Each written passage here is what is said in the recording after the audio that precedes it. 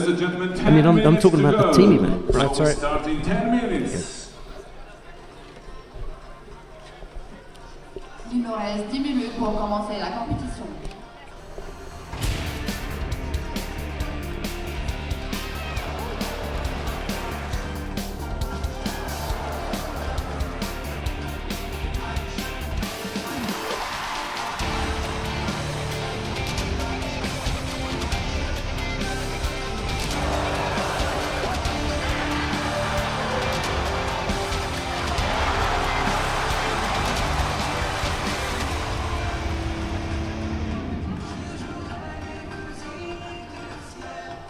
Well, a very good morning and welcome to the opening day of competition at the Junior World Championships being staged here in Marrakech, Morocco. I'm delighted to be sitting alongside Jean Shin. Nice to see you back, Jean. Good morning. Good morning, Sheldon. I'm looking forward to this because we missed you in Tokyo, to be honest. I would have loved to have been there, but it was a great event, though, regardless. Right, but we've got the juniors in front of us today, and at the draw yesterday they spoke in terms of these athletes being ready for Paris 2024 as opposed to Tokyo 2020. That's You right. go along with that? Oh, yes. I think that that's what all of these athletes are aiming for. You know, it takes time to build up to that level. Yeah, I can't imagine that there are going to be many here who fancy their chances in Tokyo next year. We're just a few months away, to be honest. No, right. Yeah. Building up to the Olympics. Yeah. Right. Okay, well, we have 4 weight categories to bring to you today. We've got 3 tatami. You can choose whichever tatami you want to watch. We're going to start by mat number 1. That'll be the under 66 kilo category when we come to it. But we're going to start by taking a look at the top 4 seeds in each of those 4 weight categories. Let's start by taking a look at the under 48 kilo category. We'll see how this goes. We've got a little page here for you to look at. Right, the top 4 seeds. The number 4 seed is... I missed that. Number 3 seed is Mira La Puerta Comas of Spain. Okay, sorry about that. The number 2 seed is Laura Ferreira of Brazil.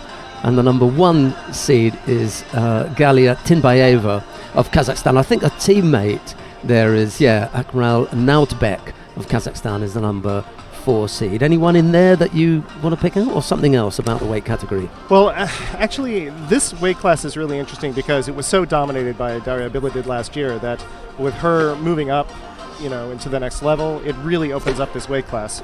And as I was looking at these players, I saw a lot of back and forth between players, winning and losing to each other, having a more or less equal record.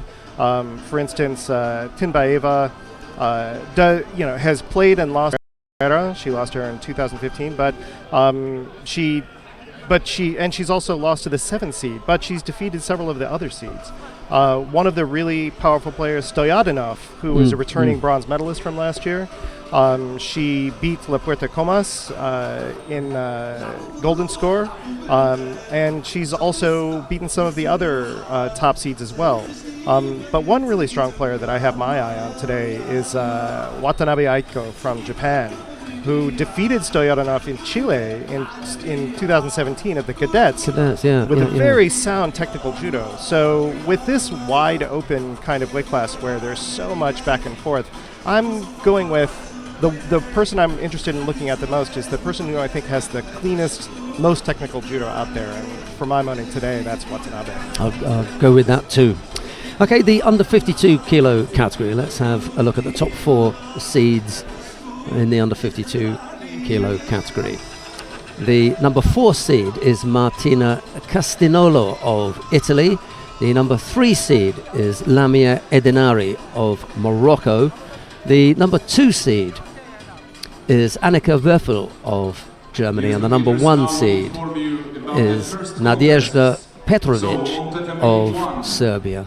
First contest. Now, of these, Petrovic is a very, very strong, aggressive player. Now, we don't have any returning medalists from last year's Junior World Championships, but Petrovic is very strong. She's very aggressive. She's not a big thrower, but she never stops. She continually comes after you and eagerly exploits every Neoise opportunity that comes her way. However, the player that really stood out to me today was Van Krevel from the Netherlands. Larissa Van Krevel, yeah. Yes, she's actually the 8th seed. And she has this tremendous posture and can launch these really strong attacks, is very, very versatile on her feet, will eagerly switch between standing and groundwork, and she nearly beat Petrovic a second. Oh, she's actually won against Petrovic, I think. She nearly beat Petrovic a second time, but didn't quite finish her Uchimata, I think it was. So I'd like to see if she could bring it home today. Okay, we should look forward to that battle in the under 52 kilo category. Let's start. Let's have a look at the men then in the under 60 kilo, the 60 kilo category. The top 4 seeds there. The number 4 seed is Rovshan Aliyev of Azerbaijan. The number 3 seed is his teammate Ahmad Yusufov. The number 2 seed is Jacob Moore of the United States of America. And the number 1 seed is up there at the top, Renan Torres of Brazil. So, with this was also really... But I can honestly say that the player I'm most excited by today is Jacob Moore, not just because he's from the U.S. Okay. Because he's actually 1-0 against Torres. He's really? beaten Torres Oh, that already. should be interesting then. What a battle. Now, he's untested against the rest of the top 8 seeds, but he's had a very, very strong year. He didn't place at last year's Junior World Championships, but he's had an excellent year, placing in several top tournaments, at silver and bronze. So I think he's trained very hard, he's very serious, and he's ready for today. Well, let's hope that Moore hasn't gone backwards, because I tell you what, Renan Torres has not gone backwards. He really is looking good, and we saw him in Brazil recently in the Grand Slam fighting, senior judo, and he won a couple of contests. So he's in ready the seniors. So yeah, he's ready and looking to go. Right, we've got one more weight category to look at. It is the under 66 kilo category. Let's take a look at the top 4 seeds there. Right, the number 4 seed is Andres Pasha of Venezuela. The number 3 seed is Mesud Redono Driss of Algeria. The number 2 seed is Lucian Boros Dumitrescu of Romania, and the number 1 seed is Michael Marcelino of Brazil. Now, here, again, another wide open category, but Marcelino is the guy I have my eye on. This is a category that tends to emphasize a lot of power, a lot of really, really stiff kind of play, but Marcelino is really smooth. I really like what he brings to the mat, and I'm looking forward to seeing what he does today. And he's a returning medalist, isn't he? Because yes, he is. Silver. He was silver last year. He was a silver medalist last year. Right. So there are a few in there with track record, not just at cadets, which you would expect, a few of them moving up to juniors, but some who've been here before. Maybe this is the back end of their junior career, the last, roll of the dice before they come out as seniors.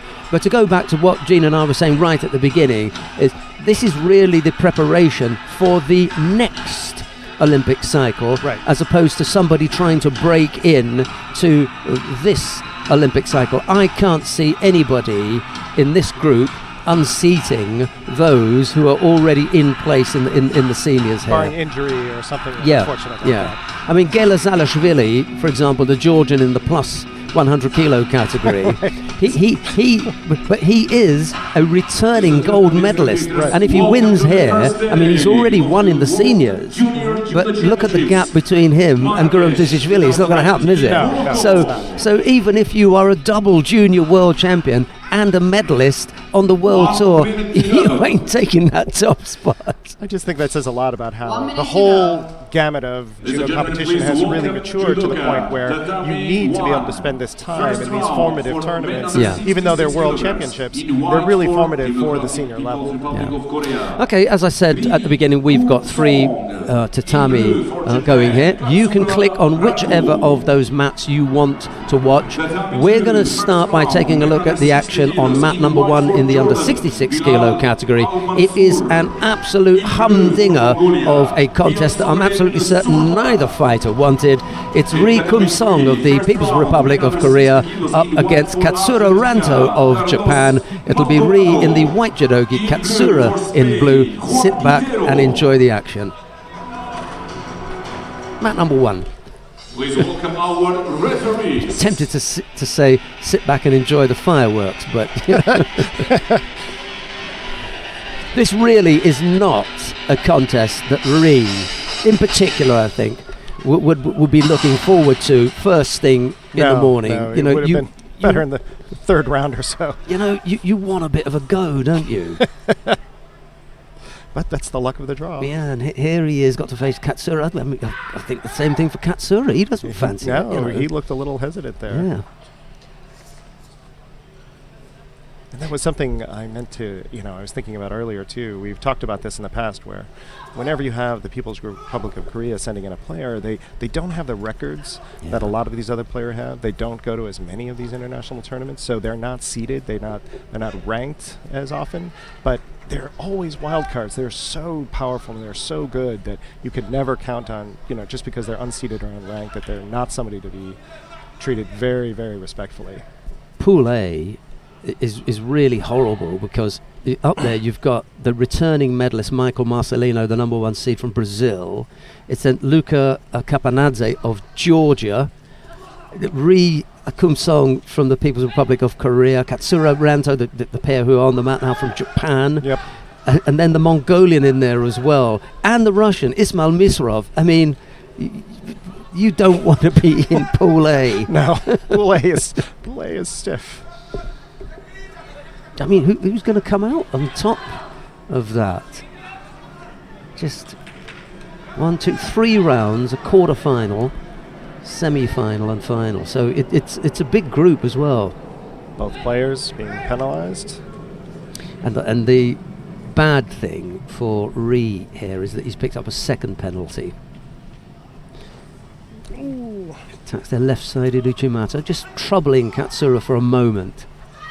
He knows that he can't sit still. He's got to keep his attacks up. He cannot afford, and there's a long way to go in this match, cannot afford to pick up that third penalty. Second Uchimata attack from Ri. Katsura's doing a great job of keeping him in the corner.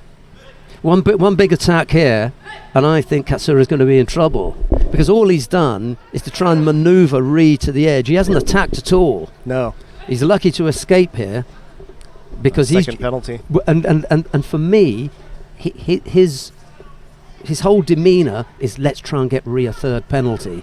I'll make it difficult, keep him on the edge. I'm not going to engage with the second hand because if we both get a penalty, I'm okay with that. First time he's attacked. But no second hand. It's just staying in the game. Yeah. Ri's got to come up with a big attack here or else they'll penalise both of them, which is perfectly in keeping with what Katsura wants. And this is atypical play for a Japanese player to play this sort of tactical game. So all of that points to just not wanting this match right off the bat. Oh! It was a better effort, wasn't it? Yeah. Almost grabbed the leg there, though. Yeah, you almost made something happen. Yeah, someone's got a little bit of blood on them. Yep.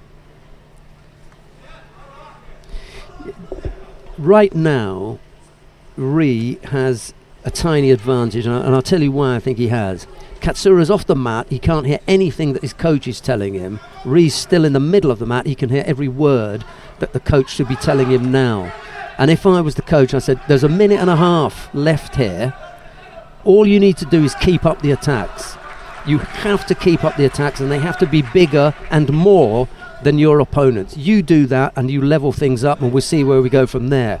If you continue to play that, hiding one side and not engaging with the other hand, you're just playing into the hands of your opponent, who's only got a single Shido at the moment. So right now, we're not talking about who's got the bigger throws and what's happening here. This is purely tactical. Yes. And the fact that we've got 3 Shidos on the board kind of gives you the indication that this has been that kind of contest.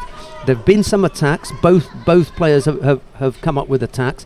For me, Ria's come up with the more with the stronger of the attacks is two Uchimata attacks, except for the last one, over here from Katsura. That was a little bit interesting, but he was really trying to develop something from almost a non-attack, and then there he was with him on his back, and he almost got the hand round the back. Yeah. Yep. Let's see what happens here. Minute and a half left to go. Of course, with these penalties, it shows that the referees don't have any. They're not warming up. They're ready to go. Sure. Yeah. They're not going to cut you any slack just because it's the first match. Oh, nice little Ashiwaza. Getting ready to stumble a bit. Katsura bringing it a bit more. This is it. Prochain combat sur le tapis numéro 2, catégorie moins 60 kg. He needed to come out of the gate right away and attack, and he just didn't. Well, maybe his coach didn't say what I said, which is you've got a minute and a half. You've got a minute and a half left on the clock. Got to press. So you had your 20-odd seconds, during which time you failed to attack. Well, that's passivity. Yep. You had 2 penalties on the board. You couldn't afford to allow Katsura to look the more dominant in that next exchange, which unfortunately you did. Yeah. I mean, incredibly disappointing to have come all this way only to go out rather timidly without coming under any serious threat. He didn't come under any serious threat from Katsura. No. So if you haven't come under any serious threat, there can only be one reason why you've lost. You failed to produce. Yeah. It's hard. It points up how much of a mental game this is, especially and how much you can't just warm up physically. You have to warm up mentally, emotionally, so that first match you're ready to come out as though it's your last match, because it very easily could be. It is. That was his last. It was his last match. He's not coming back. Right. We don't have that kind of repechage here. It's one and done. Right, on the mat now, Jamoluddin Abdullayev of Tajikistan is up against Abdelali Hakika of Morocco. It's Abdullayev in the white judogi, Hakika in blue. Morocco, of course, the home country. It's been a delightful trip so far. I've never been to Morocco, so it's been a really exciting place to come and visit. You managed to have a bit of a look round, have you? I did. I was able to get to local bazaar.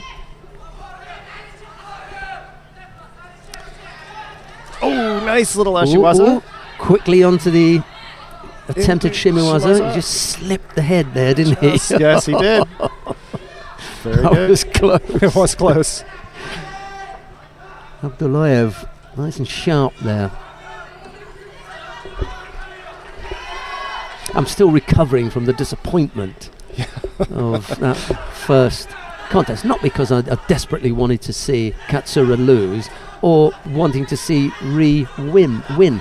It's the simple... it's a lack of understanding of where you are in the contest situation. And as Jin Shin was saying, we don't get to see the athletes from the People's Republic of Korea very often. And it follows, therefore, that they don't get as much exposure as the other athletes do. And maybe there's just that little bit of, slow, off the tempo. He's a little off the pace, and maybe some of those rules where when they were dancing along the edge for a little bit, allowed himself to get drawn into that battle where he did the same thing that Katsura did. Which was to just hide one side of the gi. Well, you're not engaging, so you're going to get a penalty. He already had one, so... I think this also points to... it's a nice illustration of another thing we were discussing, which is at this level, they're still juniors. This is the Junior World Championships. This is where you learn. And, so this isn't the end of Ri's career by any means. I don't know about that. In most countries, I'd agree with you. Okay, I suppose that's possible. That's certainly possible. He's gonna have to work. His coach is definitely gonna say.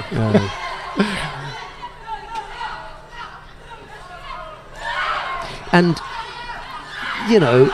it actually isn't worth going down there to have a word with him, because if he was going to be on the circuit next week, next month, the next few months and coming up, I'd go down there with the coach and say, look, these you need to tighten up. You need to look at this. You can't allow someone to dictate the tactical nature of the contest. You've got to get.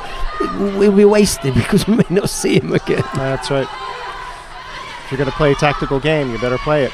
Yeah. Right, enough of what's happened in the past. Let's focus on what's taking place now. Abdullayev is penalty free at the moment with a little over a minute and a half left to go. Hakika has picked up the single Shido. No score.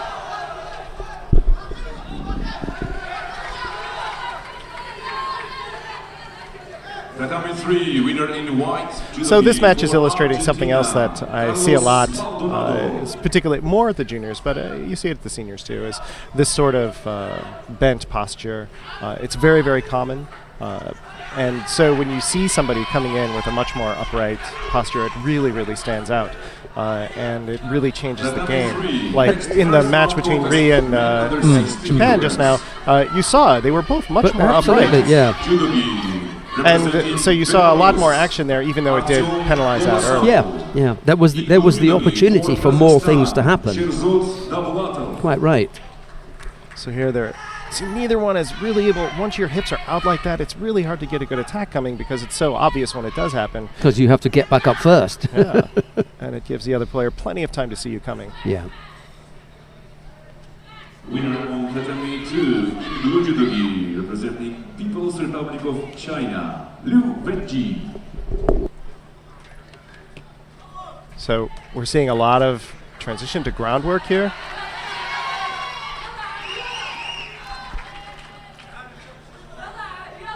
Hakika is looking a little fatigued.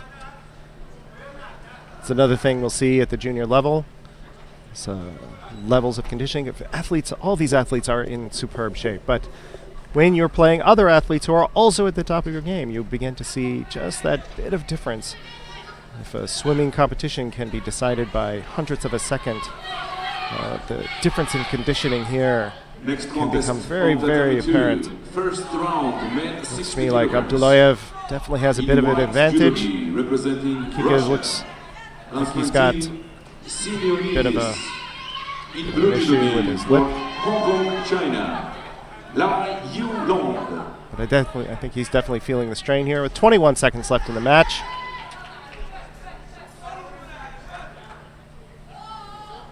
False attack on Hakika for the second penalty. All Abdullayev has to do is keep the pressure on. And Hakika could easily draw a third penalty, but it looks like it may go to golden. Oh! Hakika in for an Uchigari. So he keeps himself in the game. Abdullayev turning out at the last moment. No score. 3 seconds left. Both players will probably be a little cautious here. Let the clock run out. Yep. And we're into golden score.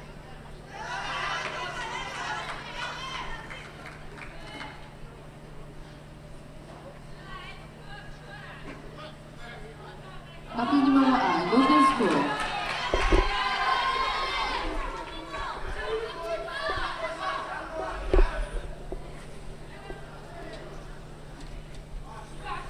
Now Akika is still in the same situation. He still has to stay in the game. Abdullayev may get called for a false attack there. He never really had Akika off balance. No?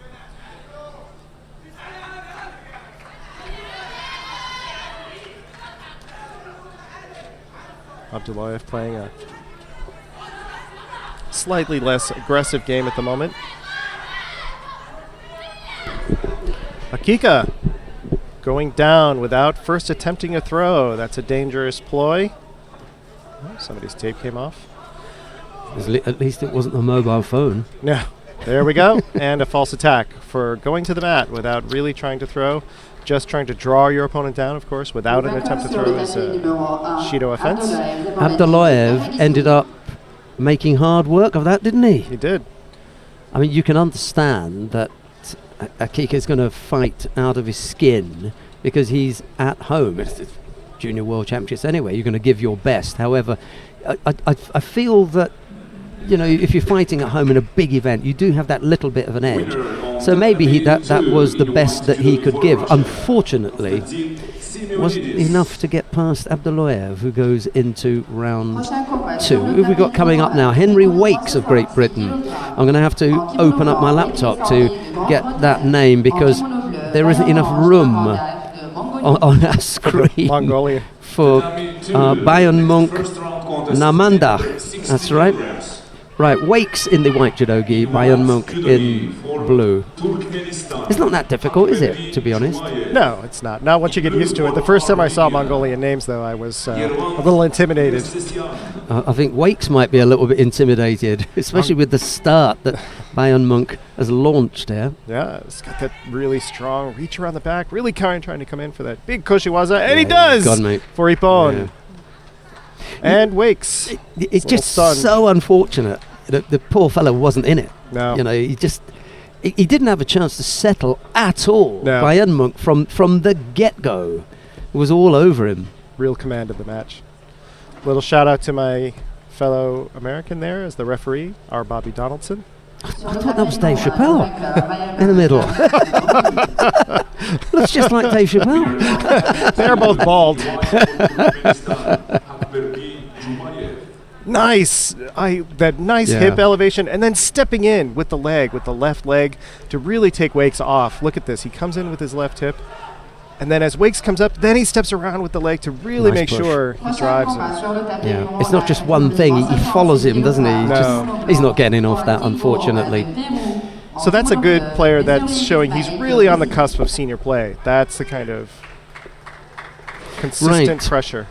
So, I am going to wander down to the warm-up area to have a chat with Henry Wakes, because unlike Ree, we may see Wakes again, and I may be able to make a direct contact with him to say, hey, that was like a tsunami. The boy was all over you. Yeah. You didn't have a chance to show us what you had, and presumably the fact that you're here at World Championships means you do have something. Maybe next time. But this time it was just one of those things. It happens. You know, no chance to get into it over before it was done with. I'm going to leave you with that one. That looks like an interesting name there. I'm going to just open it up so that you can have a look at. It's Omar, by the way. Oh, nice. And that's a little bit easier, isn't it? Omar. Yeah. Romantico Gutierrez versus Ismail Misrov. We're still in Pool A, by the way. And we've already seen Katsura defeat Ree. We've just seen Bayan Monk, who looks like a real handful. And now we're getting to see Misrov, who I suspect, again, you know, if it's Russians, you're going to get your hands full, aren't you? So Misrov, Bayan Monk, Katsura, Capanadze, and Marcelino. That's just in Pool A. This is just Pool A. Good luck with that one. Really, it's a nightmare. If you can get out of Pool A, you can almost coast the rest of the way, right? Absolute nightmare. Well, Sheldon's off to see if he can make a little connection with Mr. Wakes. Again, you're welcome to switch to any mat that you'd like to watch. You can certainly go switch to mats 2 or 3. And we will switch throughout the day as well, as we're following some of the players that I'm particularly interested in.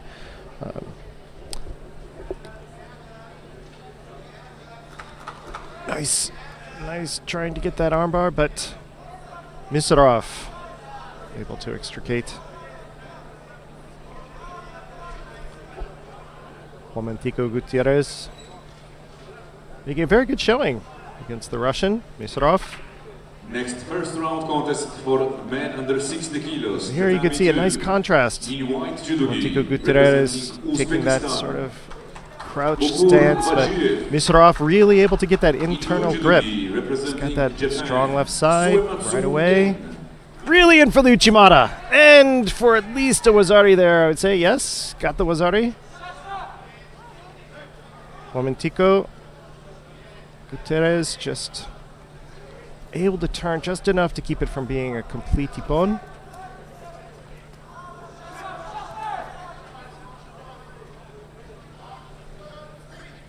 Oh, and Romantico trying to get that Sore Tsurikomi-goshi. But Misarov really stopping that completely.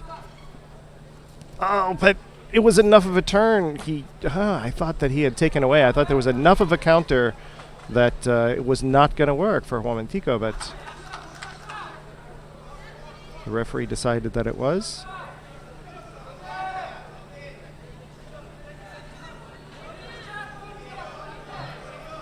But it looks like it now may be reversed.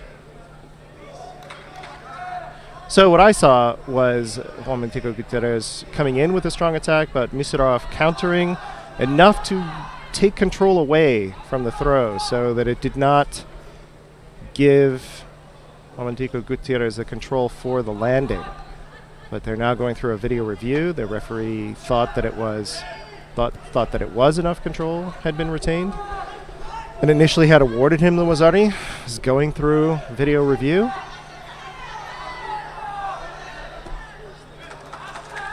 And it was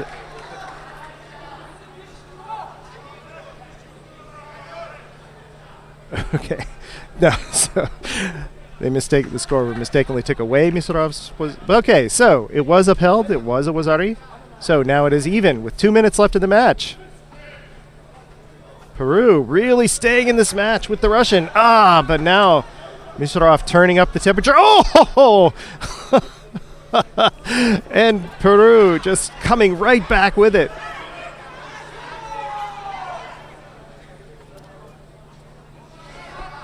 Coming in with it. Ashiwaza, leg attack right off the bat. This is the kind of match that we wanted to see between the People's Republic of Korea and Japan in that first match, where you know you've got a really tough match, so you step up, you bring your A game right away. Because if you don't, you're just going to go home.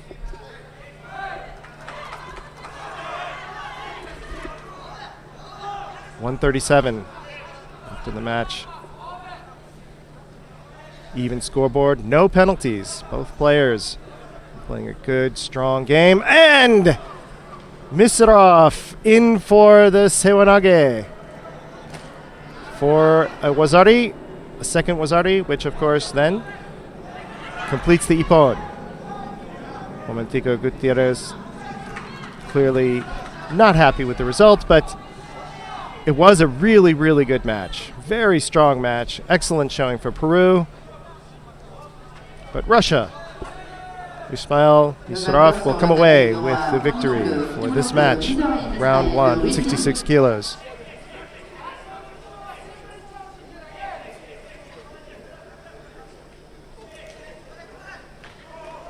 So we'll stay here at this match, but I think after this is done, I'd like to go to mat 2 after this.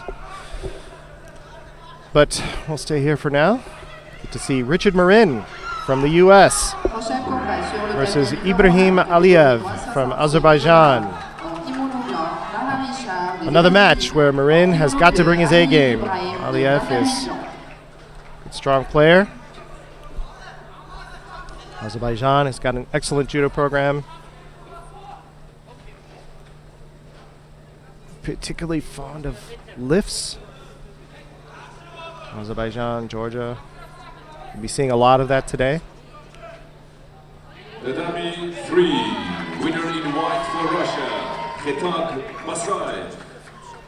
Prochain combat sur le tapis numéro 3, catégorie moins 60 kg. En kimono bleu, Jean Jayo de Korea. And Aliyev trying to come down for this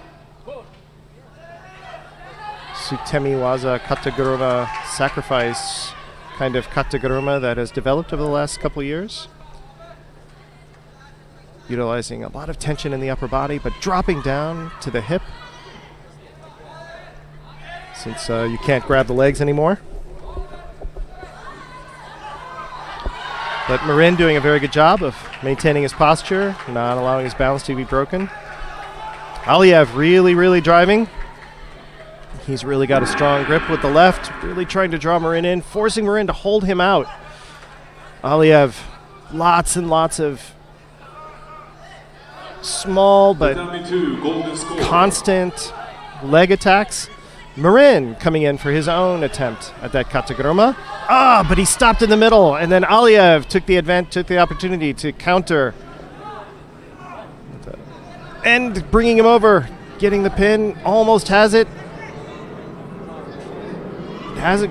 Okay, now Osaikomi has been called. Pinning. Clock is going. Okay, broken. Oh, good job on Richard Marin breaking that pin. Aliev up by Wazari now. Continuing to set the pace. He knows that he's up, so he's going to eat up as much time as he can here on the mat.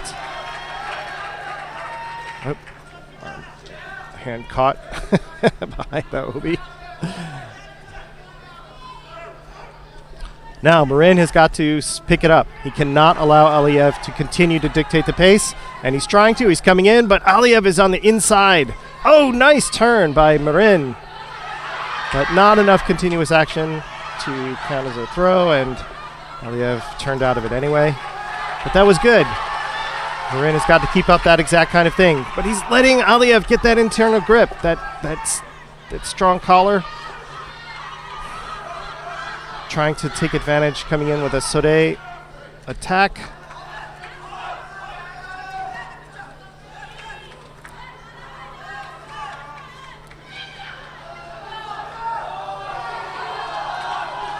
And Aliev down for that kataguruma again. Just keeping things going at this point. He knows that he is ahead.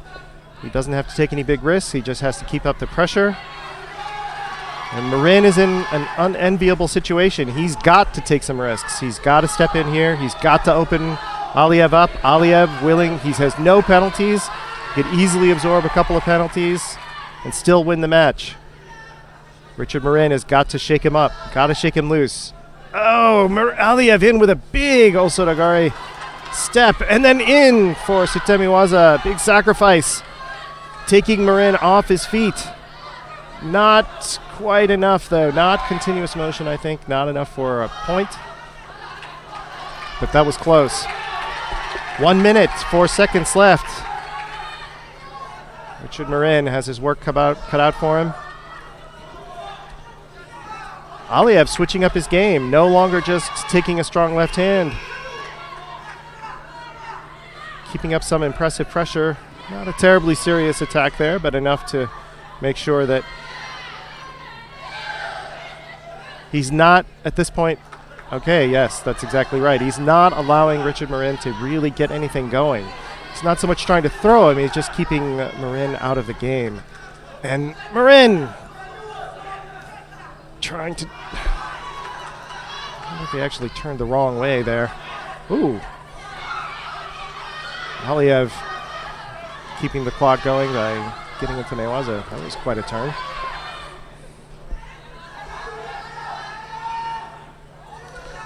Richard Marin on the get that arm on the inside and down for kataguruma, but Aliev holding him out. No threat there.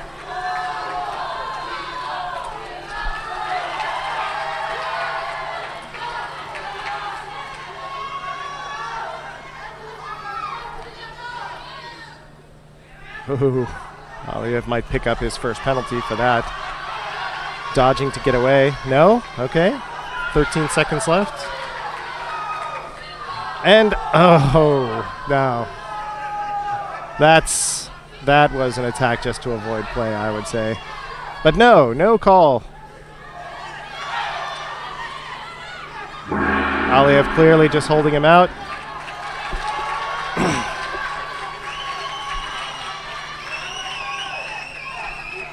So it will be Ibrahim Aliev from Azerbaijan. We'll go to the second round over Richard Marin from the USA.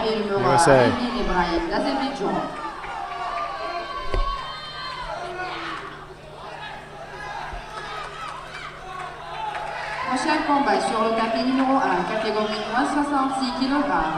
En kimono blanc, Mustafa Ahmed d'Égypte. En kimono bleu, Dakati Ismaël de France.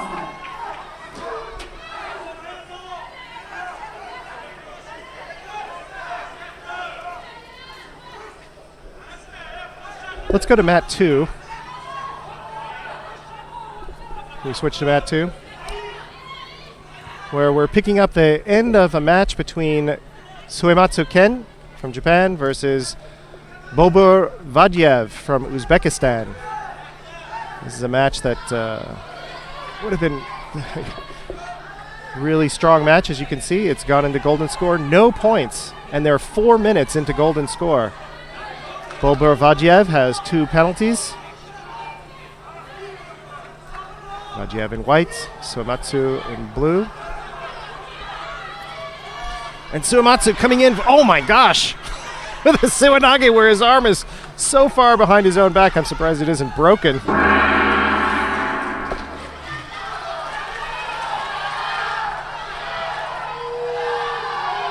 Really coming in so deeply, but Vadiev really dropping his weight to the point where he just couldn't be moved. Oh, I think they lined up on the wrong end. They're tired enough that they've forgotten which side of the mat they're supposed to bow in from. Okay, Vadiev in for a very deep, but at the same time very loose Sewanage. Clearly at the end of his endurance, getting really, really tired. Both players. Oh, Suematsu in for Kouchigari. Vadiev steps out of it, brings him down to the mat.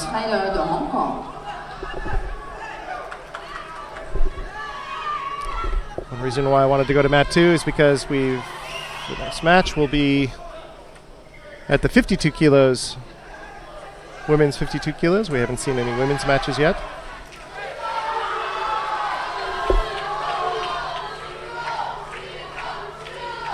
Suematsu will come away. That third penalty for Vadiev. Suematsu Ken.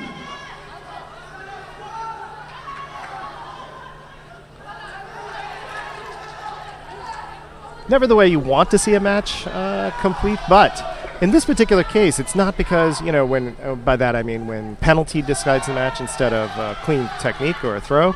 But in this particular case, I think it's just because neither player was penalized out because they were really stalling or they were really, not playing at their utmost. It's just that they were so evenly matched. There was no clear way for either one to get a decisive throw.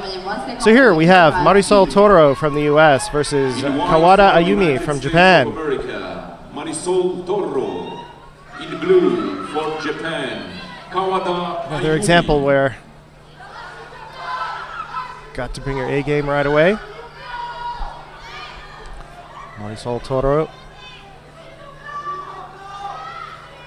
It's definitely got to come in. Really got to get the attack going. Held Kawada out there nicely, and Kawada just sort of bounced off of Toro.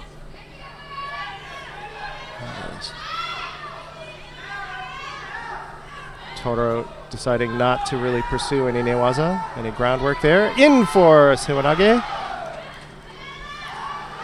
But Toro steps around to the outside.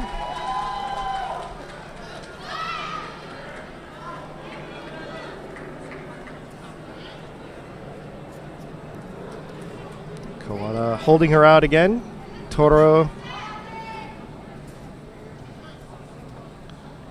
trying to get, looked like Ashiguruma, but didn't have her hands.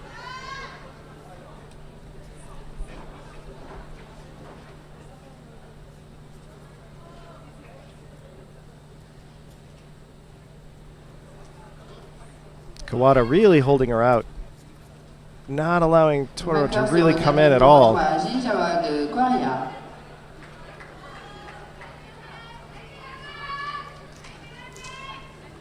see if Toro will be able to get a slightly different grip, because right now Kawada has got command right here. She's got both collars, and Toro just turns out as Kawada steps in. In blue for Ukraine. Kawada taking the opportunity to try and get some newaza. Not a very concerted effort, just sort of letting her know that she'll get after it if she has the opportunity. Oh, Sewanage for Wazari. Kawada is first on the scoreboard. And driving, trying to convert it to a pin.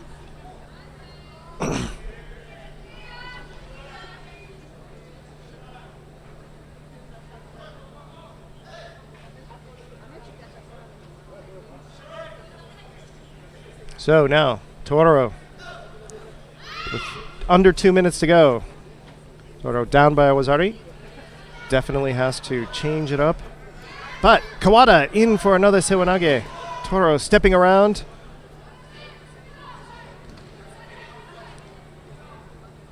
She doesn't have all that much time. It's a minute and a half.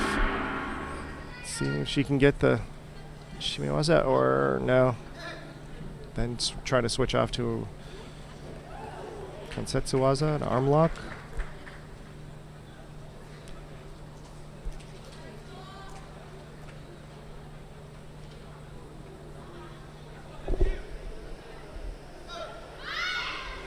Vainqueur sur le tapis numéro 1, Alima Foula du Cameroun.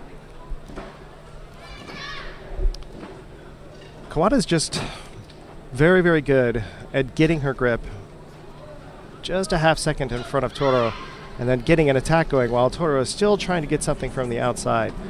Kawada's reaching in on the inside, doing a little Ashiwaza there, taking Toro off balance and then in for another attack before Toro has a solid grip. In blue judo for Ukraine, Oleg Bereziba.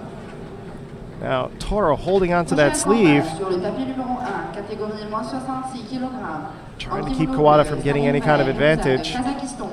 But Kawada knows that she can eat up as much time as she wants here. Under a minute. Next first round contest for men Toro under 60 coming kilos, in, trying to come in for that Uchimata, but she only had one hand. Oh, and In white Kawada for Canada, and bringing her Hakim down. Shala. In blue for Mongolia, 30 seconds to go. Temujin.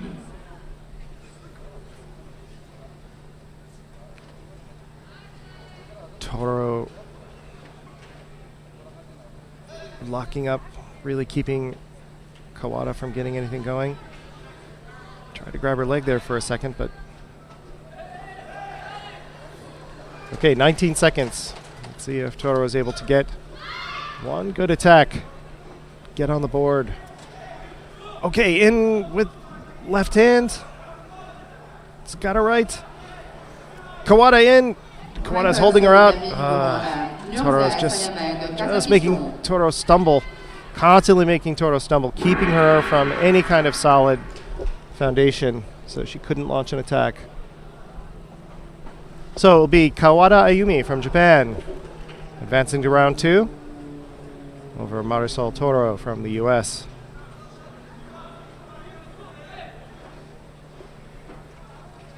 Prochain combat sur le tapis numéro 1, catégorie moins In for that 66 Sewanage kg. with that Wazari. Mergan, Purnisov de Taramiston. And then really driving, trying to get that pin, but On tatami never 2, quite winner locks it up. in blue for Japan, Kawada Ayumi. we see it again. Just really nice, so deep. And then driving up off her toes to really complete the rotation. Prochain combat sur le tapis numéro 2, Okay, up next kg. on mat 2 at 48 kilos. First 48 kilo match we've seen. En kimono bleu, Natasha Elidrisi Ferreira El Alami from Morocco versus Natasha Ferreira from Brazil.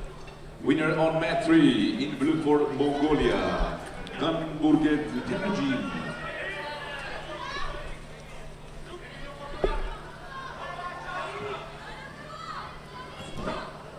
Next first round contest for men under 60 kilos, tatami 3. Ferreira is somebody to watch today. Judogi for Hungary. She's actually beaten the number 1 seed, Ichikawa Tinbayeva Galia.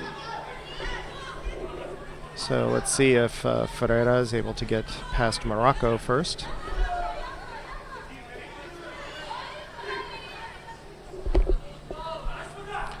First penalty right off the bat for Ferreira.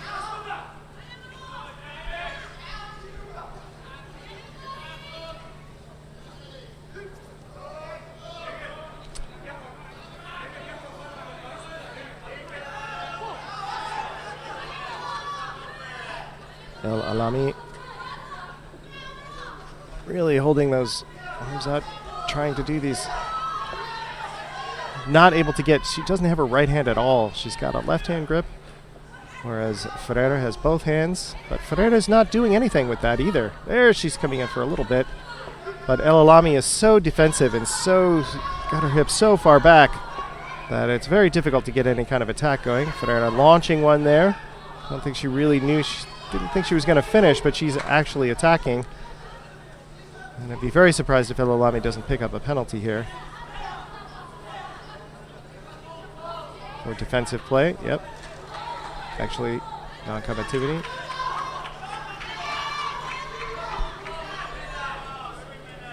So,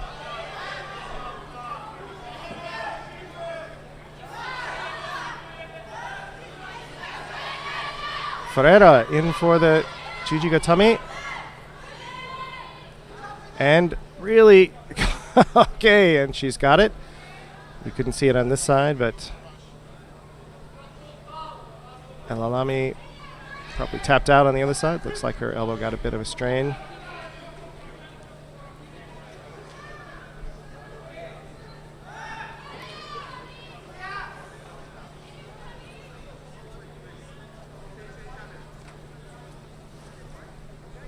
So it will be Natasha Ferreira from Brazil through to the second round. Vainqueur sur le tapis numéro 2, Natasha Ferreira du Brésil.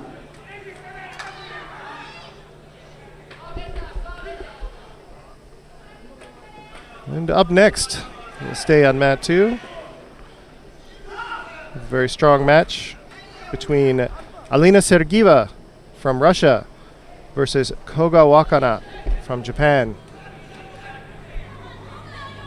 Tatami 2, next contest. First round, women under 48 kilo. In white judogi, representing Russia, Alina Sergieva. In blue judogi, representing Japan, Koga Wakana.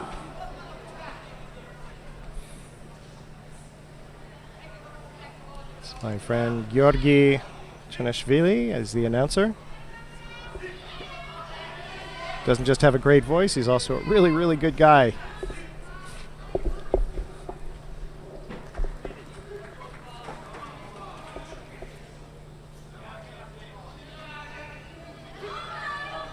Sergieva coming out. Oh, strong gripping, but Koga in with a big first attack. Not enough for a point, but bringing Sergieva down. And then really going after the newaza.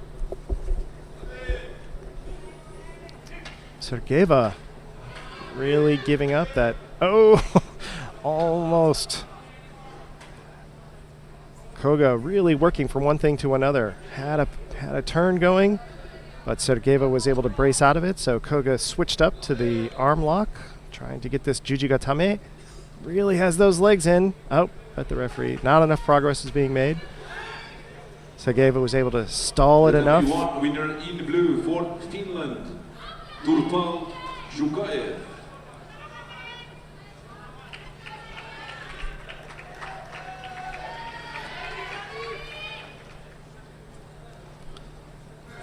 Referee cautioning the coach, not allowed to actually say anything during the action.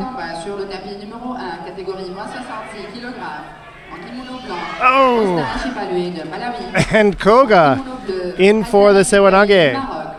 Sergieva tried to roll out of it, but Koga retained enough control to get the ippon. You get a chance to see that again. Koga Wakana for the ippon over Alina Sergieva from Russia. Tatami 2, winner in blue judo for Japan. Probably the prettiest throw we've seen so far today. Here we go. Now she's going to step in, left side, really driving through, and Sergieva clearly trying to roll out of it, trying to take control away and trying to convert it to her own kind of counter. But Koga was clearly driving the whole way, and even though she's taken off her feet at the very end, it's not enough. And Sergieva hit the ground first, so she'll get the ippon. In blue for Belgium, Louis Petit.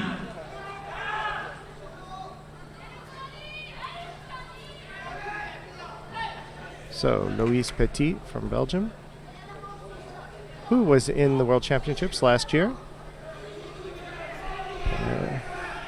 but did not come away with a medal against Sariuna Chipova.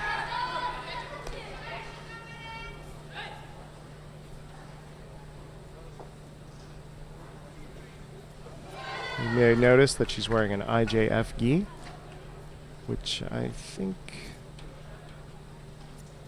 but she has her name tag, so she may be sponsored by the IJF actually, not just have failed gi control.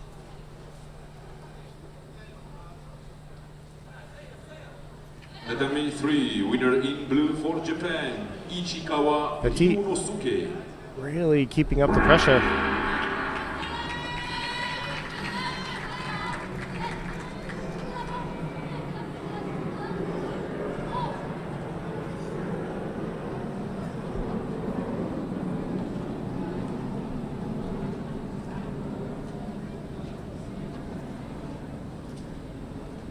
Vainqueur sur le tapis numéro 1, Aslaneh Dokali du Maroc. Chipova trying to come in, but Petit holding her out quite easily. Tatami 3. Next first round contest, women 52 kilo. I think here's a pretty good example of just experience and seasoning. Petit just looks like she's just got command of this match. She's but Chipova with the lift. Maybe Petit was a little overconfident. Catégorie moins 66 kg. En kimono blanc, Federico Pinoberti d'Italie. En kimono bleu, Adi Losmanov de Moldova.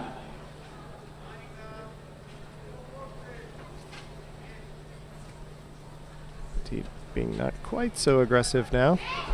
Chipova with the inside grip on the left. Oh, but Petit with the big Uchimata for the Wazari.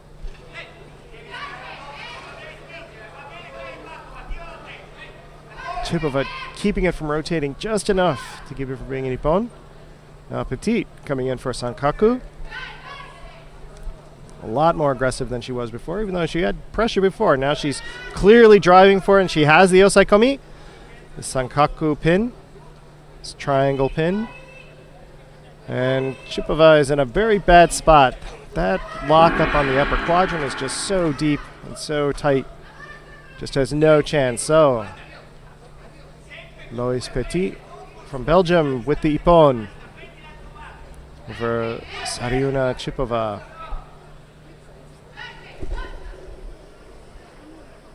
Winner on Tatami 3 in blue for Brazil, Larissa Pimenta. Winner on Tatami 2 in blue for Belgium, Louis Petit. And there we see that nice throw. There it is again. In for that Uchimata. Just enough, but Chipova just got her right foot down enough to keep it from being... But her shoulders were turned enough for it. So the reason that was a score is because even though her hips were not turned, her shoulder was turned just enough for it to be a Wazari.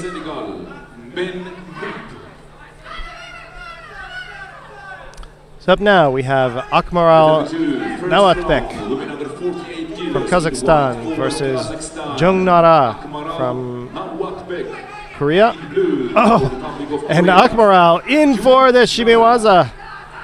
Jung trying to come down for a throw, but Nawatbek shuts it down and then immediately comes into Shimiwaza. Really, really working on that. Jung holding it out.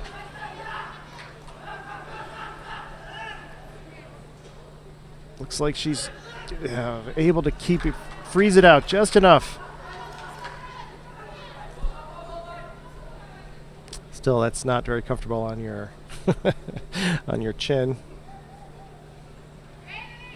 Let's see if her next attack is a bit more coordinated. Just not going to give Nawatbek that opportunity again. Tatami 3 in white for Brazil. Tried to come in for a quick throw. Really paid for it. Naladbek in with a strong right hand. Jung down for the Kataguruma. Naladbek stepping out. And again, coming back, trying to convert in. Taking Jung's back.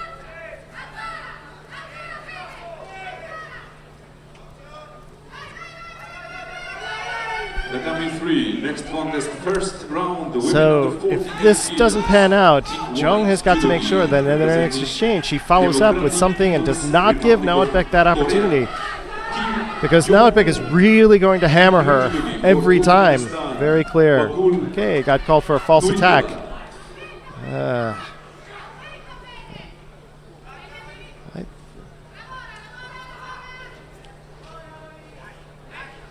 So Jung down by Shido.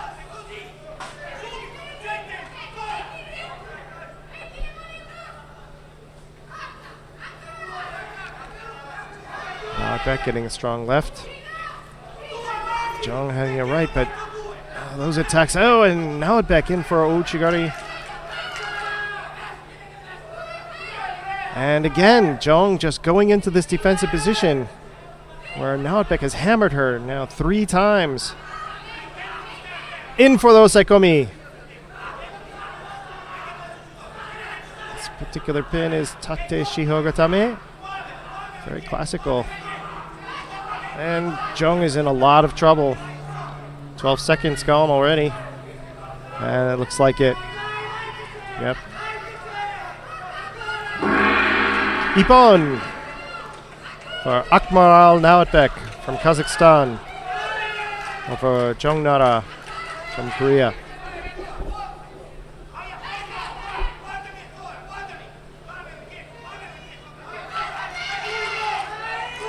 Tatami 3, winner in white, Judo, representing Democratic People's Republic of Korea. Up next, we have Amy Aharoni from Australia versus Jun Soo-song from the People's Republic of Korea.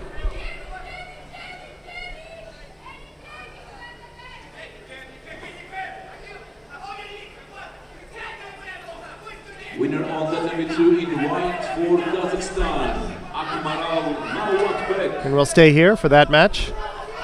But then after that, I think we might switch to match 3 to see an upcoming match at the under 48 kilos. One person I was interested in following today was Watanabe Aiko from Japan. We'll be coming up in mat 3 at under 48 kilos. But first, we're going to stay here because Andrea Stoyatinov from Serbia Women 48 kilos, Tatami 2. is up on this next match. White for After this. Australia, Amy Aharoni. And she was silver medalist last For year, I Democratic think. People's Republic of Korea, Jun Soo-song. Last year's Junior World Championships.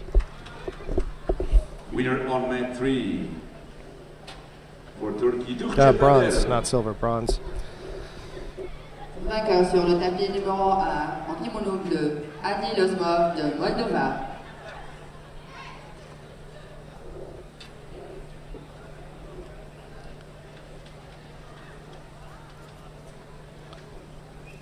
So, John clearly commanding this. Oh, very strong also Togari. Aharoni is just outmatched there. So as you can see, she's not yet a black belt. Doesn't yet have her black belt. But that's what junior tournaments are sometimes too. Really came in, tried to play People's Republic of Korea really strongly, but that Osodagari was just too much. Really strong. That was the strongest throw we've seen today. And for this really high grip, stepping around and just really powering her over. Look at this, coming in, locking it in, and then just, really more Osodogake instead of Osodogari. Really hooking that leg. Andrea Stoyatinov from Serbia versus Wang Chu. Stoyatinov, last year's bronze medalist at this weight class. One of the two. Oh, and in for really strong Sewanage right off the bat. In for Sankaku. This is what you need to do against a strong opponent. Now, Wang, so Wang is really, really getting hammered. In for the osaekomi. What we saw before. This pin is really torturous. So much pressure on the upper body. And there it is, Ippon. 35 seconds. Excellent job. Andrea Stoyanov is definitely out to win this tournament today. Winner on tatami 2 in white for Serbia. Now let's go ahead and switch to mat 3. We're going to pick up. Oh, well. Ooh. Actually, let's wait. Tatami 2 next contest, first round, the women 48 kilos. Ippon for Slan Bobrowska from Great Britain versus Irina Kubulova over Russia. Looks like she might have gotten choked out there. But she's up on her feet, walking off. Up next.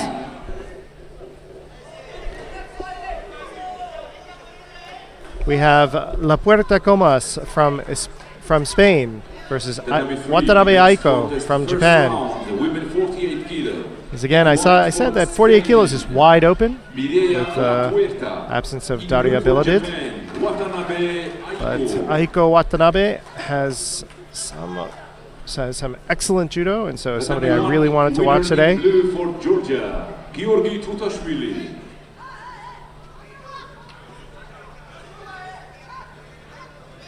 So La Puerta Comas is wearing an IGF gi too, so I guess it means that perhaps her gi did not pass inspection, which is why it says IGF on the back. And that also means that she will not have a coach.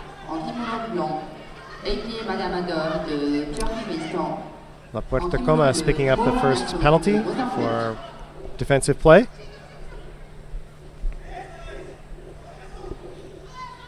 Here you can see what I'm talking about with that posture. Watanabe's just got this beautiful upright posture. Of course, right as soon as I say that, she's bending over. But when she's coming in with the attack, see how she's really upright there? Whereas La Puerta Comas has got her hips way back, well back. This gives Watanabe all the opportunity to take the initiative. Winner on tatami 2 in blue for Mongolia. So, and there you see La Puerta Comas trying to come in, but she's so far out from the beginning that Watanabe is easily able to just, holding on to the same side for too long. You can hold on to the same side now. It's not an immediate penalty, but you must attack. You cannot wait.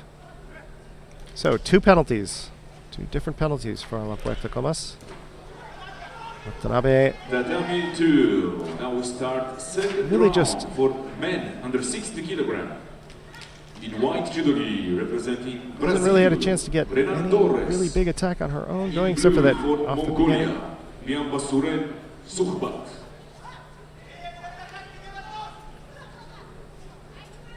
In for the strong left hand over the collar. In for Ouchigari. Puerto Comas, though, spinning out.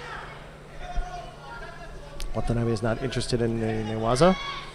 2 minutes and 12 seconds still left in the match. Long way to go. La Puerta Comas is in a bad place. 2 Shidos. And no big attacks as yet.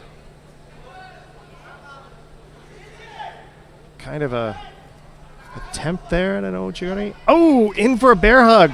But you cannot do that right off the bat. That's interesting. You can switch off to a bear hug kind of attack, but you have to transition from something else first. So I'd be interested to see if the clock is still going. All right. Usually when they're stood up like that, the clock stops for a moment, but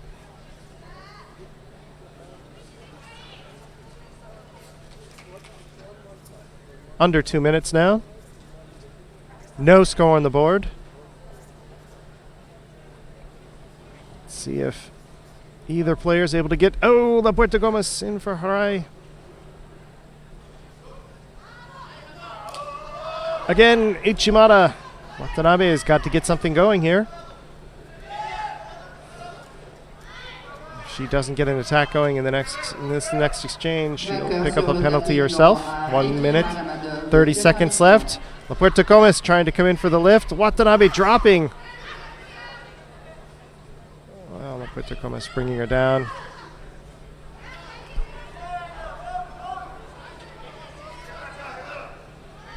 Oh, I'm surprised. I'm surprised that Watanabe didn't pick up something there. Pick up a penalty.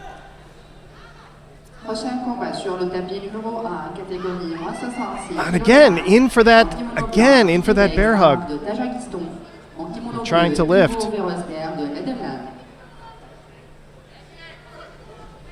Video review. Yep, he's asking to see if there was anything prior to that bear hug. You have to have some other kind of grip before you wrap the opponent up into a bear hug, and that's a penalty. She did not do that, so she picks up the third penalty, giving the match to Watanabe. Winner on mat 3 in blue for Japan, Watanabe Aiko. So not quite the judo that I was hoping to see from Watanabe, but she goes through nonetheless. And we'll stay here at under 48 kilos to pick up a match between Sonia Bhatta from Nepal versus Jenny Muneme from Mozambique. First player we've seen from Mozambique. Tatami 3. Next contest, first round, women 48 kilogram. In white judogi, representing Nepal, Sonia Bhatta. In blue judogi, representing Mozambique, Jenny Muneme. Muneme.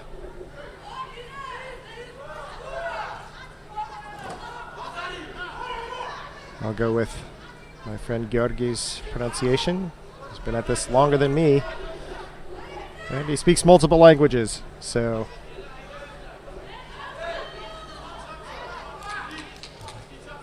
we'll trust his take on it. That's unusual.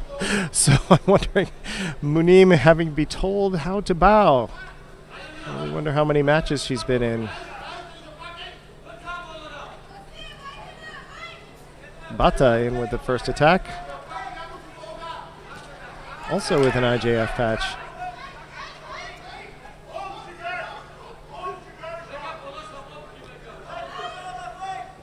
Sonia Bhatta has the right hand grip.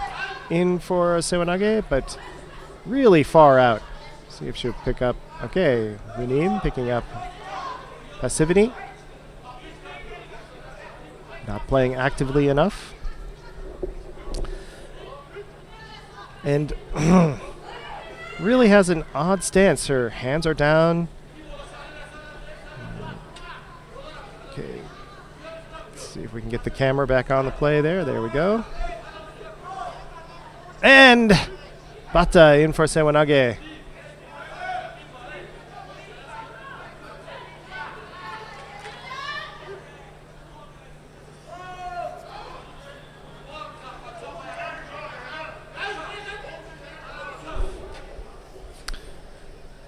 After this, I think we'll move back up to mat 1 to pick up the 66 kilo, men 66 kilos division. But we'll see how this match goes. Oh, Sonia picked up the Wazari. Bhatta picked up the Wazari, I should say.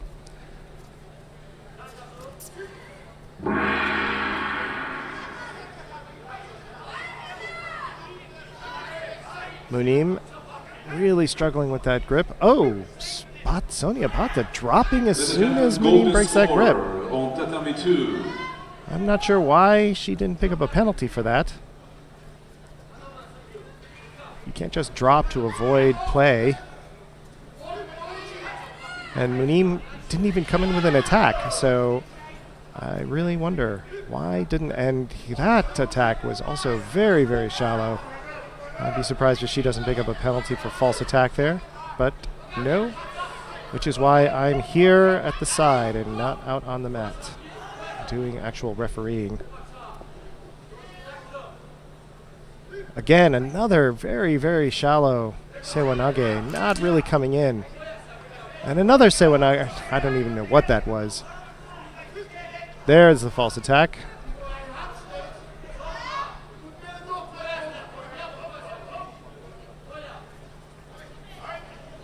Oh, there we go. That was a throw. For the second Wazari and the Ippon. And Munim looking like she may have gotten injured there. So let's switch to mat 1 and give Munim a chance to recover. Sheldon, welcome back. How's it been? Oh, it's been great. Did you find anything out with Mr. Shakes? Well, I did, yeah. We had a chat, and it's difficult, you know, for the ones who feel as though they could have done a lot more. Of course. There's very little that you can say to them. Very disappointing, yeah. I think it will be a bit better later on because he appreciated that someone came out to chat to him. Uh-huh. But maybe a little bit too soon. You know? Give him a little time. Well, Bayam Surin is on the mat again, isn't he?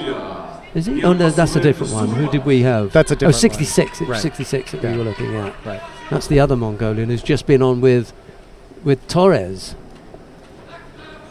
What happened there then?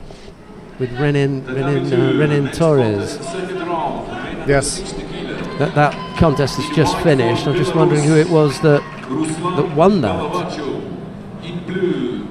That's on the adjoining mat. Oh, big throw! Koshiguruma, I think, by Ivo Verhorst from Netherlands. Over Idlebek Safarov from Tajikistan. That'll be a throw we'll want to see again. There we go. Tajikistan coming in, but then in for this really nice. Yeah, that was quality, wasn't it? Really nice. It was not a Koshiguruma, but it was this nice high hip throw. Oh, and really off the arm as well. Under the arm. Yeah. Really driving. He wraps it round. Yeah, have a look. He wraps around the arm. Takes his right arm up. Yeah. Really pretty.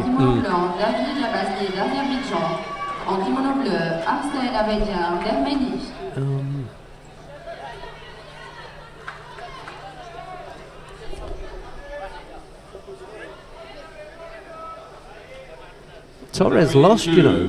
Renan Torres. Did he? Yeah. First round knockout. Well, he had a bye in the first round. Knocked out in the second round by Byamsuren of Mongolia, Oniwepa. Okay. Oh dear.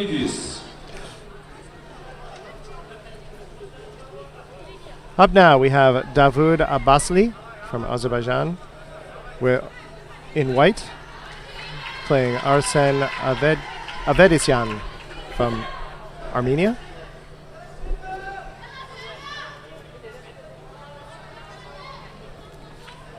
Both players being very cautious in their engagement. Oh, but then coming in, really pulling Avedisyan around. I have this morning only spoken to fighters who've been defeated. It's not been my kind of day, I'm afraid. Well, it hasn't been their day, but I think they've had a harder day than you. Yeah, I think so. Yeah. Who did I speak to in the under 52 kilo category who'd lost? Marisol Toro of the United States of America, who lost out to Kawada Ayumi of Japan. But I think most painfully, the one that really got me was Mireia Lapueta. She lost out to Watanabe Aiko of Japan, and there's a bit of history. We watched that match. Yeah, there's a bit of history behind the Lapueta contest, which unfortunately involved a coach who Tatami 3, next I don't contest, think first did the round, best the women job under in 48 preparing kilo. her. Anyway, that's another story. Yeah, Laporta was wearing an IJF gi, so we noticed that. Therein lies part of the story, Right. you know. So she didn't have a coach She there. didn't have a gi. We had to turf him off the mat earlier on because he was walking on the mat with his shoes. Oh my goodness. You know, I mean, he just didn't seem switched on, all of which I think played in her mind because this was all going on around her whilst she's trying to prepare Right. You for don't need that kind of distraction. biggest day in her young judo career. You know, and I wanted to go to him and say, you can't allow those things to get in the way of your fighter as she's taking to the tatami to fight the #1 Japanese. You know, and she almost threw with the Utsuri Goshi on one occasion, and then she was looking for the bear hug. So that bear hug, we noticed that. I was watching that, and I thought a couple times prior to that she was really in danger of being called because she wasn't engaging first. Exactly. She was going for it, but it was the third time finally that and she they got said, called. I'm sorry, but it's a direct attack. Yeah. And had the coach been in the chair, he would have been able to tell her that from close quarters, but he was up in the stands. Well, assuming that he was able to catch it himself. I mean, he's walking on the mat with his shoes. Yeah. Is he going to be able to? He's not focused Does to he have a begin brain? Yeah. That's a kind of detail that you wouldn't. Anyway, that's astonishing. I'm going to go and chat to Juan Carlos Barcos. He's the president of the Spanish Judo Federation before it gets out of hand, because I think there's a bit of a scene there. Right, here is Big Gene Shin Uchimata. again. Okay. Always good to have Sheldon bringing in the backstory, what's going on off the mat. He's really good at that. He's able to go, and he's been doing this for so long, and he knows all of these people personally, so he's able to go and have these conversations that it's having this access. People from all over the world.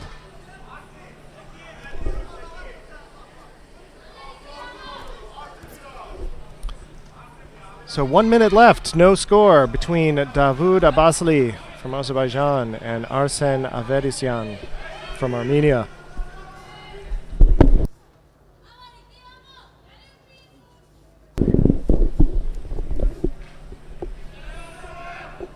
Players look like almost like mirror images of each other. Got identical stances, identical builds, very, very similar styles of play.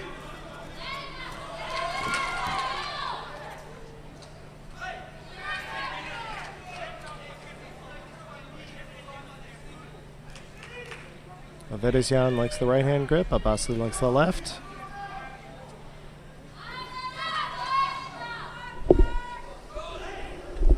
So as soon as this match is done, I think we'll want to go to mat 3, because Jacob Moore from the US will be coming up, and he was somebody I wanted to watch today.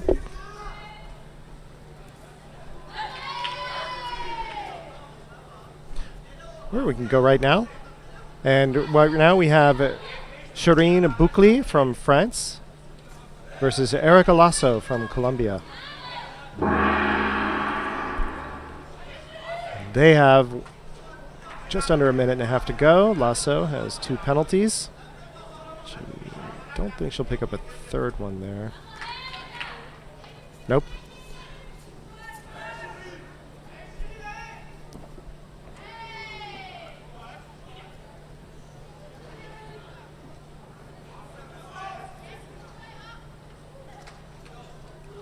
Boukli definitely has more of the initiative with the grip, more of the control. Lasso's clearly trying to hold her off, trying to come in for this Tsurikomi Goshi, and bringing Boukli down, but there's no real threat in completing the rotation, converting it to a complete throw. Still, Boukli had such a commanding position that Lasso had to do something.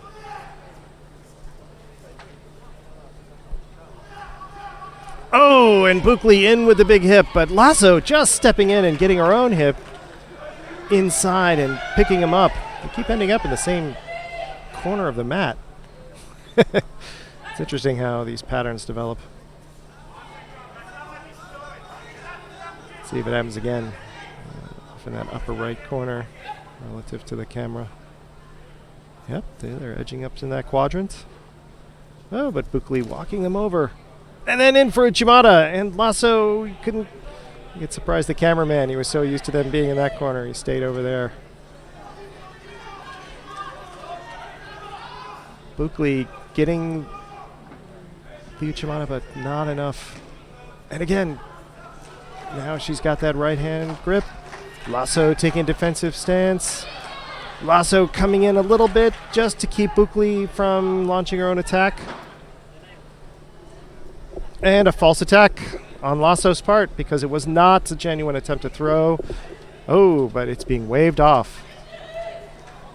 Well, the referee and I agreed, but the panel did not. But Lasso is now on notice. Oh, that would have been a shame too with like 1 second left in the match. I hadn't even noticed. So golden score, no score on the board. With Lasso down by 2 Shidos. All Buckley has to do is keep the pressure on, keep attacking, and Lasso will pick up a third penalty. Not the way we want it to see, of course, not the way we want it to end, but there we go. See, Buckley picking it up.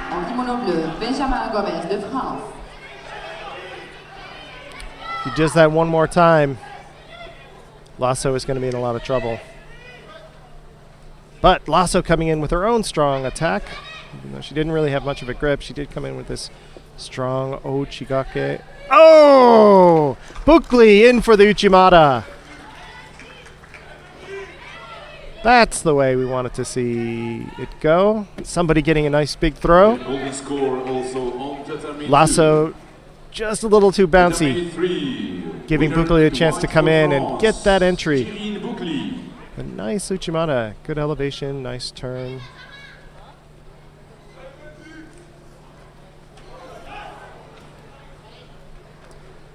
And we get to see that again while Jacob Moore is...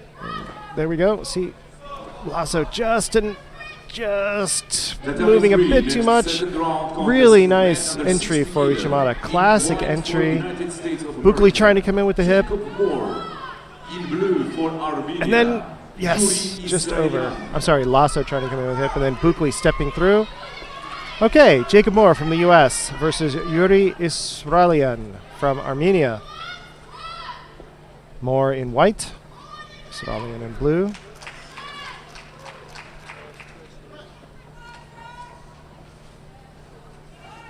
Perhaps that's Israelian. Moore.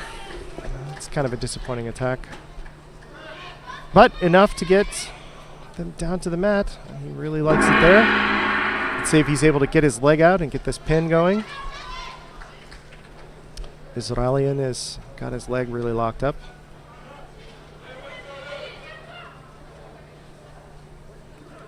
Winner on tatami 2 in white for Great Britain, Joshua Giles. I really like Moore's posture. Comes in nice and straight. Of course, having to pull back a bit as Israelian is really hauling on him. Israelian down, yes, false attack. You cannot just go down to the mat without attempting to throw, but it's being waved off. Second time I've agreed with the referee, but not with the panel. That'll happen many more times today, I'm sure. Okay, Moore coming in for the Sankaku. Looks like he's got it locked, but Israelian very strong, coming up to his feet. Can Moore convert it? No. That is tough. That is a tough thing to do. Break that Sankaku like that. Moore in for a Sewanage, but not enough penetration. Just trying to do that offside Sewanage. Israelian trying to come in for a choke. But doesn't look like he's... Ooh, that is... If he's got it on his chin, that's really uncomfortable. But if he had it around the neck, Moore would be out by now. So it wasn't quite placed right.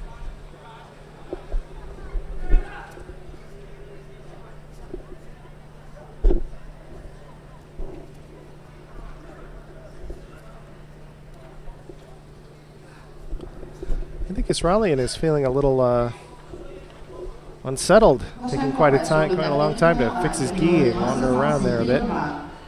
More, really good. Really like that upright posture. Got a strong right hand in there. If he just get his other hand set, I was trying to come around with this reverse sewanage. And he might get it, yes! He did. At this reverse sewanage was called for an ippon, but has been waved off back to a wazari, which I think is correct. There was not nearly enough impact there. It was full exposure to the back, but it was really gradual. So he's going to come around. They're both on their knees. He does complete it. The reason it is called is because Israelian came back up to his feet, and Moore took him down from his feet to his back, but there was no impact really. It was just rolling it through. So it's a fair wazari. Nice switch up by Moore to a different attack, taking Israelian by surprise. Tatami 2, winner in blue judo gi. Sheldon, could you check me on this pronunciation of this gentleman's name, Yuri Israelian? I've been pronouncing it Israelian. Yeah, that's perfectly correct. Okay. It's from Armenia. Yes. Oh, in for that shimewaza. Wow, he's got that locked up. And he's tapping. Yeah. Israelian is tapping. Well done. And he really had it tight. Israelian's having to recover a bit. I'll tell you what, Jacob Moore looks really sharp. Yeah. That is a good-looking boy. And the other one down, Mika Brooks, down on mat number 1, he's also looking good on the ground, which bodes well for the United States of America, because you've got one at 66 and one at 60. You know, they can work together because you haven't got really big numbers, especially when they're away. Right. So you've got two good boys there. Yep. Well, you won't have to worry about pronouncing his name any longer. Sorry, I know that's harsh. Okay. I'm happy to see Jacob Moore come through. That he is was one of harsh, the young men I wanted to watch today. Right, who have we got coming up next? Do you want to stay here, or do you fancy watching something else? Let's go to mat 2. I want to see this match coming up. Oh yeah, Between Ken Suematsu Ken versus Daniel Leutgeb from Austria. Well, we're not sure how long we're going to be here because Mohamed Tara of Algeria is up against Miraç Akuş of Turkey. It's Tara in the white judogi, Akuş in blue, and then after that we'll have that Suematsu Ken and Daniel Leutgeb. I'll leave you with this one. This looks really active. Winner on tatami 1 in white for USA, Mike Brooks.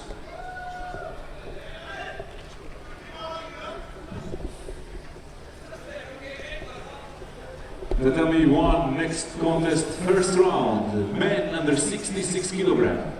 I think Mohamed Tara is the first Algerian we've seen today. Yes. Denmark. Yeah. Jonas. Oh, big entry by Akuş. And Tara just turning out of it. I think he actually turned on his head. Really rotated out of that. Doing a video review, make sure it wasn't a point. No? Ooh.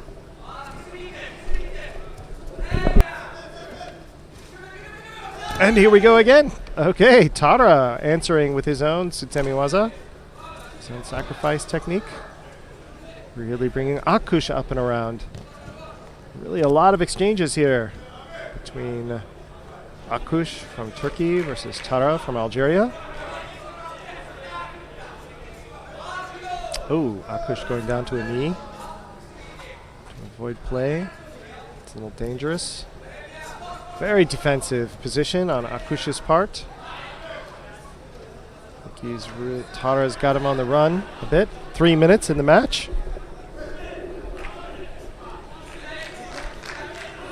If Akuş continues to play in that position, he's in danger of getting penalized for defensive play. And Tara in for an attack, keeping his momentum going. Both players really, really pulling back. You can see how they're both pulling on each other so strongly, they're having to settle down, settle their hips way back. Oh, Akush! Very surprising. Diving into that kataguruma. Video review. I wonder what they're reviewing. I wonder if it's a false attack call, maybe? But I thought it was a really big, genuine try. So, yep, everything's okay. Of course, you know, the line between a false attack and an unsuccessful attack that, you know, can be very, very blurry and subjective. So we have an excellent referee on the mat right now. Akush. See, now that's the kind of thing, even though it was big and deep and he had his leg really, really strongly in, he never had his hands really set. So that's the kind of thing I would actually be more inclined to call a false attack, just because it's more for display rather than an honest attempt to throw, a sincere attempt to throw, I should say. Akush! Down! Oh! Tara in with the nice Ashiwaza. Big leg attack. Akush down and just holding himself off with his left hand. Keep from getting a full ippon. So Akush down by Wazari now. Tara on the board.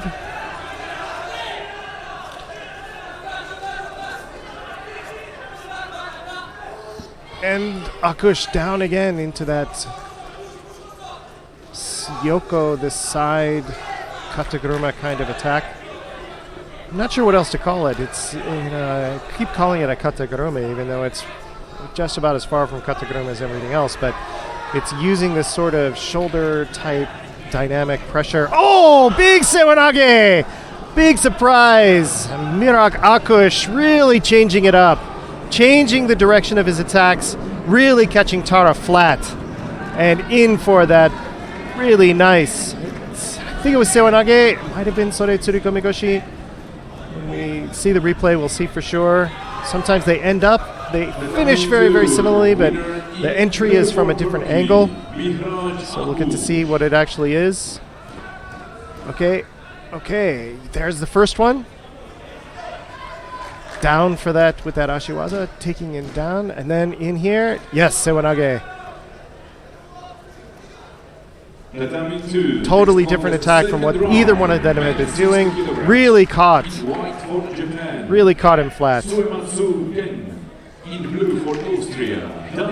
Up now, Suematsu Ken from Japan versus Daniel Leutzgeb from Austria. Suematsu in white, Leutzgeb in blue. Tatami 3, winner in white for Argentina, Carlos Maldonado. I was watching Suematsu warm up earlier before the tournament started. Working out with two of his coaches. Oh, big Osodogari! Beautiful ippon there. Really dropping Osodo Otoshi, really. Or even a Guruma. Kind of hard to sometimes put a classical name to the throw. They tend to be variants. Doing a review to see if it's a full ippon. Wonder if if his shoulders actually came down. I'm thinking now that Leutzgeb might have kept his shoulders up and his back up off the ground. If we get a chance to see that ourselves. It is called for Suematsu. The ippon is upheld. It was a beautiful throw. So here he comes in, really dropping down. Yes, So that image is what stuck in my mind, though, when he's sitting up there at the end. And of course, when it first happens, it's so quick that sometimes it's hard to.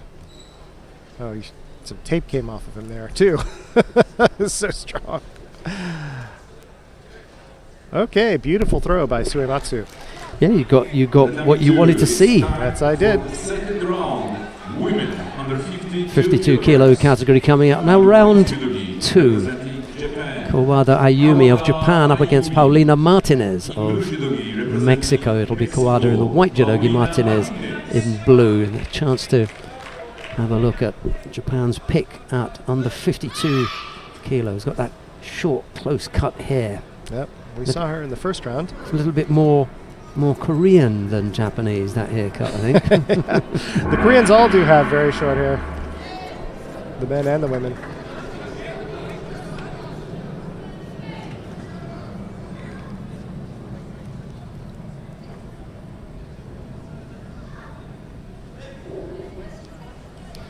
Wonder how that pool of death is coming along that we spoke about in the under 66 kilo category. I might just have a quick look at that. Okay. I'm not sure why that hasn't been updated. I'm going to go to the other site and have a look at that. Kawada Ayumi clearly commanding the engagement here. Martinez trying to get it back, really reaching over the side, over the top.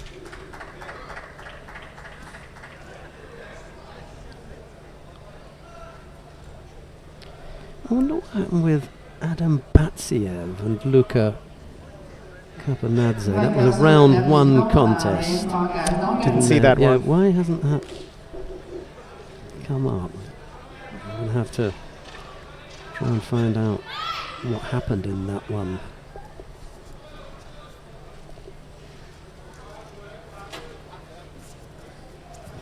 Oh, Ayumi Kawada in for the Osoto. Martinez just turning out.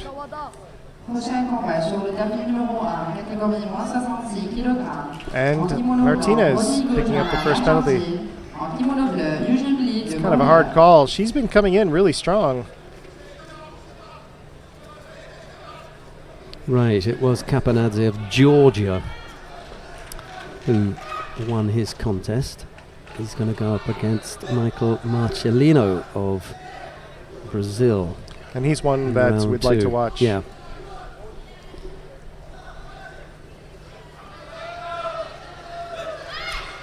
Under 230. Last week when... Well, no, it was the week before actually when we were in Almaty for the Cadet World Championships. I was sitting alongside another North American, this time from Canada, Anthony Corelli.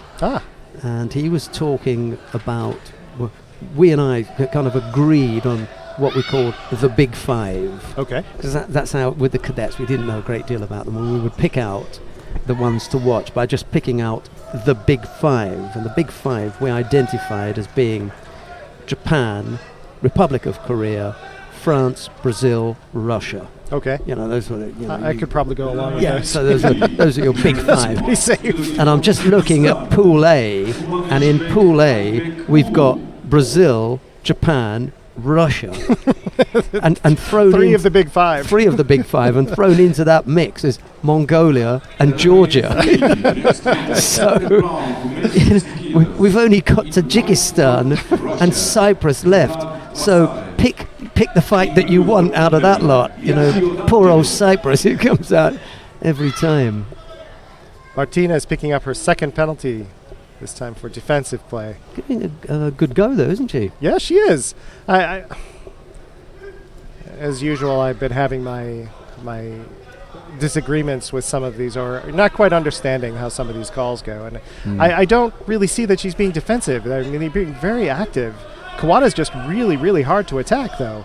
But Martinez is not standing still and holding her off. So, you know, I don't quite understand sometimes. See, look at that. That's how she's been playing the whole time. You know? Well, she can't attack. You know, if Kawada is going to dive every time she feels a big arm come over, then it's going to be difficult for Martinez to come up with a legitimate attack. Yep. She's the aggressor. Anyway.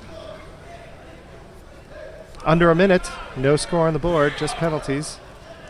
That's the way it went with Kawada's last match, too. But Martinez in for Sewanage. But that's a tough sell. Yes.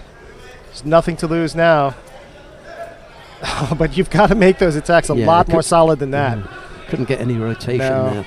And any penetration either. Yeah, there was a little bit desperate. Yeah. feel about that last one. It was. But, okay. Kawada Ayumi. Good effort from Paulina Martinez. Single score, putting Kawada into the next round.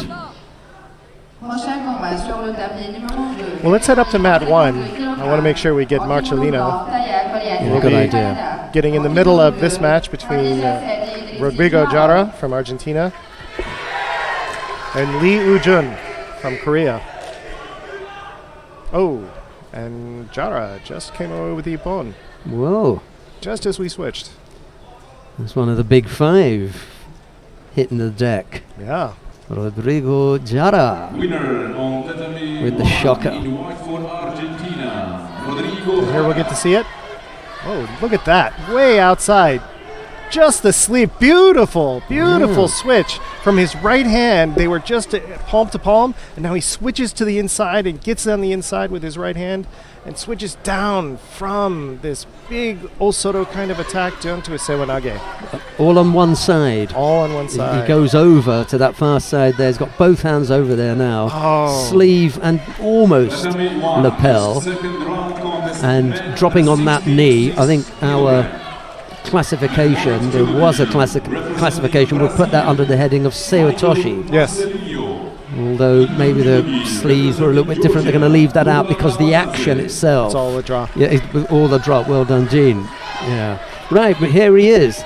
Michael Marcelino of Brazil up against Luca Capanadze of Georgia, who takes a little bit of a whack to the face. Raul Camacho is the referee who just checks to make sure that everything is again. We're back underway. It was just a bit of an accident there. Marcelino medalled at these championships last year in the Bahamas. Almost going over there. Almost. Capanadze almost catching him. And this is Marcelino's, he's the first seed. He did not have a fight the first round, and he is, so this is his first match of the day. And he would not have wanted, would not have wanted the Georgian. By the way, this is that pool of death that we're talking about. Yes. We're gonna watch it because yeah, that looked like a continuation to me. It was Ari. Capanadze is out of the blocks here. A little bit like the Bayan monk this morning who was all over Wakes of Great Britain. He just, he's just blasting his way past the Brazilian at the moment. He is. And Marcelino taking his time, taking the long way around to get back into the match. Yeah, he wants to try and slow this down a bit. He doesn't like the tempo. Well, you really can't. He's got to speed up. You cannot slow. You can't ask the other guy to slow down. And walking around the mat is not going to do it. So let's see. I really wanted to see Marcelino play today. I want to see him really pick up his game. Yeah. Sheldon, you just made that gesture before it was called, and it's exactly right. Both players pick up a Shido for non-engagement. Well, I was recently presented with the IJF badge. Were you? Yeah. Seriously? Yeah. Oh my goodness. Yeah. And a tie. I accepted the tie. I tried to fight off the presentation of the badge, but they insisted. It was a nice thing to do. I don't for a second, however, consider myself to be a referee. Not for 1 second. It was a very nice gesture, I think, but I'll forego that. I may actually go and ask. That was super. That's the way to do it. That's what we're looking for.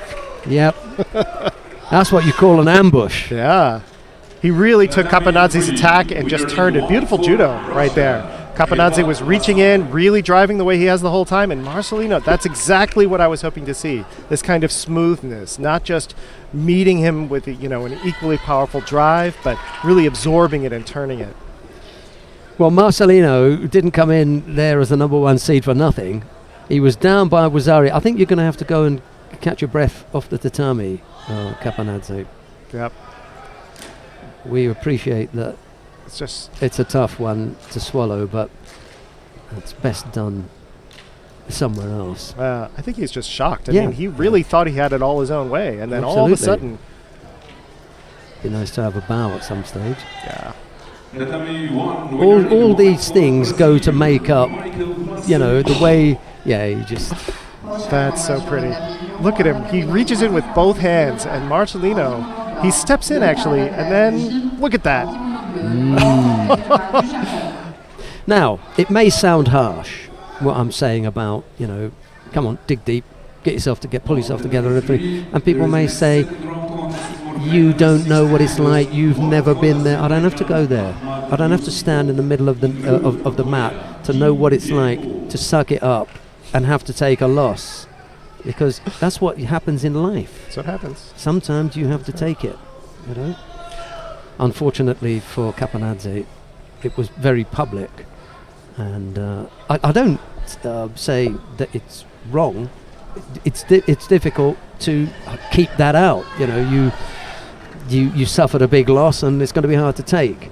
But if you can, try and do that privately. And again, it is a junior tournament. They're learning they're learning all that composure. Right, Luka Lukash of Cyprus faces Katsura Ranto of Japan. Lukash in the white judogi, Katsura in blue. We saw Katsura in his win earlier on, a first round win against Ri Kum-song of the People's Republic of Korea. Very quick match.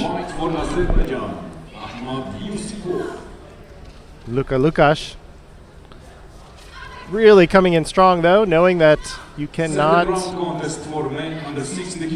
give the Japanese player any kind of leeway at all. Really forcing Katsura into this really compromised posture, and then standing up and trying to take advantage of it. But Katsura really doing a good job of maintaining his position. And now drawing him down, and then down. Lukash really strongly turning out of it, but getting pulled into the osaikomi. So it was continuous movement, even though they're off the mat. It was one continuous movement from the next. So bringing him down for the wazari, and then immediately into tate shihogatame. And Lukash is just completely locked out there. Really strong effort by Cyprus, but Katsura Ranto from Japan with the ippon.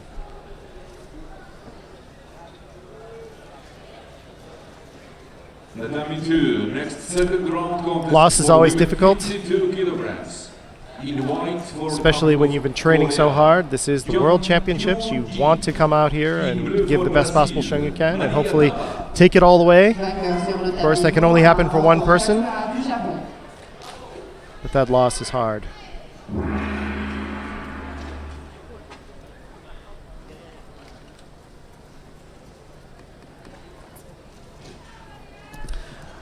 Up next, Galaktianov from Latvia versus Abdullayev from Tajikistan. We saw Abdullayev in the first round, had a really strong match.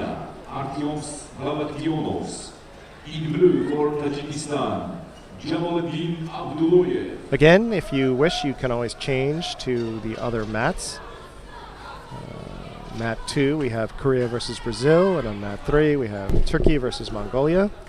If you're interested in either one of those matches. I haven't seen the remainder of the draw in Pool B and C and Pool B, C and D. I think the winner is coming from Pool A.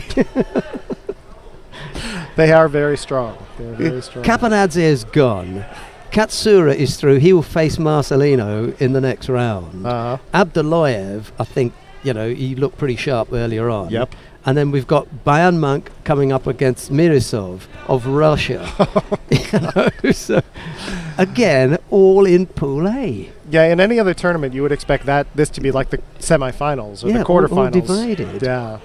I mean, it must be party time if you're in the other pools. And you happen to come from Cameroon and where is it? Turkmenistan and Finland. We spoke about the big five. What else have we got in there? Madagascar. Croatia. Croatia. I don't want to be disparaging to anyone, you know, but Mozambique and Turkmenistan, they're all in the lower half of the draw.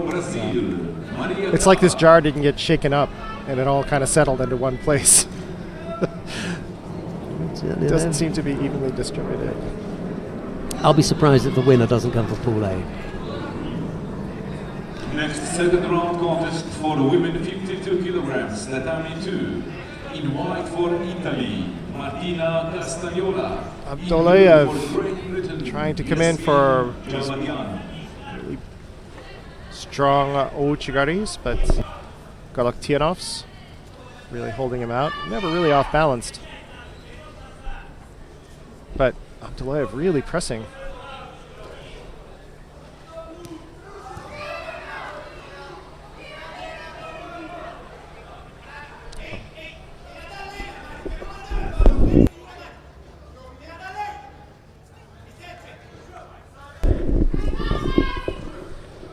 Oh, Galaktianovs down for his own deep. Kategrima.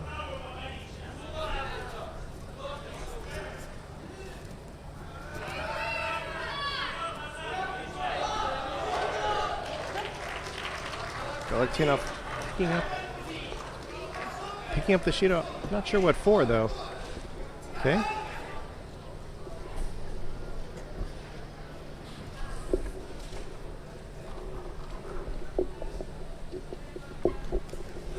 Again, down for that really deep driving sacrifice throw.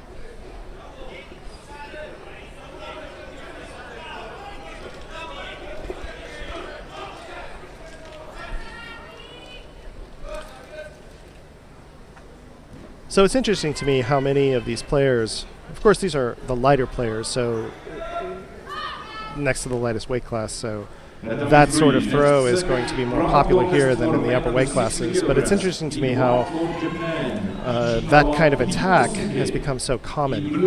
And I think one reason is because it's difficult to counter, of course. You know, once you're down that low, it's really, really hard to convert it to something else. Oh, but there we go! Galaktianov's coming down to a knee, and Abdullayev really coming in for a sumigaish. So of course, just as I say something like that, Abdullayev coming in with an example of how you can counter that kind of throw if it doesn't come all the way down. Galaktianov's was not down on his hip as he was earlier. It's just down to one knee, which of course a very vulnerable position. Oh, Abdullayev coming in for a sewanage.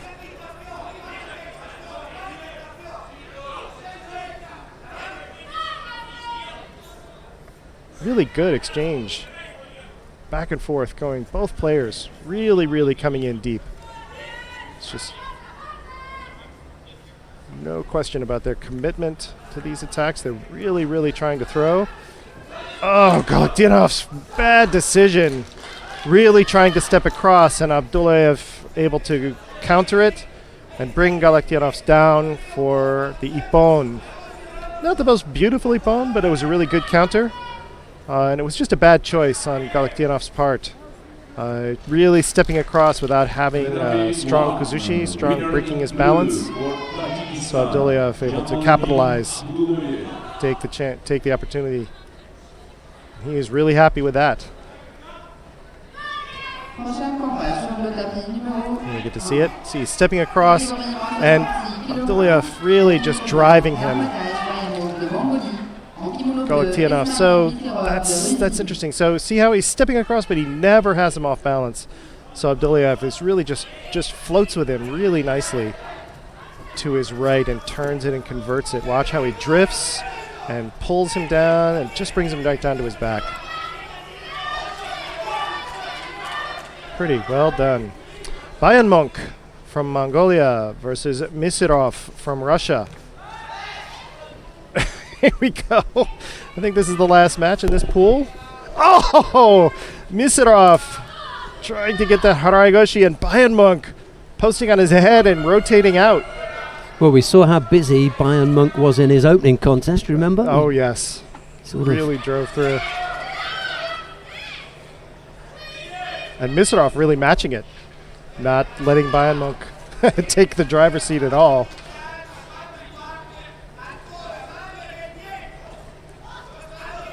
Misrov really taking this really big defensive position. Bayern Monk trying to open him up a bit. And Misrov, I think, just waiting for Bayern Monk to make a mistake. But that's kind of a... Oh, really coming in, trying to get that deep. Really good. Bayern Monk, Misrov had it deeply, but Bayern Monk came around and hooked with his right leg and kept Misrov from finishing that particular attack. Okay, don't play. Tatami 3, second round, women 52 kilograms. Coach being directed to leave, I think. What, already? Goodness me, that was quick. Or something. No? No? It's allowed to say?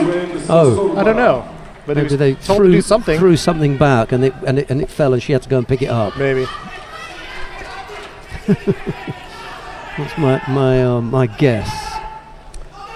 It's kind of unfortunate for the players. They had some really nice momentum going there. Yeah. They had to pause. That's the kind of distraction the players don't need. And that really gave Misrov a chance to catch his breath.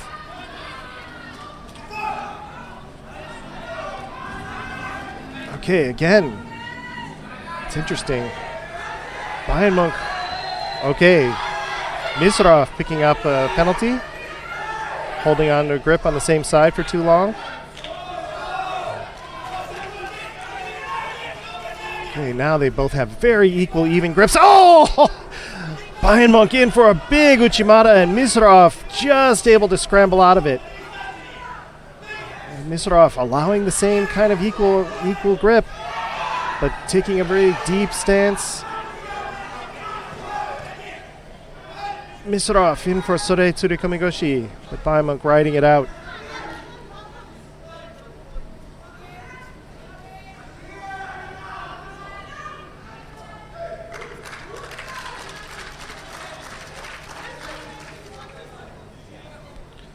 Referee directing Misrov to really tighten that belt up.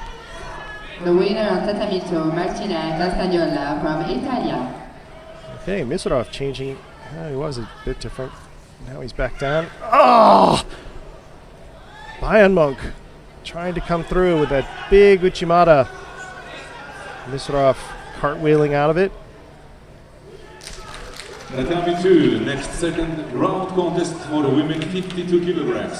In white for Cyprus, Sofia Asvesta. In blue for Russia. Both players really battling it out. Misrov with the Uchimata for Wazari.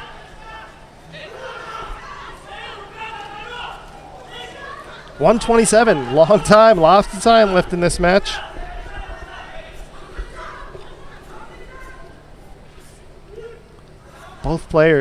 Both of these players don't look like juniors to me. They both play with a lot of maturity, a lot of composure, tremendous energy, a lot of really good strategic play, coming in with clear, they're not just coming in and flailing around. They both have things that they're trying. They're changing it up as the game evolves.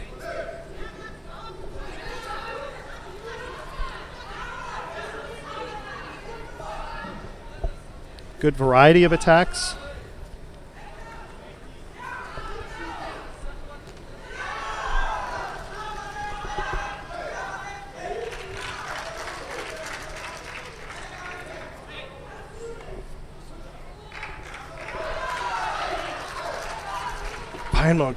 Bayern Monk in with this unconventional grip and really taking Misrov, but Misrov really sidestepping nicely.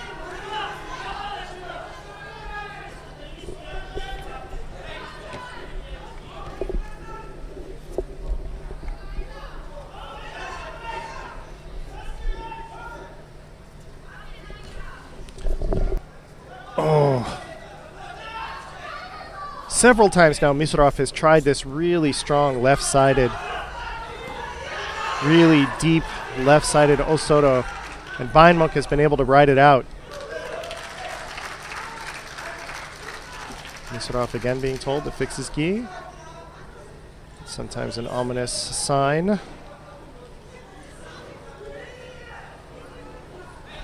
Not this time, though. Just about 30 seconds left in the contest. Bayanmuk again he's really trying to get his own attack going. And Misarov has really got to get an attack. Bayanmuk's been kind of driving the last few exchanges. And really taking Misarov over, but Misarov is able to sprawl out. 16 seconds left. Bayanmuk down by Awazari. And Misarov really playing the defensive game. Really, really not, just holding him off. He's going to get called here. Defensive play. But with 2 seconds left in the match, it doesn't really matter. Misarov passed Bayanmuk. Round 2 of under 66 kilos.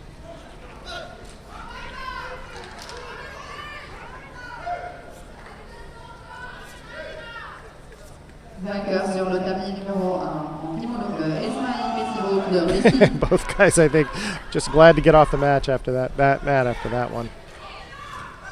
Prochain combat sur le tablier numéro 1. Well, we knew one of them was going to have to go out. They were both exciting fighters, but it just happened that the Russian came up with that single score, and that was enough to put him through.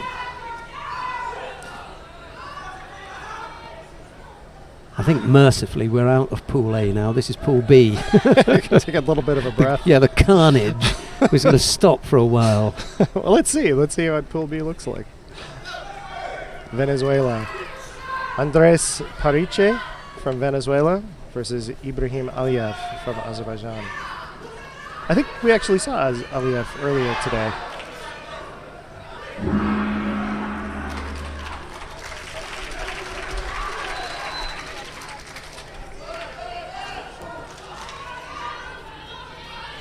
Tatami 3, golden score. Pariche getting an attack going without his hands. An interesting throw. Oh, that's kind of dodging out.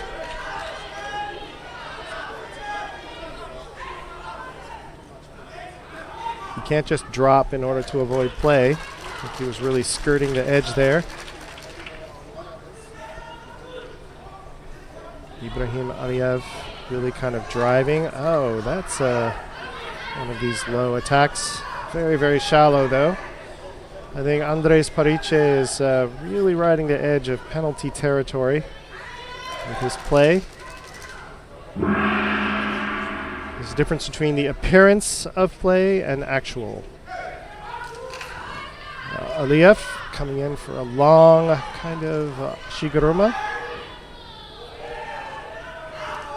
And Pariche coming down, really stopping Aliyev. Aliyev had some movement going there. He had a strong grip. He was reaching over the back, was drawing Pariche in, and then Pariche drops down and picks up the penalty for the false attack. Because it wasn't an attempt to throw, it was just a way of stopping Aliyev's advance. So let's see what happens here. Now Aliyev knows that that's something that Pariche will do. So he might just press. If you can press your opponent into making a mistake, that may be the way that this match goes. Pariche certainly isn't stepping up with his own really concerted attacks.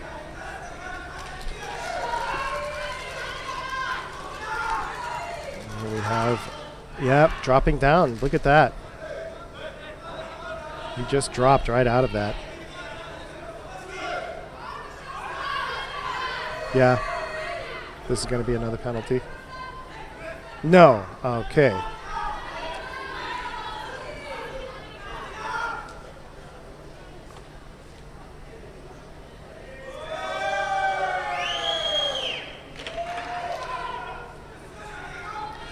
Pariche comes in initially pretty well, but then he just sort of freezes up. Oh, and then we have Aliyev in for that deep kataguruma. Bringing Pariche over, but not enough. Doesn't rotate him, doesn't complete the rotation, get any kind of throw, any kind of impact with the back. And Pariche picking up the second penalty, this time for passivity.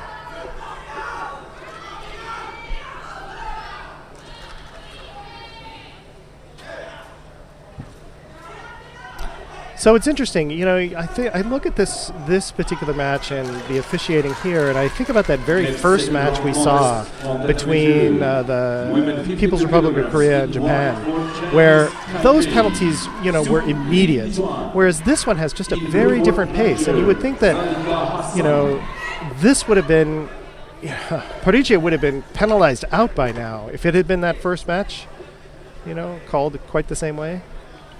Because his play is just clearly not, he's not being assertive. Anyway, that's just my observation. No, I think that there are occasions when there is a degree of, you know, discrepancy between what happens with one official and another. You just feel as though you're looking at a little bit more leeway for one fighter over another. I'm not suggesting that that is in any way discriminatory. It just happens that that's the way that referee refereed that particular contest. It may be that we'll see the same referee come in and referee this one the same way. But you know, early on, the referee that was in the middle decided, hey, this is the amount of space that you're going to get. That they were both aware of that. They both fought in that way. And I think that as long as both the players are aware of what's happening and there is no disadvantage or advantage one way or the other, then it's allowable. The difficulty is that when the players who were in the first contest come on with a different referee and then operate the way that they did in round one, and get treated differently. That's what you don't want. You want to try and avoid any discrepancies in that way. And I'm not sure that, I'm not trying to make any kind of case that either match is being officiated poorly, incorrectly. Just different. It's just different. There is a difference, I mean, you could say that first match was too quick or this match is too slow. I'm not saying either way. I'm just noticing the difference. No, it's an absolutely valid point, and one that I've made myself many, many times, when even in the same contest you see a penalty given for a false attack, and 2 seconds later you see it avoided. You think, well, how is that different from the last one? That's why they have those badges. That's right. And we don't. Except for you. Well, except you do. I will never wear one. Well, I'm not going to say never, but you know, I don't think that I am deserving, because they have worked hard, they have trained hard and practiced hard and done all the exams, and they've got all the experience. So I tend not to disagree with them when they make their decisions, because I genuinely feel that even if I don't agree with it, we have to allow for the fact that someone has to make that decision. Why not allow the person who's done all the training and got all the experience to make it, especially at this level? You know, if I go to a local competition, then I kind of have the feeling I might know a little bit more than they do. Not here though. Not with these people. Oh, these guys work so hard. Yeah, we've got a good group. So Parige penalized out of that match. As you thought he would be. As I was expecting, yes. Just from the observation there. So now we have Israel Dakayev from France versus Mark Latisev from Moldova. Yep. It's got a different feel, hasn't it? Pool B. Pool B is it's not the same as not Pool quite A. not quite as exhausting.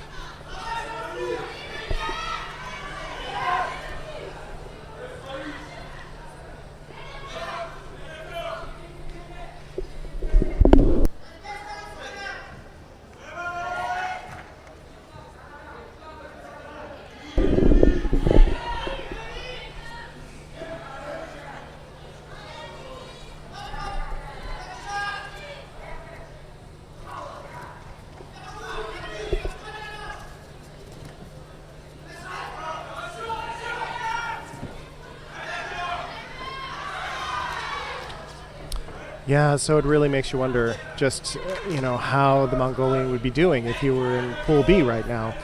We would be having, those, if that had been spread out a bit more, we'd be seeing all those matches just later on in the day. Mongolia might have met Russia, in quarterfinals instead of in round 2.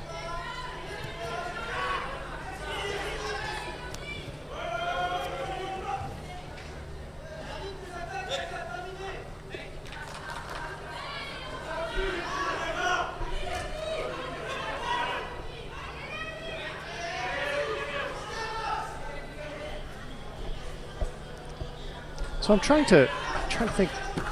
My geography has gotten better as I've had this opportunity to come out and learn about all these different countries. But You still have a question. Moldova. I'm trying to. Where is Moldova? Well, very close to Romania. Ah, okay. It's in that area. Oh. Big rotation there. If that helps to locate Yes, it it for does. you. Yeah, It does. okay.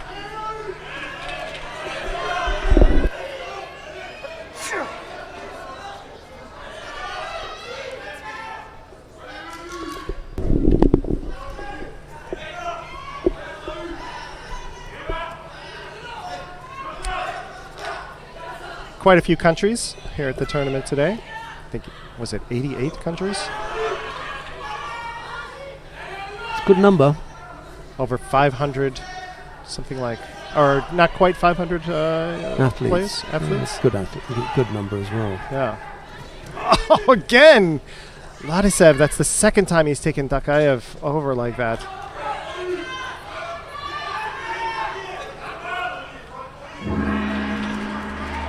But no score. Each time Dakayev has been able to rotate out. It's really amazing how acrobatic judo has become in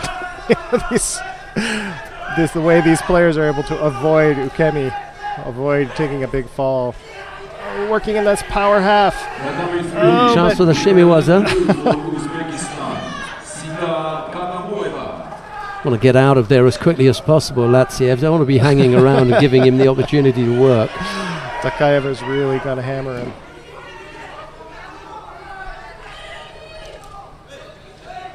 Number 3, next second round contest for the women under 52 kilograms. Oh, I see. Sheldon's pointing out a nice map for me. Romania, Moldova. In blue for Great Britain, Yasmin. It's just to the west of Ukraine. There you go.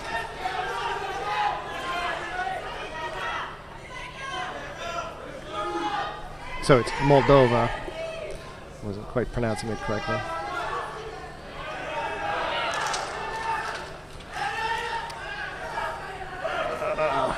Dakayev trying to get his own attack going. Vladislav has definitely had the better of the exchanges so far.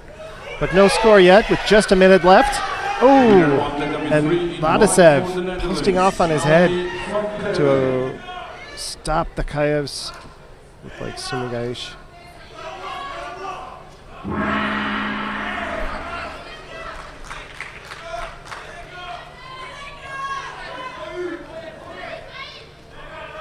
That's become something that's you see a lot more in these matches too, where people are posting on their heads in order to rotate out of throws, rotate out of falls, and I'm just wondering, that's so risky. That's such a risk to take. Not to your head, but to your neck. And that's why we give, any indication of that, then we give the score, and that's the end of it.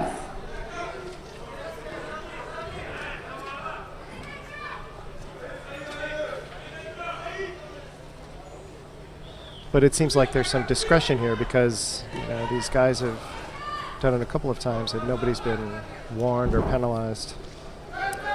Yeah, if the referee feels that there has been a throwing action that has put the athlete on the head, that's slightly different. Also, it depends where that attempted bridge takes place. If it's off to the side, then they leave it alone. If it's straight over the back, then they'll stop it and give that hands up a Mako. They could have missed it. Well, I'm sure that, again, as we were saying, the referees are way better at seeing a lot of this stuff, certainly than I am. I just see the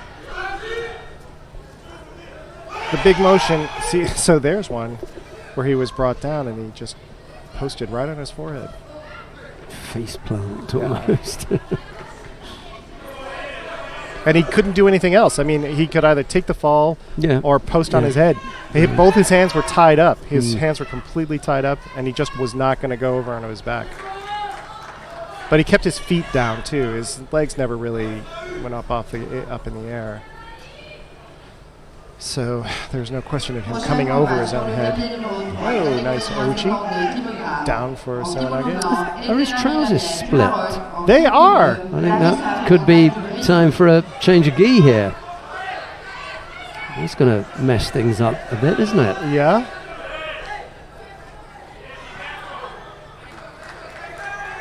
He's grabbing I the think leg. they're telling him, the council that, yeah, your trousers are split, yeah. Yeah. So Roland Poiger is the referee in the middle, and his colleagues indicated to him, pointing at the trousers. He said, "All right, I'll give him a penalty for grabbing the leg, shall I?" That's what I thought. No. I said, no. His trousers are split. Ah, I see. Okay. So then he tried to. He was looking. Well, I can't see where they're split. Because trust me, they are. Yeah, they're split. Right, we're going to move to another map because it'll be a while. Why don't we go to map 2? Because Timbaeva, Galia Timbaeva, the number 1 seed in the under 48 kilo category, is up against Natasha Ferreira of Brazil. It's Timbaeva in the white judogi, Ferreira in blue. Timbaeva has picked up 2 penalties. We've got 2:27 left to go. It's Timbaeva in the white judogi, Ferreira in blue. This is a weight class that initially it said that this is really wide open. Timbaeva is the first seed, but she has lost to both the 7th and 8th seeds in this division. Twice to Bader. I'm sorry, actually, she had actually won against Sergeyeva, who we saw win earlier today. Looked really strong, actually.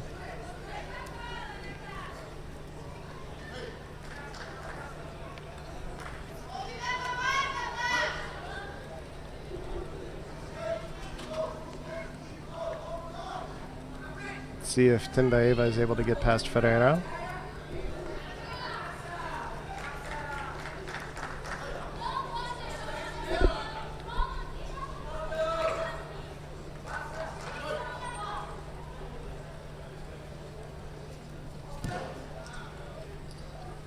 Ferreira coming in with these really deep attacks, but very ineffective.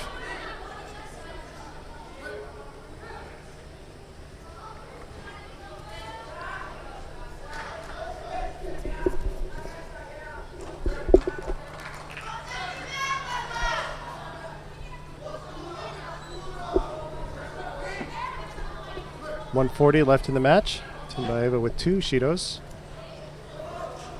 But that kind of attack by Ferreira is not going to earn her any points. And she gets that. She does. She gets a false attack. Timbaeva in for also. Oh, goodness. Either one of the players is showing, I think, their best at the moment. They both look exhausted. Timbaeva in for Sumigaish. Ferreira penalized a second time for defensiveness.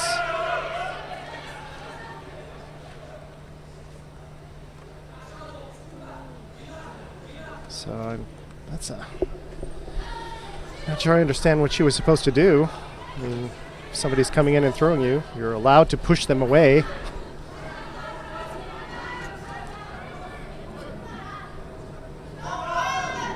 But anyway, both players now perfectly even, no score, and both players have 2 penalties. Ferreira for Sewanage. And Timbaeva taking that, trying to get that Shimewaza going, but stopped by the referee. Again, Ferreira in and knowing that she cannot, that she is really riding the edge, wants to try and press, maybe draw that 3rd penalty for Timbaeva, even if she doesn't get a throw herself. Timbaeva in for her own attack. Getting Ferreira to stumble, so both players look really shaken at the moment. Neither one of them looking tremendously confident. Let's see which one is able to get her composure and really get something going and get a big throw in. Timbaeva in for an attack, switching directions.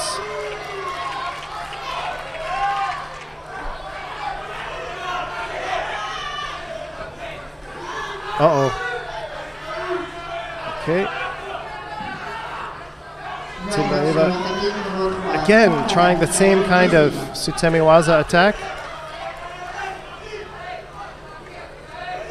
Both players being told to fix their gis. Passivity on Ferreira's part. Tinbaeva was able to get enough attacks going in enough of a pace and enough of a sequence that it drew the penalty on Ferreira. She was 2 penalties down. They were Tinbaeva. Yeah, they both were. No, I mean... at the beginning. Yeah, right. To begin with. Tinbaeva was trailing by 2 penalties. And then Ferreira picked up 2. And she picked up 2 and then the third. That's you really dug deep. Yeah. And to not to have to come back with a scoring technique as well, that's quite something. Yeah.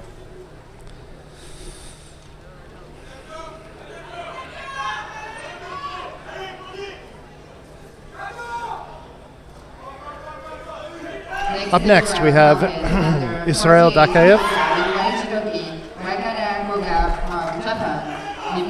versus from France, who we saw just a little bit ago, versus Mark Latisev from Moldova.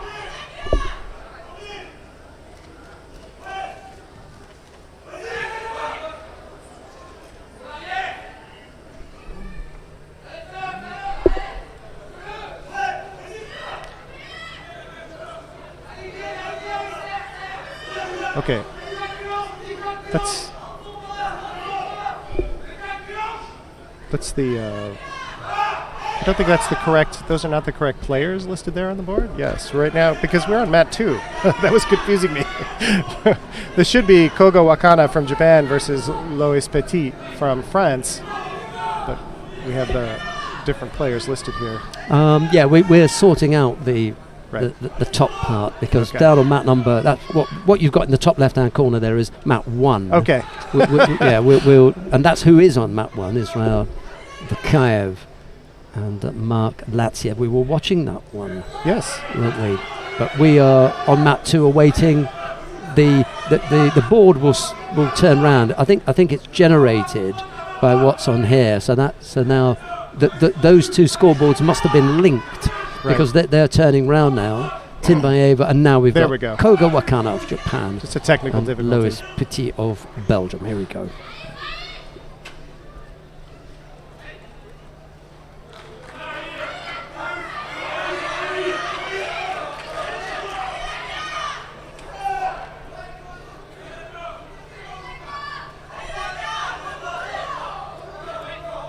We saw Petit earlier. Had a really good match.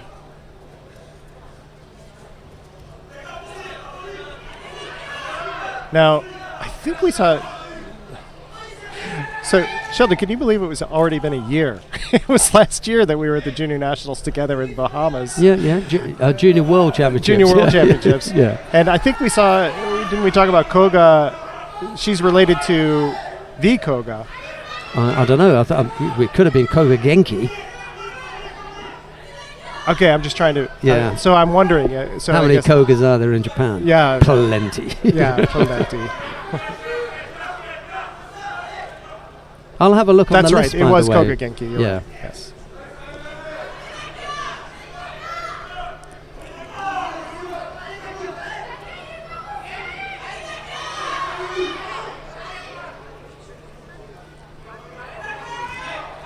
Oh. What a drop. That was so quick. Koga Wakana coming in with a Sewanage grip, but she was turning from the outside. Only one hand. So quick.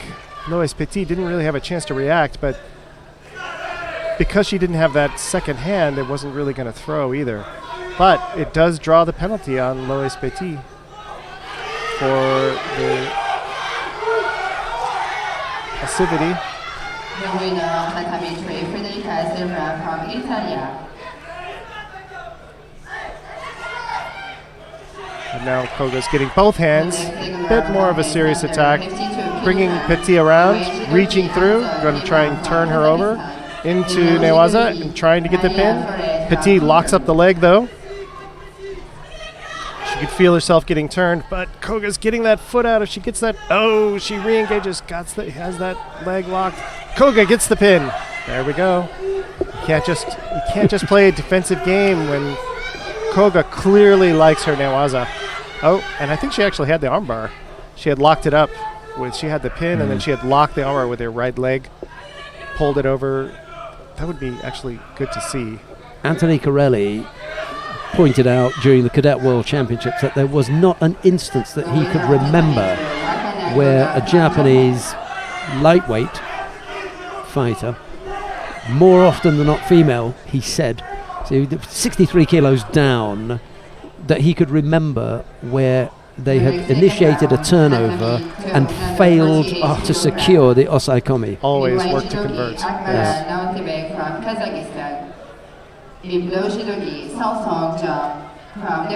Any chance we can see that?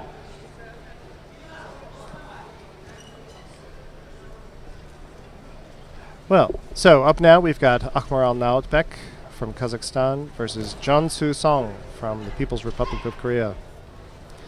Well, we've already seen one of their athletes go out this morning, Ri Sum-song, but maybe we'll have a little bit more luck with Jeon Soo-song. Oh! Didn't get the arm. No? He still had the she still had the right arm, but not the left. Not the left. We saw Nautbek earlier today. And again, she's this one-handed. Yeah, that's the second time she's been on that arm. And if she catches her, there's going to be problems. Not just for the Hansokumake, but for her opponent. Mm-hmm. Oh, big, deep Osoro, but again, only one-handed, not having both hands.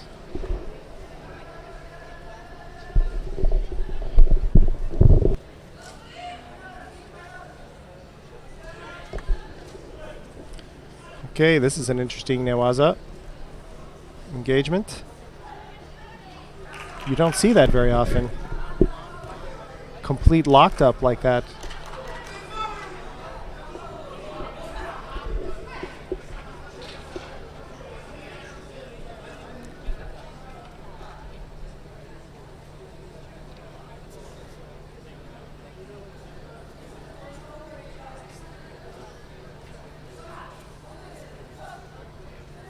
Jeon really driving this kind of at the moment, and in definitely. Nautbek is really, she's caught Nautbek a couple of times, but Nautbek's reactions are excellent. He's been able to turn out enough. We remind you that today we avoid the point. First day here in Marrakech at the World Judo But Nautbek is Championships. picking up the first penalty for The passivity. final blow today will start at 4 p.m. Le premier jour du championnat du monde junior Marrakech, le bloc final est à 16h. The categories for today, for men under 60 and under 66 kilograms, for women under 48 and under 52 kilograms. Les catégories du premier jour Now, du I think championnat we're du going to monde see a junior, penalty for 60 refusing to kg, engage. 60 Yes. kg, Second penalty for Nautbek. kg, moins 52 kg filles.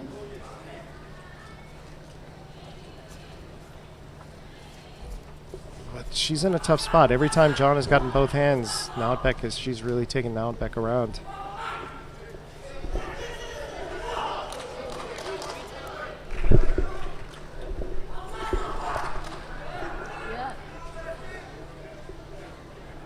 Third penalty. Oh, second penalty? Yes. Okay. A third penalty for Nautbek, giving Jeon the ippon.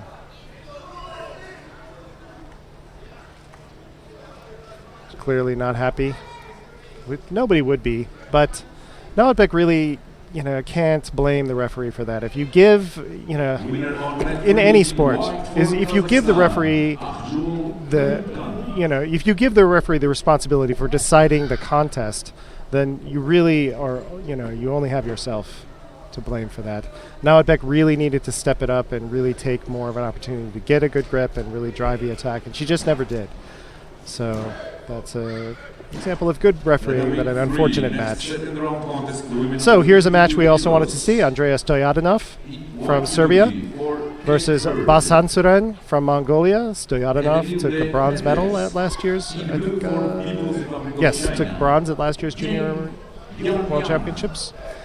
Was the only returning medalist. And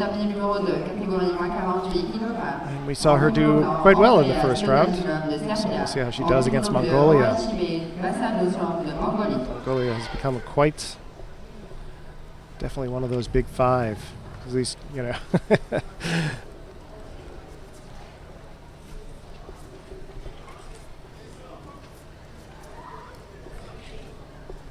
Such a powerful judo powerhouse. Such a small country.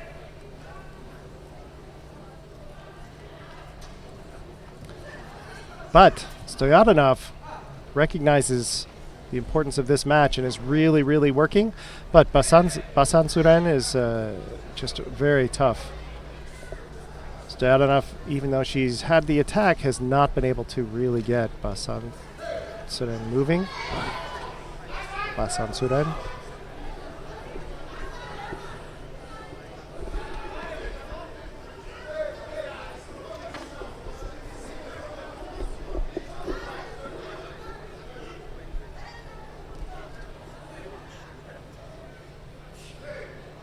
Yeah, there's another issue with the clock there. They're just looking to tidy that up. They've been playing much longer than 7 seconds.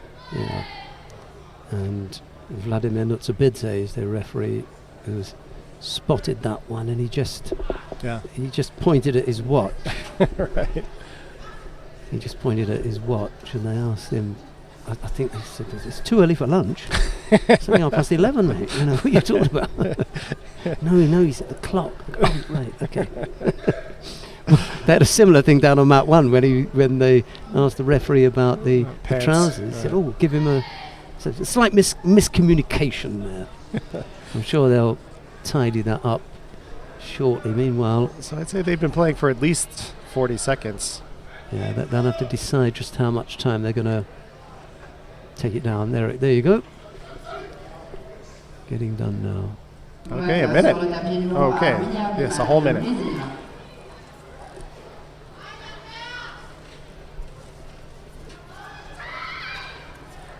Stoyatinov. You can tell how... Oh, Uchigari! Nice, and Basansuren really gave her that opportunity, I think. She was really in this deep defensive position. And so that gave Stoyatinov the initiative. And now Stoyatinov is working on that Jujigatame, but nope, now going for a pin instead. Switched off. Basansuren is really giving her a lot fighting to keep that foot. Okay, look at that. So, hooked on the leg and then grabbing the trousers. That's not going anywhere. That's clever.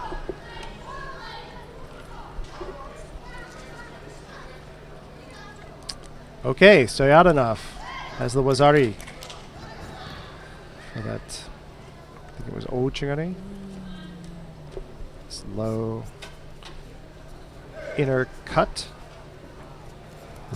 Nice little Koji-gaki there. Just managed to step off that Basansuren. Oh, but then she went into this turtle and gave her the Sankaku. Got to get out of there. Oh, my goodness. She's too good at this. Yeah. In fact, I think she had this in her last match, and this is how she won the last match. She converted it to Sankaku Osaikomi. Yeah, got it now. You can call it. Just got to get that over as soon as she turns it over. But Basansuren I think that'll do now. No, I'll just call it now. There, it's not over yet. She's staying vertical. She hasn't let her turn her over. She just wants to be on the back or shoulder for a split second, and then it's gone on the front. The problem here... wow. Is that she wasn't able to control slightly further up the body. That's what she needed to turn over. She had the leg, so that was trapped, and she had the head, but it was all along the side, so there was no back. There was a middle part that you had to pull down, and that would have given you it. She was too far down at the towards the feet, and the legs were too far away for her to really get her properly under control. So the thing I would observe there is how Basatsuren has got incredible core strength to be able to resist that turn that way.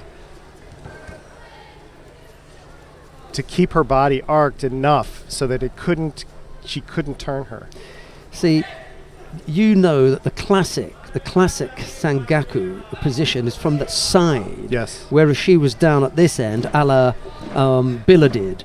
Well, Billardid's got a little bit longer legs. Very long torso. She's just exactly. long. So she can afford to give up a lot more as far as the legs are concerned, and has got that kind of control. Right. So that when she does go down to drop, she can almost sit up and pull them back down to get that Osaikomi position. Stoyanov has got a little bit more to learn from her, I think. And now, Basatsuren trying to get in, but that attack just wasn't enough, and Stoyanov immediately takes her back, going for Shimewaza, switching off to Jujigatame. Stoyanov's mat work is good.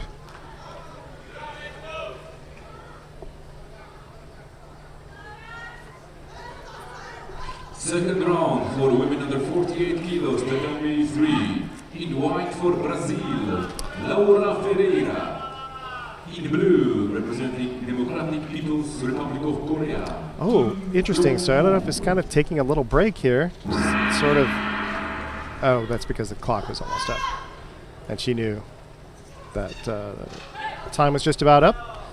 So there's no reason to take a big chance, make a mistake, and get tossed. So Stoyanov from Serbia will advance to quarterfinals.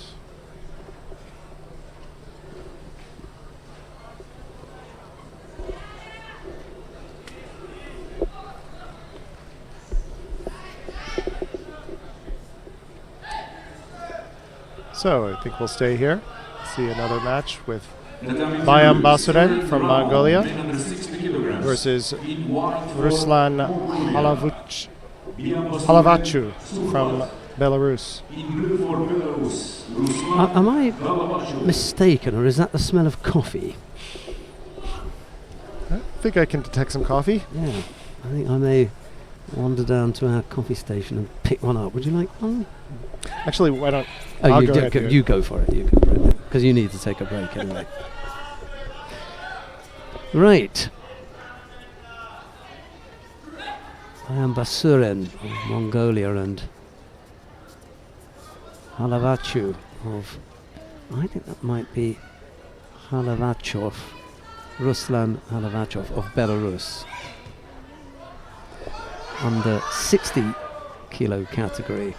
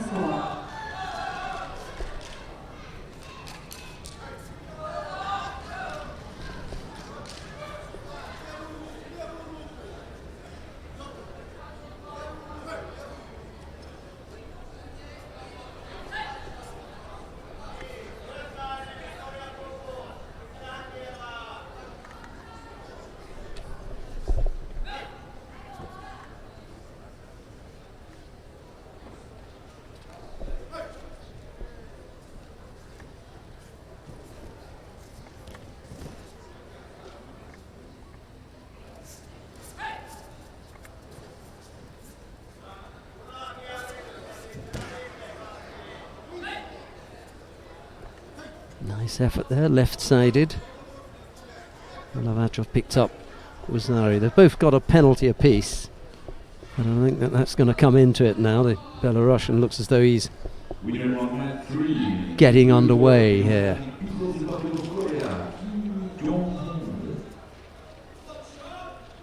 Next second round contest for the women under 48 kilos, tatami 3. In white judogi for Turkey, Türkçe Peter. In blue for Great Britain, Sean Bobrovska.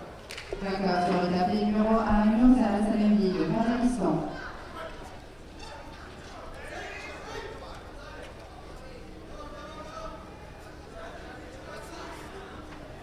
Prochain combat sur le tapis numéro 1, catégorie moins 66 kg. En kimono blanc, Lucien Boss de Roumanie. En kimono bleu, Raphaël Tokali du Maroc.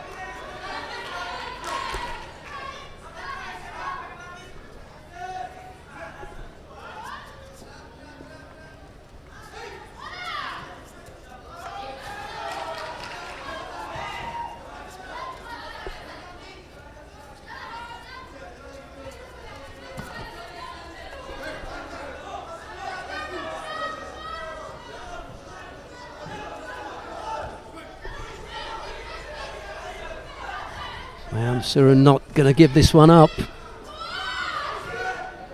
Ties things up at a Wazaria piece with 20 seconds left to go. Little Yoko Tomoinagi effort from the Belarusian, but it doesn't catch Bayam Surin.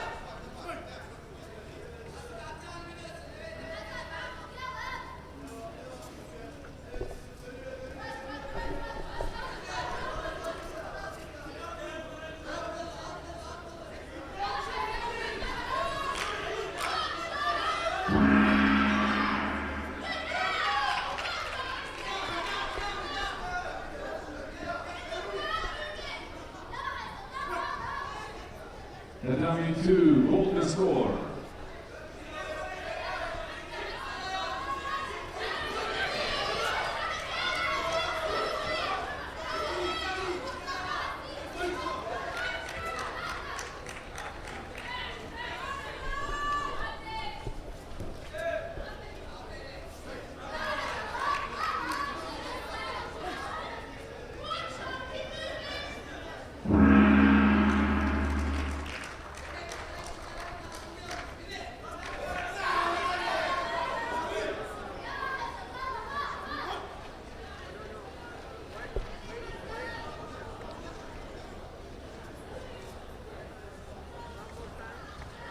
Surin is the fighter who's been accredited with the score. That could be a little bit tricky. We'll have a look and see, but that's the initial thoughts of the referee. Did point in that direction, but they've put it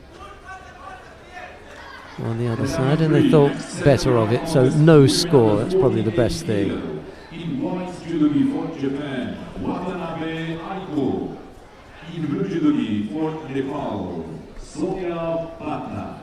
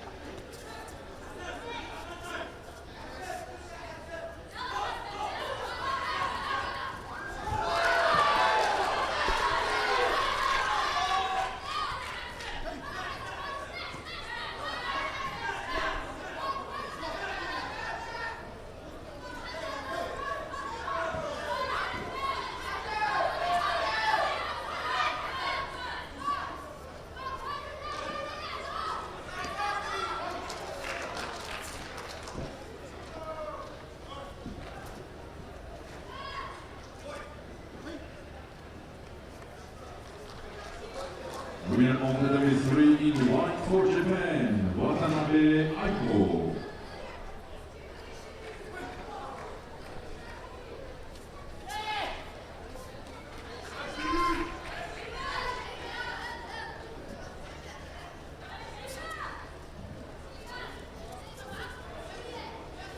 Sur le tapis numéro 3, catégorie moins 48 kg, en kimono blanc, Sheila Edenaï de Maroc, en kimono bleu, Celine Olive de France. Vainqueur sur le tapis numéro 1, catégorie moins 68 kg, Lucien Dorf de Roumanie.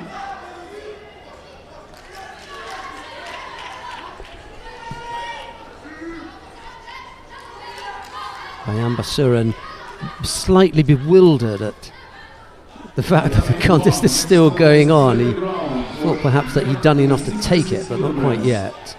In white judogi, representing Republic of Moldova, Adel Osmanov.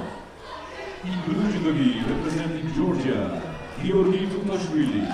Gene's made his way back to the commentary position with coffee in hand as well. Look at how lucky we are. Well, you haven't missed a great deal. Bayam Basurin and Alavachov are still going at it. Oh, goodness.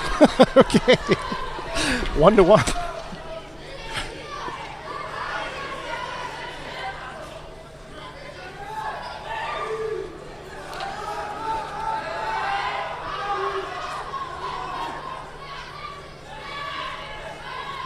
.230 into golden score.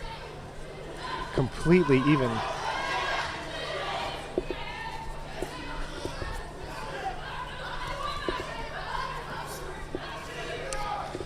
Bayam Basurin has kind of an atypical build for a Mongolian. It's more longer and leaner than they tend to be.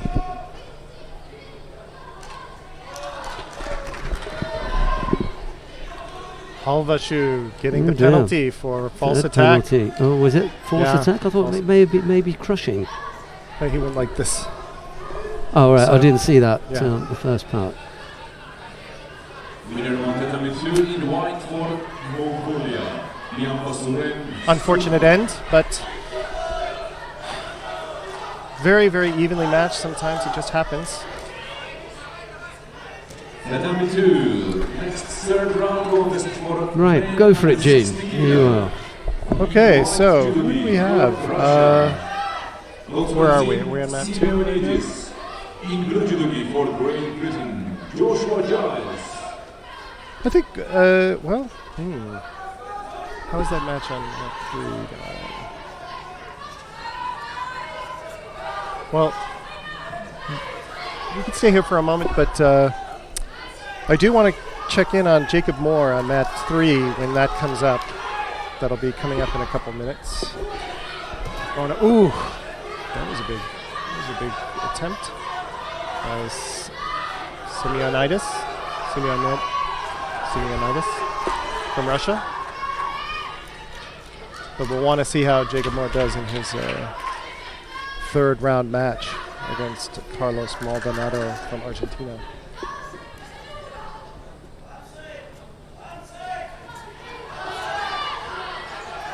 Joshua Giles from Britain for the Ouchigari.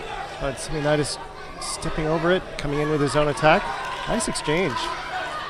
Both players.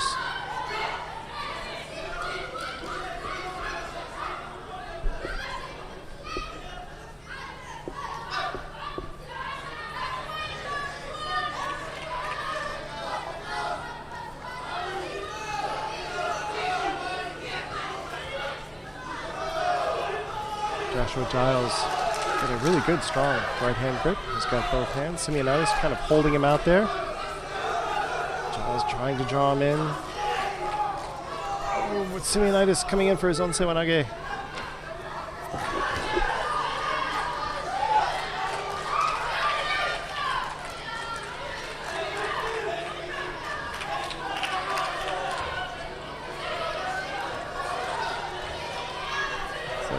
Simeonitis might have pulled his shoulder a bit. Tatami 1, winner in blue for Georgia, Georgi Tutashvili. 2.5 minutes remaining in the match. No penalty, no score. Big Sewanage, or maybe it's Sode Tsurugoshi. Yeah, Sode Tsurugoshi for Simeonitis. Big Ippon, nice, big, really good, solid entry. Really drawing the hands straight over his head. Clean Ippon. Nicely The done. 92 winner in white for Russia, Konstantin Simeonidis. So they end up in the same place. It's so hard sometimes to distinguish, but that entry was just really clean. Came in from the outside, rotates from the outside, in for that Sode. Just brings him right over. Caught Giles flat. The 92 Watching the third coach. round contest for men under 60 The coach is going, kilograms. oh, got it. So let's go to mat 3 so we can pick up Jacob Moore and Carlos Maldonado. Jacob Moore from the United States. Carlos Maldonado from Argentina. Moore in white, Maldonado in blue. Yeah, Maldonado looks ready to go. He's bouncing around. In for a really deep attack, but Moore easily holds it out. We know Moore loves his newaza, so he's really going to take this opportunity to really hammer, really kind of go to work on Maldonado.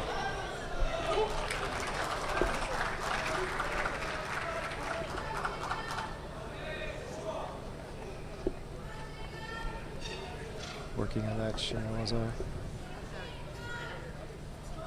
Now he's going to try and convert this. He's got a couple of opportunities here. Up, frozen out.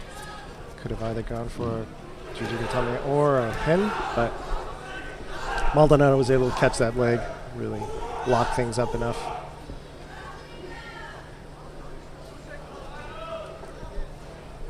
Maldonado is kind of working himself into a corner here. He's trying to avoid tying up a bit and giving Moore the center of the mat. Oh, coming in for a strong Kouchigari and getting the Wazari for it. That was good. Or Kouchigari, rather. Small inner cut. So a bit of a ploy there. Coming around to the outside, getting Moore to follow him.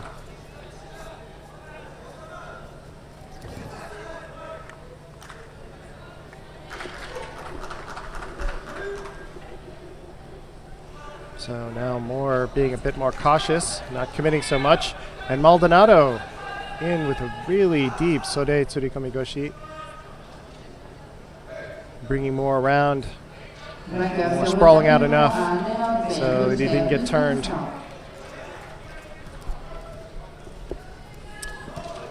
And Moore picking up first penalty for passivity.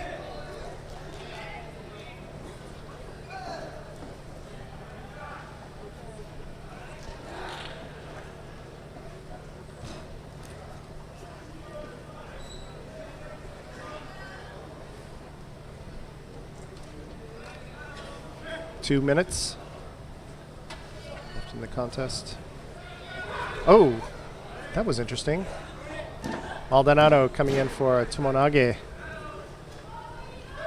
The dummy 2, next third. And then all of a sudden, and Moore looked like he'd stopped it, and then just tipped him. Judogi for Turkey, Ibraj Aku. Coach being cautioned. Blue Judogi for Japan, Soematsu Ken.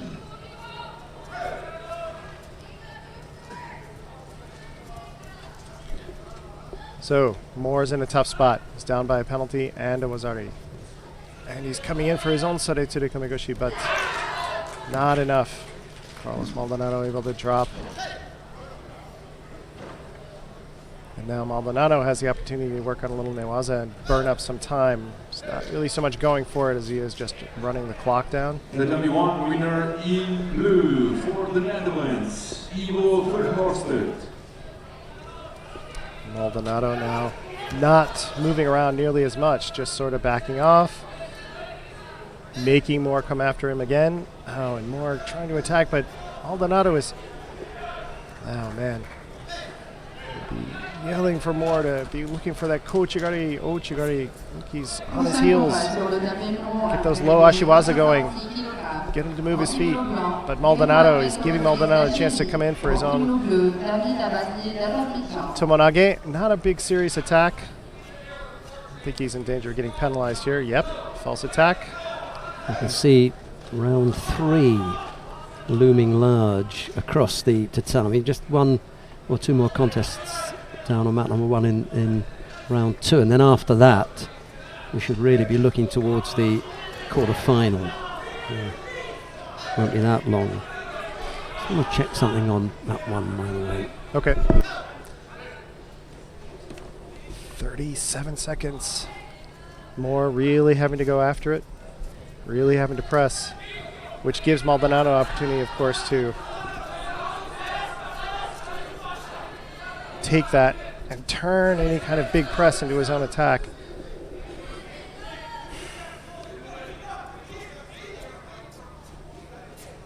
Maldonado really coasting at this point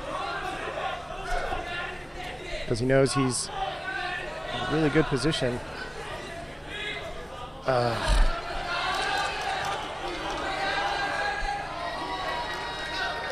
Jacob just Moore. Oh, goodness. Jacob Moore just made a big mistake. He should have stopped. He only had 20 seconds when this exchange, when it went down to the mat there, and he should have stood up right away. But I think Maldonado kind of made it look like he had an opportunity to do something waza. Okay, video review. I think we might see a penalty on Maldonado for a false attack. That's what I was thinking when Maldonado went down that time. No Wazari. Oh, I didn't see the Wazari being scored.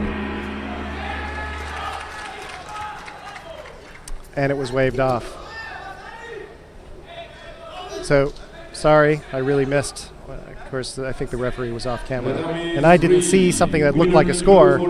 That must have been just in that last exchange. That's why Jacob Moore did that, because he thought he had a Wazari, but it was waved off. Okay. So it turns out that I was right. It was a mistake to stay on the mat like that and burn up time when he didn't have that time, but he thought he did because thought he had a Wazari. All right, so disappointing match for Jacob Moore, where Maldonado comes out, will advance to the quarterfinals.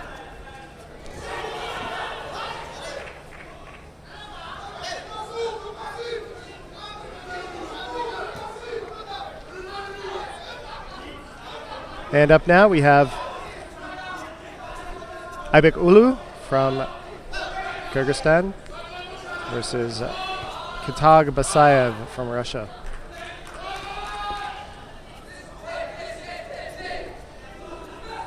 Actually, let's switch to mat 2. I'd like to see the end of this match with Mirak Akush from Turkey versus Suematsu Ken from Japan. It's currently 1-1, 1 Wazari to 1 Wazari. Akush has one Shido. And Suematsu really pressing.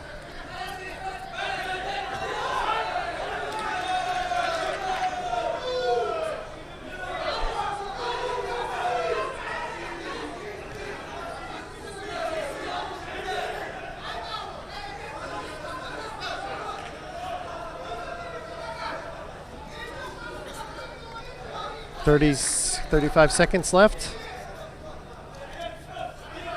Akush really trying to push in. Oh, and Suematsu! But Akush is able to sprawl out. Suematsu had a really deep attack, but he only really had one hand, so he couldn't pull him around and get that full throw. Akush.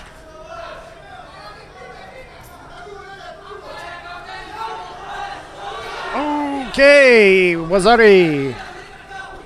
Suematsu really pressing Akush to the point where Akush had to do an attack to try and stop Suematsu's constant assault. And that gave Suematsu the opportunity to counter him and bring him down for the Wazari. Second Wazari, resulting in a full ippon.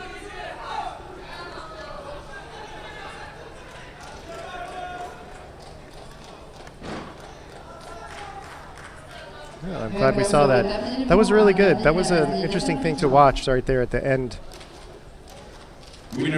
where Suematsu just, he was attacking so relentlessly that Akush just had to do something, and that really opened him up for that counter. Next contest on Tatami 2. Okay, round 3, under 52 kilos. In white, Judo for Serbia, Nadezhda Petrovic. In blue for Japan, Kawada Ayumi. Letting my friend Georgi give the names there. Nadezhda Petrovic. This is the third match we've seen Kawada play. Both have ended, I think, in penalties. So we'll see if how this one ends up. Petrovic, of course, is very powerful, very strong player.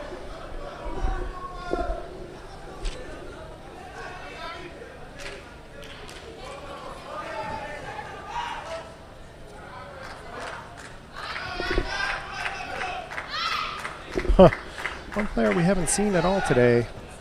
I wonder how she did. One who I thought I was interested in watching was Van Krevel from the Netherlands, Naomi Van Krevel. But we haven't seen her at all. I wonder if she just lost her first match. Is she up at all? I don't see her name.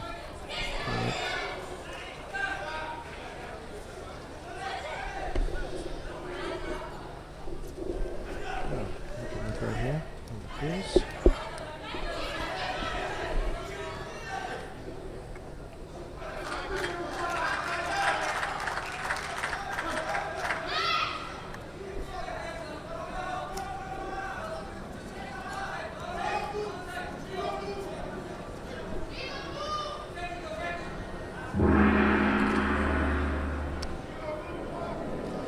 Just looking up.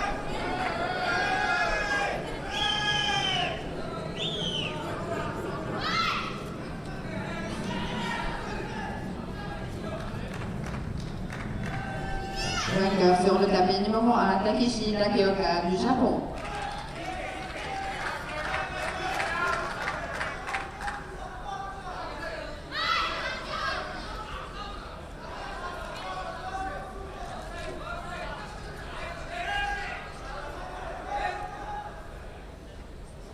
Prochain combat sur le tapis numéro 1, catégorie moins 66 kg.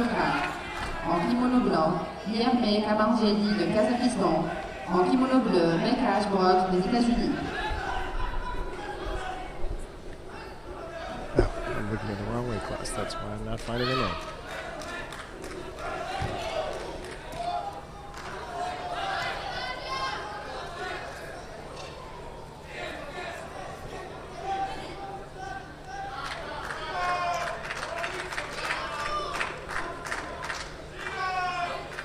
.213 left in the match. Both players have a penalty. No score.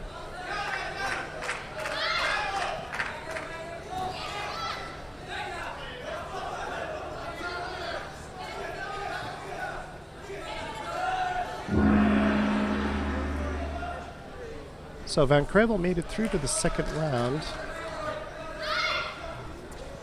where she played Hacker Jones from Great Britain, but I don't know the result of that match. Tatami 3, golden score.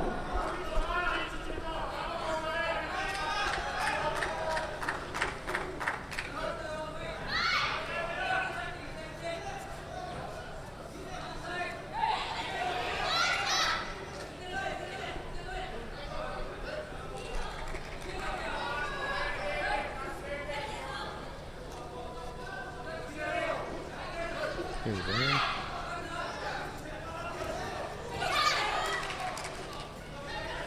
Van Krevel won, so we should see her in round 3. So let's see if we can pick her up at some point. Vainqueur sur le tapis numéro 1, Yerme Kamarjeli de Kazakhstan.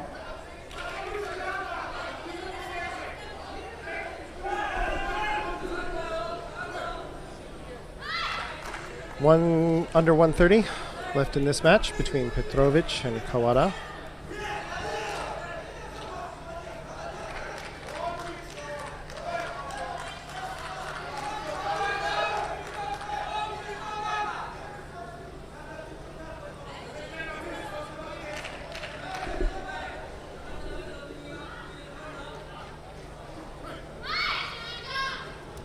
Tatami 1, next second round contest for men.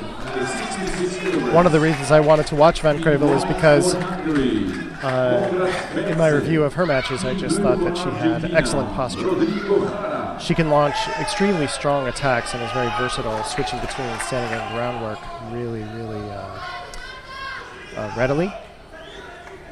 She had fought Petrovic, who's the first seed, twice, and is 1-1 against the first seed, and nearly beat Petrovic a second time. It came down to a throw where she didn't quite finish, and Petrovic was able to just counter it enough to get the point. So she's really evenly matched. Even though Van Krevel is the 8th seed, she was really evenly matched with the first seed in terms of head-to-head play. The seeding and the ranking, of course, is based on how many matches you've had, how many matches you've won, overall over the course of your competitive career.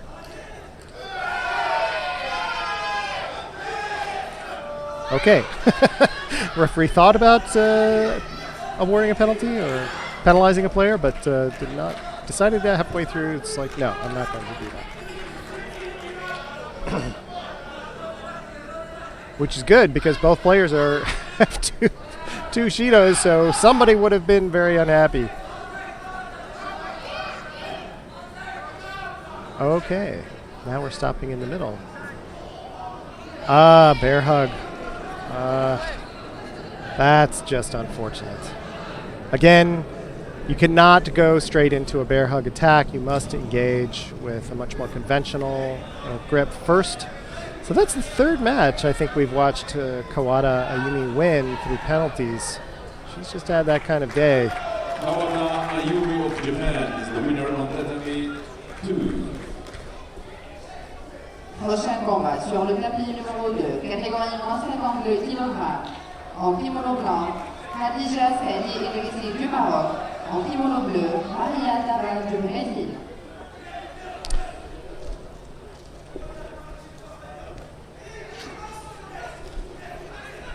So we'll stay here.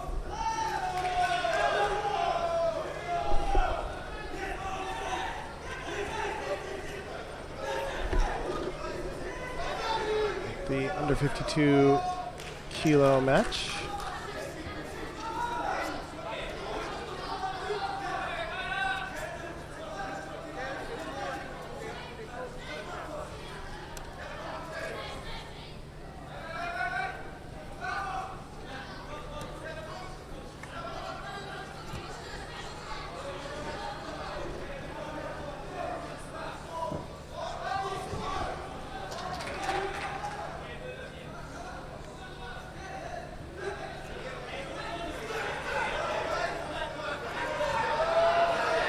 Nice. Big Sankaku Osaikomi.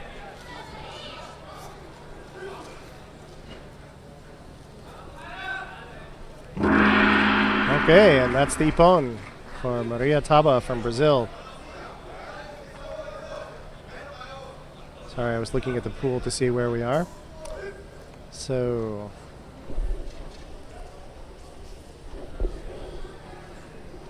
up next on this match will be Castagnola from Italy versus Tsigankova from Russia.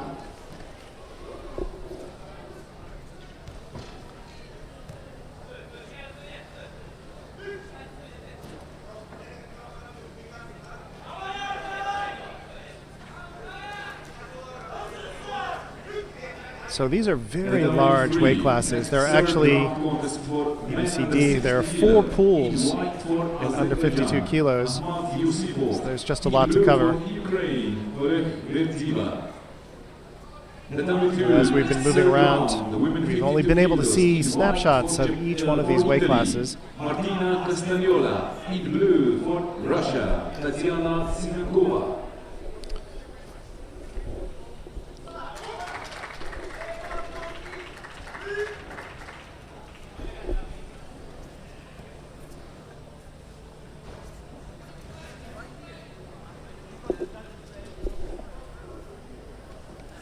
So I think they'll want to go to mat 1 though, because up next we're going to have Marcelino from Brazil versus Katsura Ranto from Japan.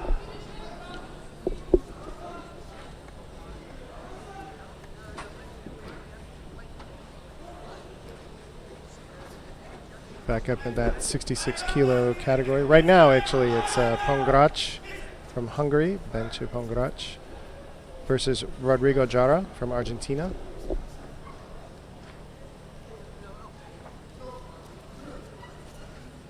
Oh, looks like okay.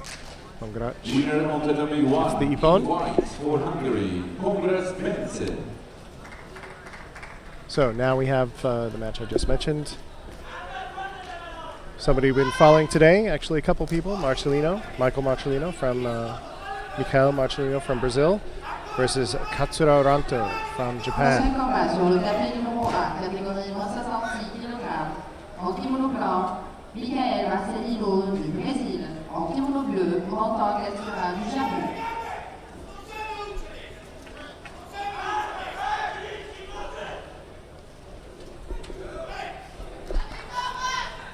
Katsura bringing it to Marcelino. Marcelino kind of fading, and allowing Katsura to come to him. Now that they've locked up, Marcelino pressing a little bit more.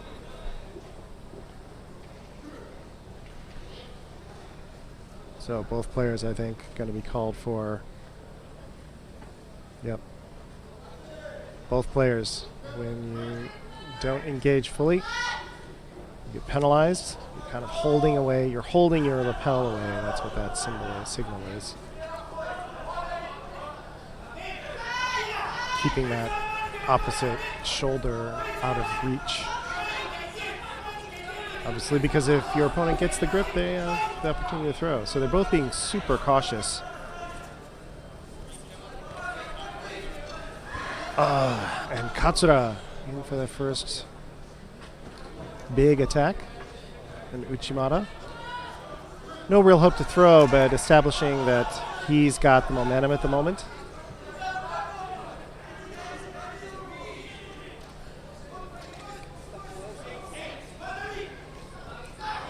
Oh, ooh. Katsura almost. Oh, that should be an Ippon, actually. He bridged out of that.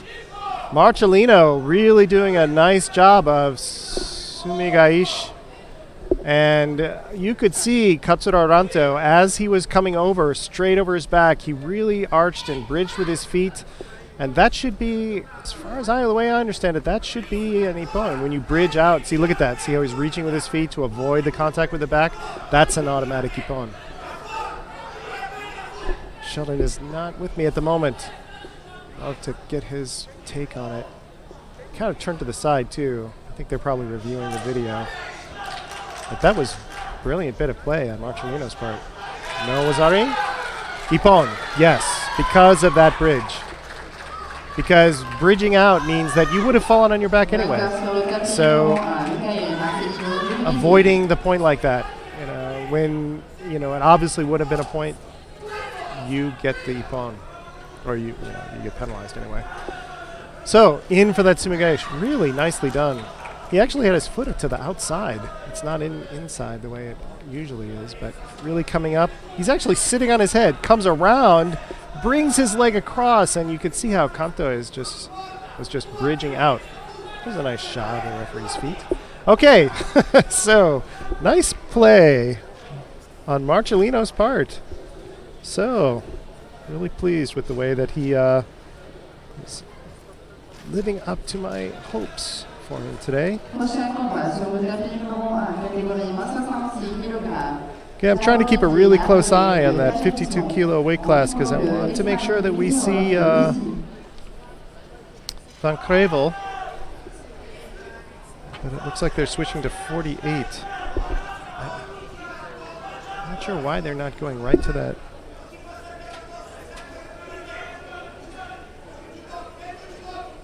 So 52 is constant. So we're staying right here with Abdullayev from Tajikistan versus Misirov from Russia. This is that amazing Pool A, 66.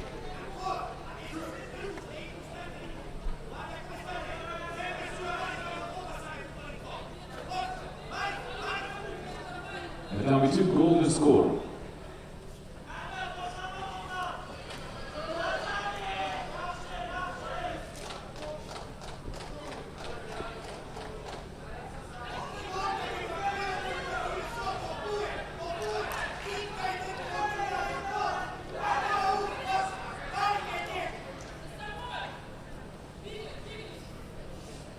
Winner of Tatami 3 in white for Azerbaijan, Ahmad Yusufov.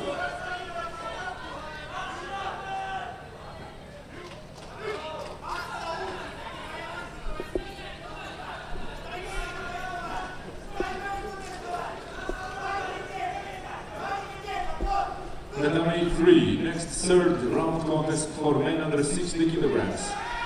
So we're trying to find Van Kravel. She's in Pool C or D, I think, but they're not going to Pool D at the moment.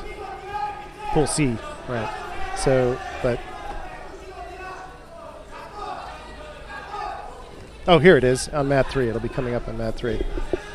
Okay, so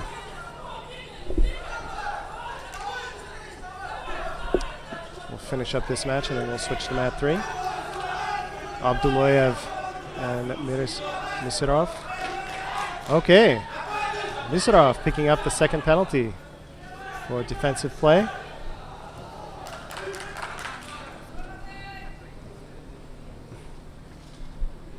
Both players being penalized for defensive play. I think that's right.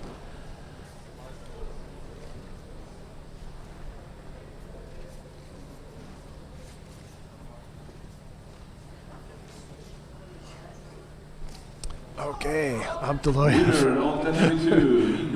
really whacking Ashiwaza there. Just really pounding Misirov's leg.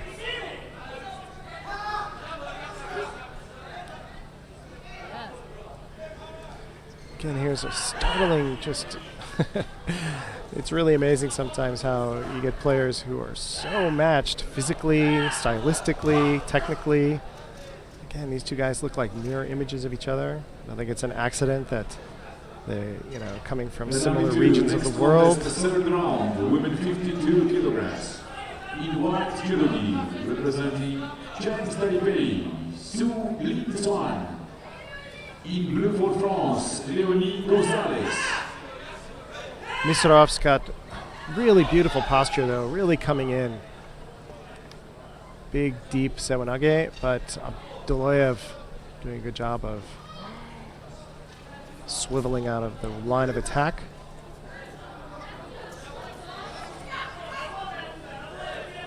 Kind of interesting that, if he had a bit more... Misirov is so quick that it's very difficult, but there is a counter opportunity, of course, there with, that Abdullayev, I'm sure, is familiar with, is, just coming in, dropping below, and then lifting Misirov. But Misirov is so fast. And again, I think we're going to see it again. Oh, this time Abdullayev with a big hacking Ashiwaza. And then a cross for Tayatoshi, but not deep enough. Misirov just shutting it down, never even getting off balance. Just pulling his upper body down, but his feet were rock solid. Very stable.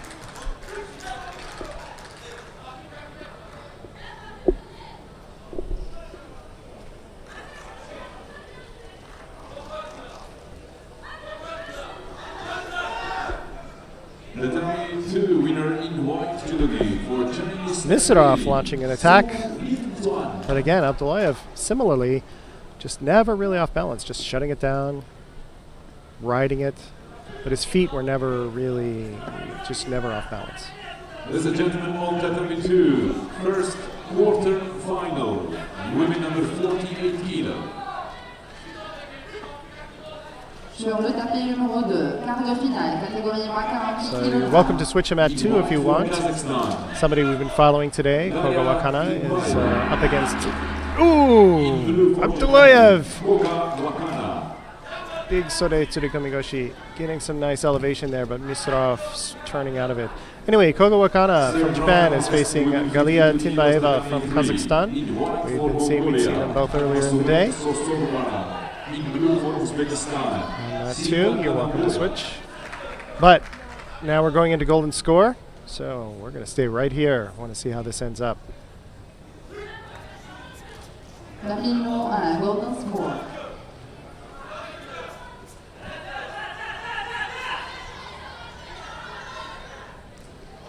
Oh, Uchimata for the Wazari. Misrov, Ismail Misrov. I think that was a nice external turn too. He didn't turn from the inside. He actually did kind of a Sode Tsurukomigo entry, but then an Uchimata Kake. You can see that again. That'll be beautiful. It's a pretty hard fall for Abdullayev. Shaking that off, both physically and just, I think, just emotionally. That was a pretty hard fall. So, yeah, came in from the outside of the arm. And then, but with that Uchimata, look at this. He comes in from the outside, and then it wasn't even really an Uchimata, more like a Hanegoshi almost. He doesn't really get his leg through. His hip is in there, but he's really driving up with that leg. So it's this really nice blend of different elements from different throws all coming together. Let's go ahead and stay here and see how Aliyev from Azerbaijan does against Ladisev from Moldova. And after this, we'll switch around mat 3 because we'll want to pick up Van Krevel from Netherlands.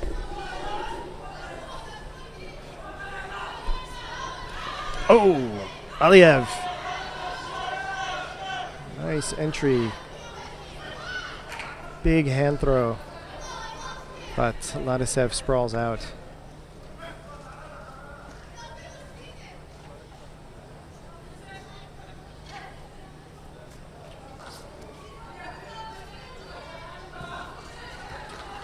Oof.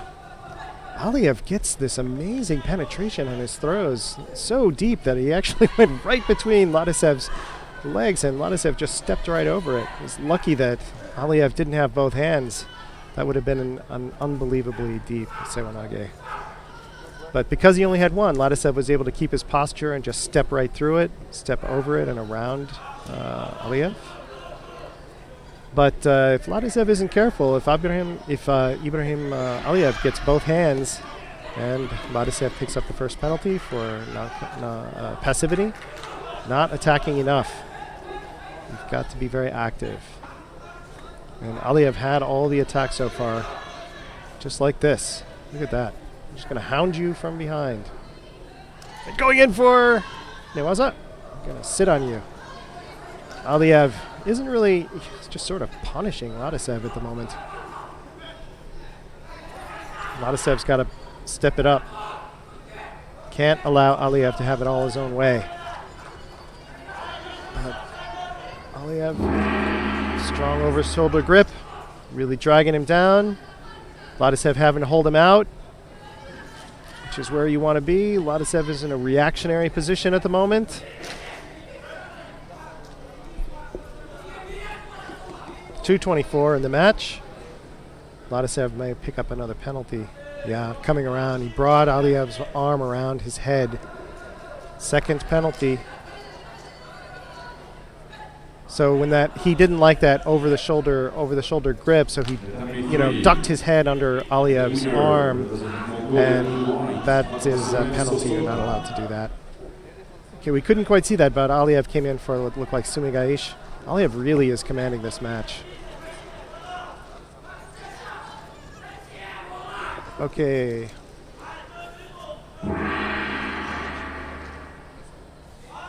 So I'm pretty sure there's not a whole lot of doubt of how this match is going to go. So I'd like to switch to mat 3. Oh, and there we go. Nice throw for Wazari.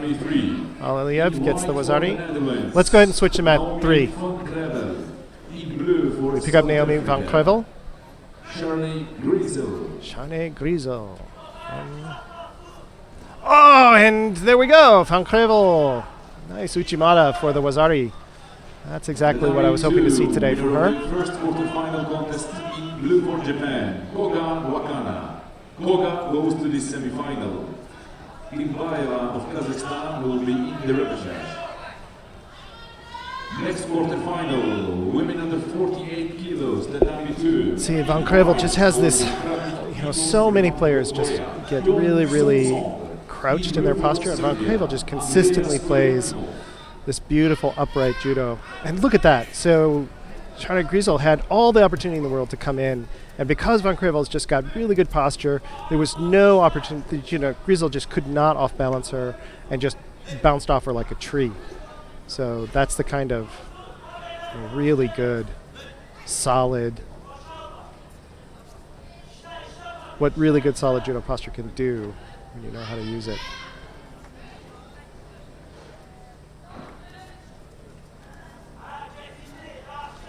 So Van Krevel, really you can see her just setting up this big left side throw. I think she's going to try the Uchimata again. Oh, Uchigari.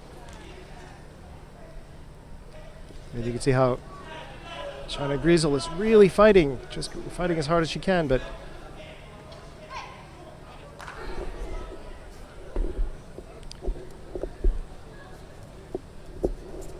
just doesn't really seem to have a way to. See, look at that, really super deep entry, even when Van Krevel's moving forward, but Van Krevel's balance is so good and her posture is so solid that she just stepped right over it. You can see how Grizel is really trying. Okay, Osoro. Oh! Osoro followed by Ashiguruma, I think. And then in for the Sankaku. Oh, but not solid enough. Grizel's able to pull her head out. Oh! Really coming in and getting, look at that. Oh, if she's able to get her leg out, she might get that pin. Oh, but Van Krevel able to turn out. Good attack on Grizel's part.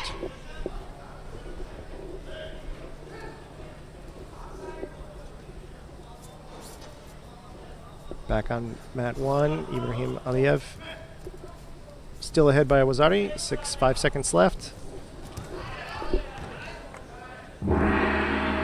Vladisev tried to launch an attack at the last second, but to no avail. So, as we thought, I should just say, as I thought, Aliyev comes away with the match on mat 1. And Van Krevel continuing to really command this match. 1 minute, 28 seconds left. No penalties, up by Wazari. Let's see if Grizel is able to come up with something. This bottom half of the match. Oh, there we go. Bit more effectiveness there with that Sewanage. Or maybe it's Sore Tsurugamugashi. Yeah, I think it was Sore. But she doesn't really have both hands. She's not really getting a firm grip, a good anchor. So there we go. See, there was another one. Sewanage, but... Oh. Okay. Van Krevel looking to set up that big left side again. Oh, Grizel trying to come down and being locked out. Oh, and Van Krevel got the Wazari for that counter. So, didn't see the referee give that call. But Grizel came in, Van Krevel stopped her, and then it was able to convert it enough to bring Grizel down to her back that it came up with the second Wazari for the Ippon. So not a big throw, but that'd be interesting to look at again, just to see how it, how that kind of thing works out sometimes. So, what I'd hope to see from Van Krevel today, good strong judo. So here we go. This is her first Wazari. She's coming in for that Uchimata. And, oh, man, that's amazing that that wasn't pulled enough for the Ippon. Okay, Larissa Pimenta from Brazil versus Federica Silveri from Italy. Pimenta, who we saw earlier today, really good, strong, dynamic player in this 52 kilo weight class. That's going to be a strong match. So it'll be the winner of this match will face Van Krevel. My money right now, I think, is on Pimenta. But Silveri in for the Kouchigari. And then really going against that, going for that Sankaku. Another match, another pair that we've been following, John Susong from People's Republic of Korea versus Stoyanov from Serbia on mat 2, the 48 kilo weight class. That's about to go to golden score. So if you want to see how that turns out, that's a good match to watch. Somebody we haven't talked about today and have not seen, another player from Brazil in 66 kilos, William Lima, who's a teammate of Marcelino's and quite a rival, actually. Same weight class as Marcelino, but a very, very different style. Lima is, very stocky, very powerful, really, really super aggressive in his play, very physical. And he and Marcelino have gone back and forth. I think it's right now 2-1, 2-1 with Marcelino's favor. But that's somebody else to watch in the 66 kilo weight class. And he's up on that one right now against Nurzat Salimbayev from Kazakhstan.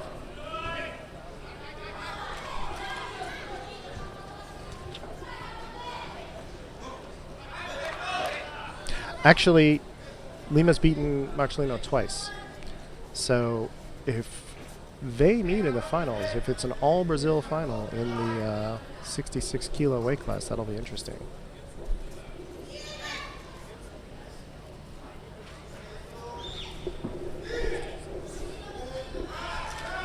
I actually watched them before the tournament started. They were on the mat warming up with each other.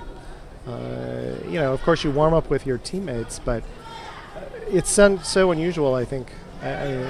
It's got to be some element of awkwardness, warming up with a guy that you're playing, you're going to be fighting later. Okay, Pimenta, Larissa Pimenta for the Ippon with a nice Sasai Tsurukomiyashi. I think that's definitely the first one of those we've seen today. Tatami 3, winner in white for Brazil. Frederica Silveri, disappointed, but really nothing to argue about there. You can see that again.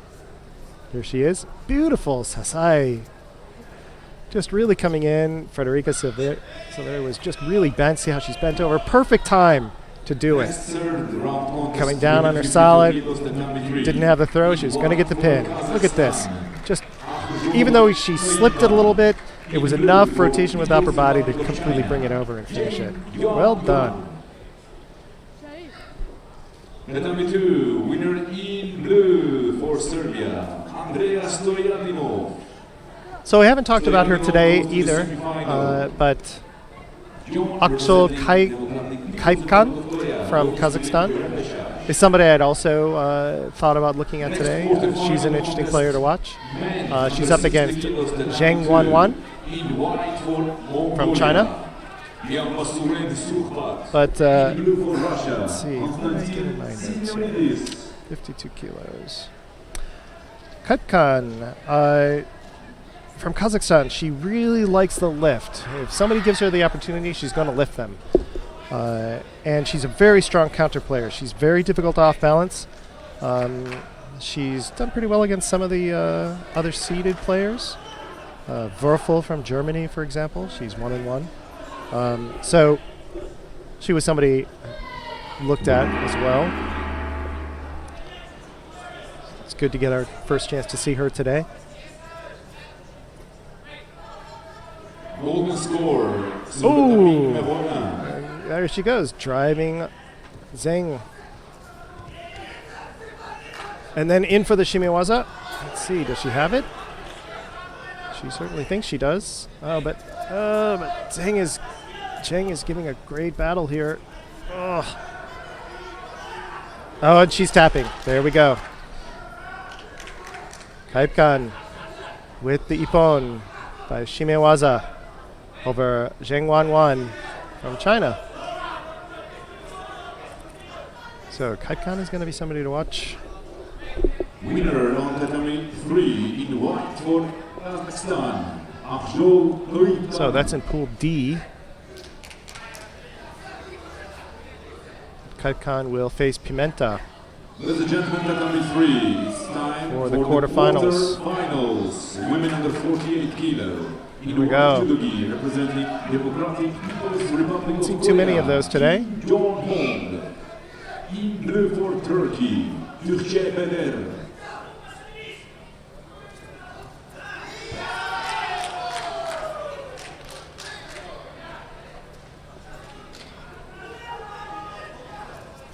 So I was kind of chuckling to myself earlier today because the first time I heard this name, I Kim Jong-un is playing for the People's Republic of Korea. It's like, oh, wow. But no, it's Kim Jong-hong from the People's Republic of Korea in white versus Türkçe Beder from Turkey.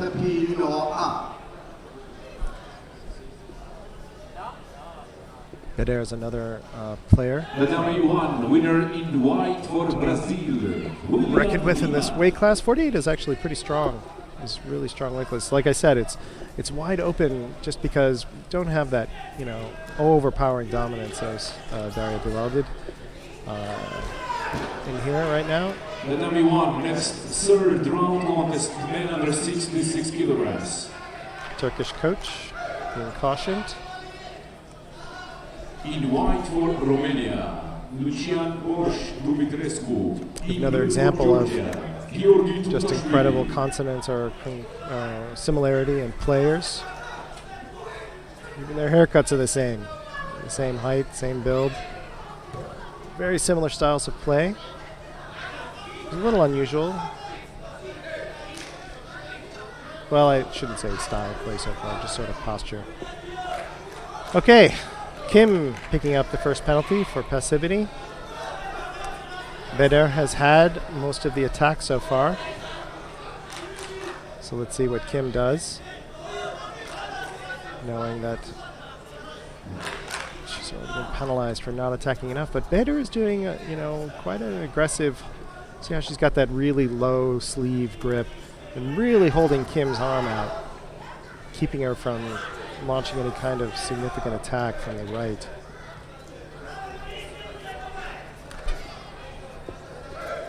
Pretty aggressive zooming there.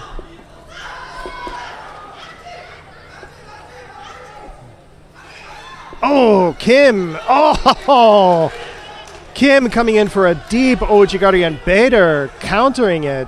Beder just really, really withstanding that attack and just stopping Kim's advance cold and then turning it for her own point, getting the Wazari, locking up the leg, making sure that Kim can't finish up into Newaza here.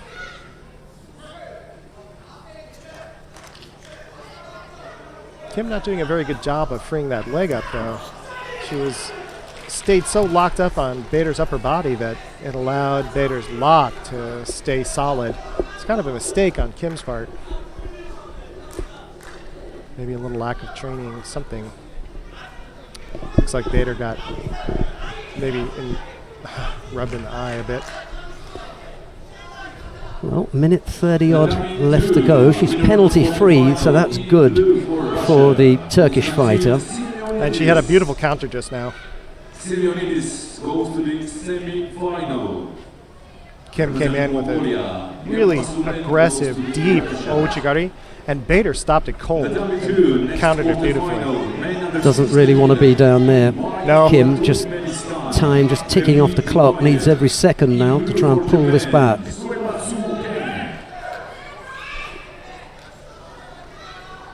Suematsu Ken of Japan is in his quarter-final against Akberdi Trumayev of Turkmenistan. Little Yoko Tomoenagi there from Beder. It wasn't that serious, was it, to be honest, but she gets away with that. Yep. And then down on mat number one, Luka Boz Dumitrescu of Romania up against Georgi Tutashvili of Georgia. That's in the under 66 kilo category. Left-sided effort there. That's going to score as well. Yes, it is. Yep. Well, you can't complain. You get one score against you. That's one thing, but Or is that stating the obvious? And then a second score. It was just Bader's match. Yeah. Bader just was the better player. Yeah. Had the beating over, yeah. Well, quarter-final still means that Kim Jong-hoon has a chance. It will be in the repechage, but it's Bader who goes to the semi-final. Not sure if you want to stay here to see Watanabe and Bukli, Zhemaev and Suematsu is all over, I think, on... Oh no, he spun out of it. The Turkmen spun out of that one. Right, Watanabe Aiko of Japan is up against... Is that... Shirina? Shilen. I'll have to ask about that. Isn't that Oh, there's another I in there. Yeah, Shireen. Shirina. Shireen Bukli of France. Watanabe in the white judogi, Bukli in blue. Could be that she's got Moroccan background. Bukli or Algeria. Oh! What a Sakeji that was! Oh! What an upset! Shirina's a great player, but that was a surprise. Oh!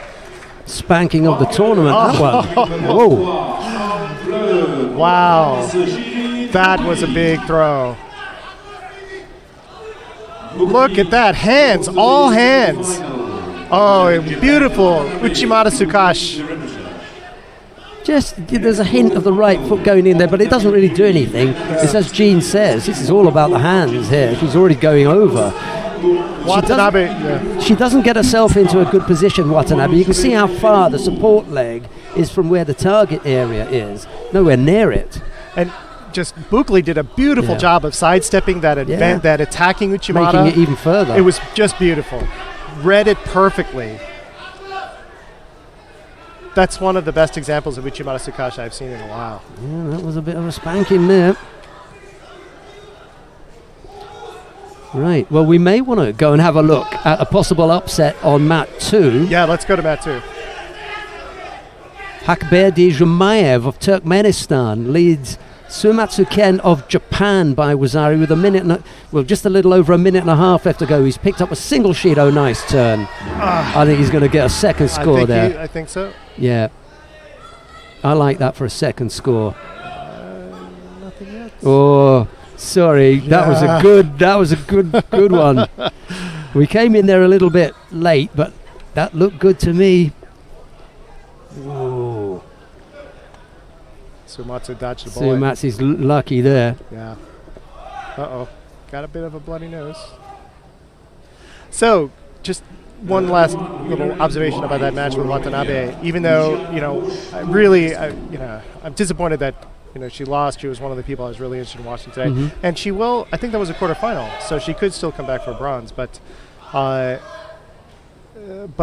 that's actually, if you're going to lose, coming in for a big, brilliant throw and then getting countered beautifully, that's actually, a good way to lose if you have to lose. Playing really, really good judo and then having good judo played. It was just a beautiful, beautiful exchange. Bukli's counter was just gorgeous. Much better than the kind of Sewanage or Uchimata counter you see sometimes where they kind of ride it and roll them through. I love this kind of hand finish to Uchimata Sukashi.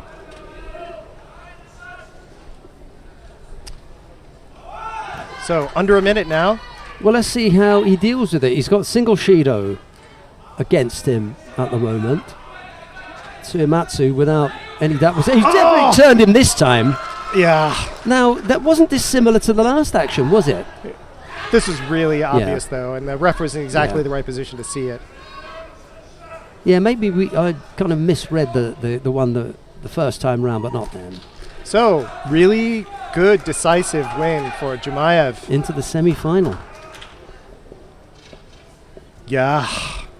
Really good. Another good counter. That's a counter. Yeah, Suematsu was trying to come in, but... He fainted with the Tani Otoshi, didn't he? But he never really got there. No, he really should have done the first throw, which was Uchimata. Yes, there. He should have, but he faked himself out, I think. Yeah. again, because he was in a poor position. The balance wasn't right, and he was able to get turned again with hands. We've seen that twice there with both the young Japanese. Here's a third one. We've got a third in a row. Kawada Ayumi of Japan faces Maria Taba of Brazil. It's Kawada in the white judogi, Taba in blue. Now, Kawada, all of her matches today have all ended in penalties. So let's see if this one ends up the same way.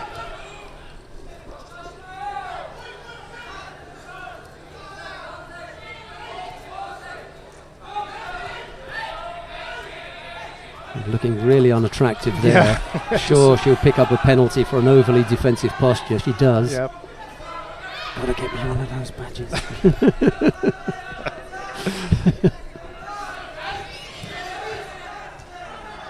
Again, another fighter who loses. The target arm, I'm going to call that. That's the one that you want. That's the one that goes begging, and you're left with the one closest to your body you can't throw with that. That's right. That's the one that's going to cause you the problems if you throw against that elbow.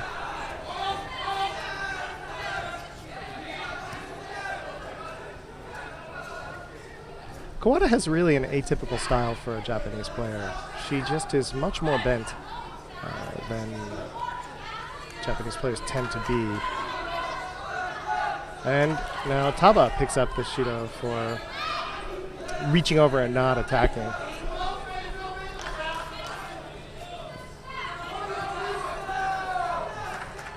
And here we have Kawada now in for the Sewanage.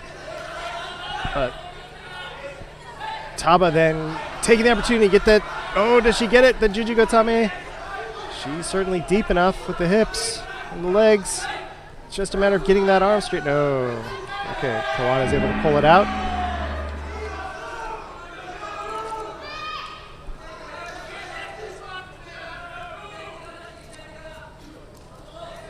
Tatami 3, golden score.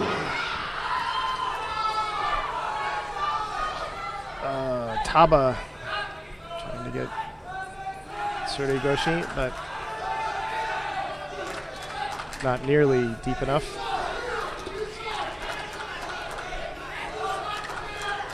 Coming up on 2 minutes. Both players scoreless, but each player has a penalty.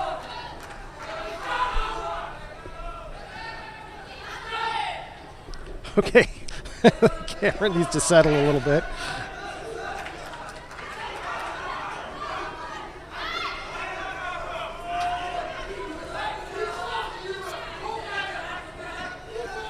Kawada. Oh! First for an outside leg attack, then an inside leg attack.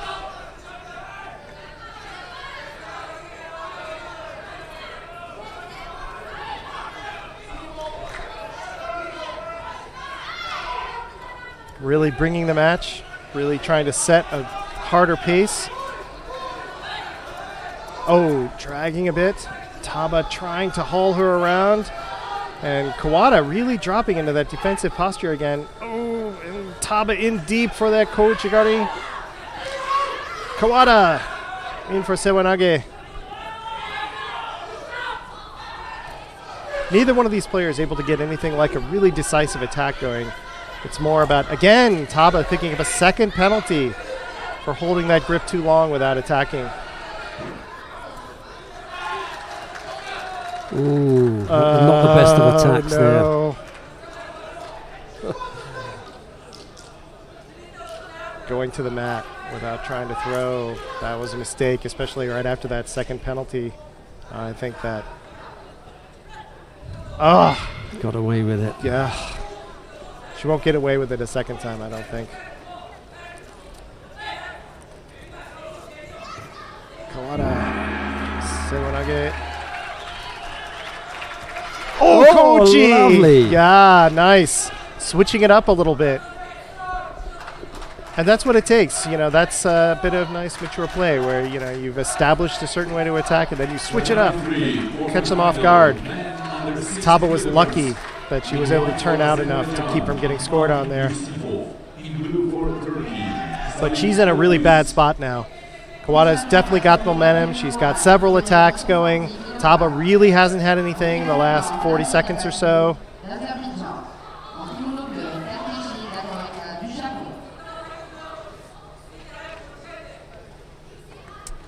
There's one more exchange where Kawada's driving. Taba's in big trouble.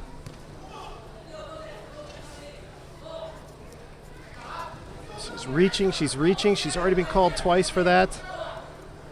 And then there it is. That's Steepon.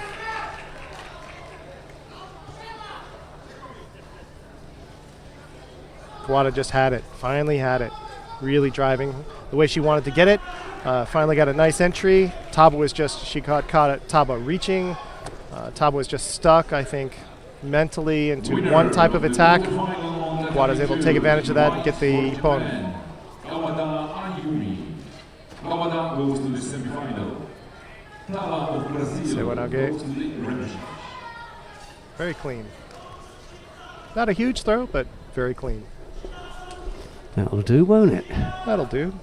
Next quarterfinal, women under 52 kilograms, tatami 2. In white judogi, representing Italy, Martina Castagnola. In blue judogi. So after this match, I'd like to go back to mat 3 and pick up the match coming up between Hagvasuren and Van Krevel. See her again. I want to watch Larissa Pimenta of Brazil after that as well. Yes. He's quite a handful. Got to watch Van Krevel for the first time, and she really lived up to... Didn't disappoint. No, did not disappoint at all. Really played the way I was looking for.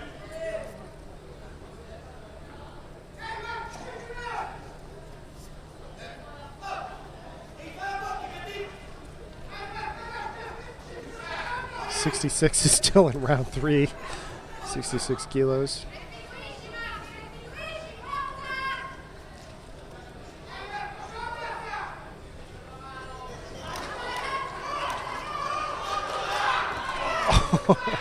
That was nice.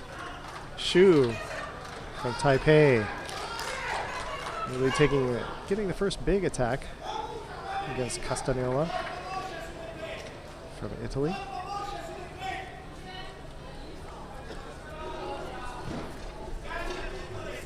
Shu, I think, has a bit of a cut. Oh, sorry, Castagnola has a bit of a cut. Let's go to mat 3. Yeah, let's go ahead and go to mat 3 while we're waiting for them. So, Hagvasuren from Mongolia in white versus Naomi Van Krevel from Netherlands. Tatami 3, next quarter-final contest, women under 52 kilograms. In white for Mongolia, Hagvasuren Sosorbaran. In blue for the Netherlands, Naomi Van Krevel. This is going to be a good match.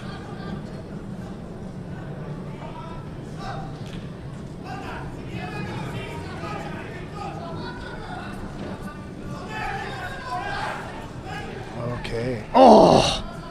Big attack by Hagvasuren.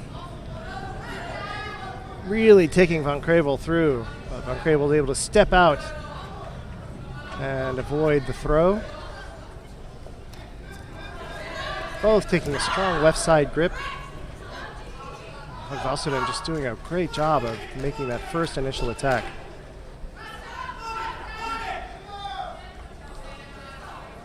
Van Krevel trying to get her grip and disrupt Hagvasuren's stance of these low Ashiwaza attacks. Getting in for the Uchimata.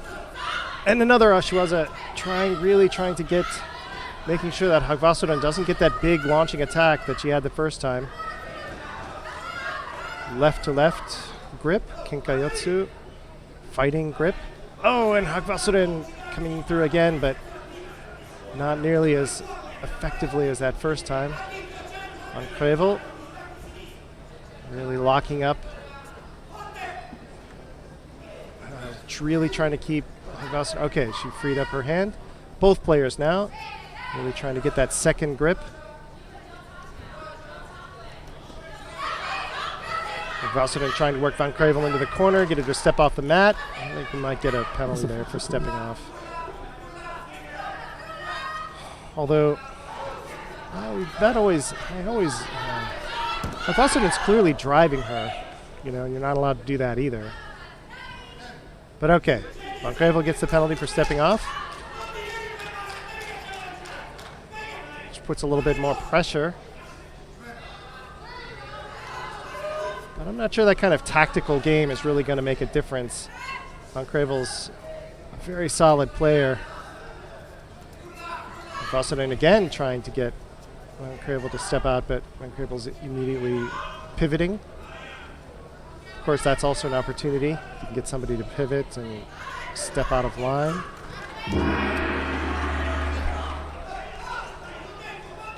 Another step, but he's being called again for a second step off the mat.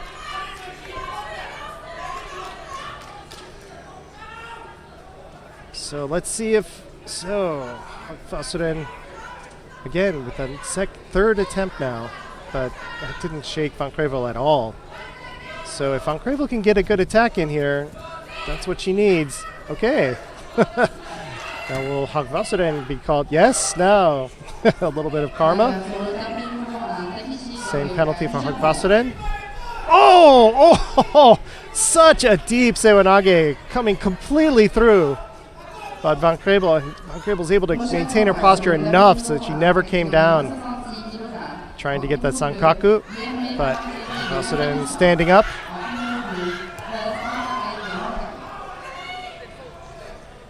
See what Hagvasaren's able to do now. 1:16 left in this match.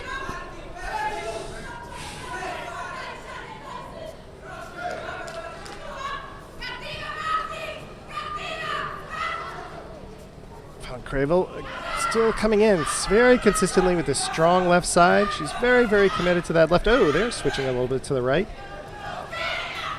And Hagvasaren again. That big dropping Sewanage. Bringing, oh, nope. Mate was called. I hope this isn't going to be a third penalty against Van Krevel for passivity, but it very well could be. No, okay. No penalty. Under a minute to go. Just because Hagvasaren's had several attacks, Van Krevel just has not been able to get. There is a little bit of Ashiwaza. Getting Hagvasaren to stumble, but Hagvasaren has just had a really good set of attacks like that. She's getting in. Van Krevel has not had the similar kinds. She's getting in again. Even though she's not throwing, it's just setting up a pattern and momentum. Hagvasaren has really worked this match. Uh-oh. The referee tells you both to fix your Bs. Passivity on Van Krevel. That's so disappointing. But it's not unexpected. Done. Yeah. Just because Hagvasaren had just set up too commanding a set of attacks. Van Krevel was never really passive. She just wasn't able to match Hagvasaren's pace of attacks. Hagvasaren just was too strong in her posture and her position. Van Krevel was not able to penetrate and get something opened up. So, good match for Hagvasaren, advancing way to the semifinals. And here we have Larissa Pimenta from Brazil versus Axel Kaipkan.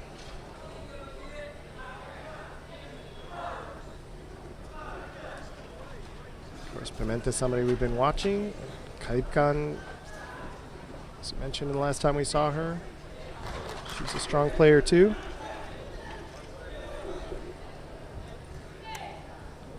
We'll see two very different styles of play here.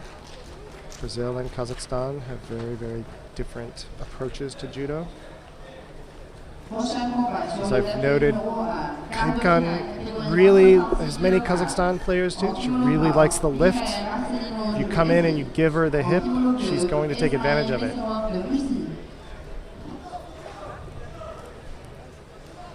Ladies and gentlemen, on tatami 2. Oh! Now we have break. So, Kazushi. please. Pimenta's part.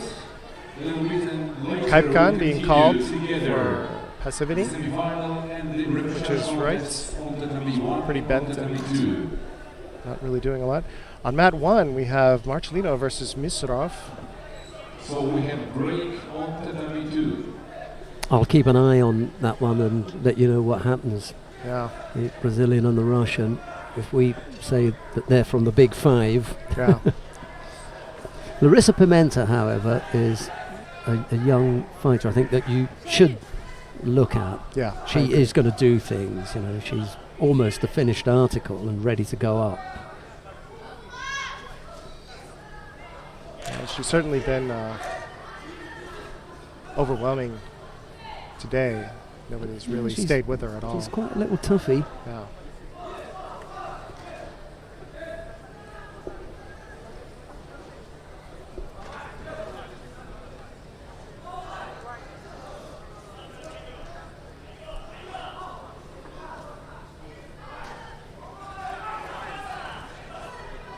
Very even stance, very even tie at the moment. Kaipkan trying to change it up, get a higher grip. Pimenta really locking around. Oh, in for the Ichimata for was Ippon! Well, you know, she may be trying to turn off that. I guess it wasn't an Ippon. Well, she's done the right thing, Pimenta, by going straight into the Osaikomi just in case. But she called the Osaikomi too, after the Ippon. Yeah. She gave the Ippon, but very quickly got told, I think it was Zari, so okay. she gave the Osaikomi as well. Okay. Unusual situation, that was I agree. Yeah. Okay, so pretty throw by Pimenta. Very nice throw. But let's go ahead and switch up to mat 1. Pick up... oh, here we go. Here's that Ichimata. Really good. And the only reason it wasn't, I guess it was waved off, is because... the hips weren't quite turned. Yeah, mat 1. Yeah, and may have just given it a little bit early. If she'd hung on a second or a couple of seconds, she may have decided go for the Wazari, but... It was just such good elevation and really dynamic movement with the legs. It's easy to... I think Wazari was a better I agree. one, and we both thought that at the time, but, you know, went out in the middle, standing there, hearing and seeing the speed with which it takes place. So, we'll give her that one. Her team, anyway, decided that it was not worth it, and the right winner left at the tatami at the end, anyway. That's right. So Misirov just picked up a penalty for defensive play. Marcelino in white, Misirov in blue.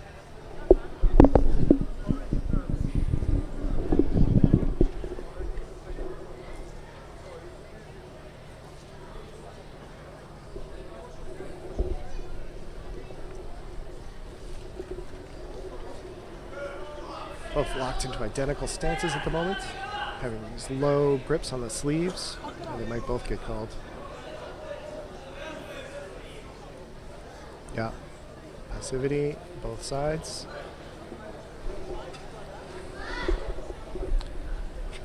That's kind of interesting. I would have thought it would have just been defensive play, but okay. Just 1 o'clock here. I'd imagine that by, I suppose, 5:30 now. We wrap things up by 5:30. It would be nice and early. The athletes are staying in hotels that are very close to the venue, so they can nip back, maybe get a shower and freshen up and come back for the final block at 4 o'clock. Almost turned him there, deciding to get involved on the ground, but there wasn't anything happening. 14 seconds left to go in normal time. It looks as though we're heading for golden score. Marcelino's picked up a single Shido. Misirov just a little bit behind here, having picked up 2 Shidos, so he's at a disadvantage. So one thing Misirov is being very, it's interesting. That was an interesting thing to do with 1 second left of the match. But one thing Misirov is mistake he's not making, that the other players have made against Marcelino, is to give him that big opportunity, you know, come in with too aggressive an attack and get countered. And I think that's one reason why, you know, he's this match is going into golden score. Marcellino doesn't tend to initiate as much as he does. He draws people in. Oh, there he goes. See, they're in the situation. Oh, beautiful. And there it happened. Musarov came in super aggressively, and Marcellino was able to turn it around. He's the real deal, isn't he? The Brazilian came in here having won a medal the last time round, and he definitely hasn't gone backwards. He's knocked off the top in that pool. Yep. And he was untested against many of these players going into this. He was untested against the top 3 seeds. Great turn. The only one, the 4th seed, well, of course, he's the 1st seed. So the other 2 seeds he had not played, and now he's beaten them both. The 4th seed now, Lima. You had stepped off. I was talking about this earlier, but he has lost against Lima twice.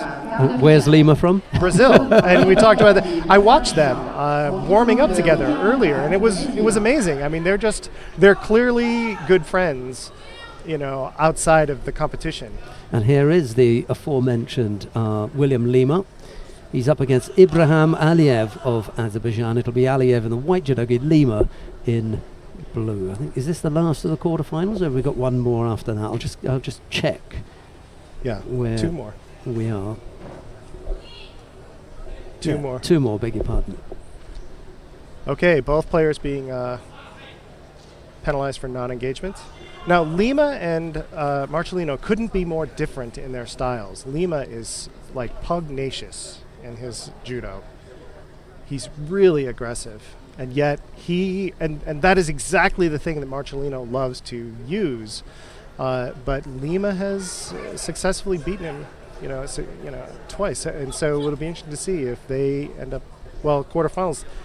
If Lima wins this match, they'll fight each other in the semis.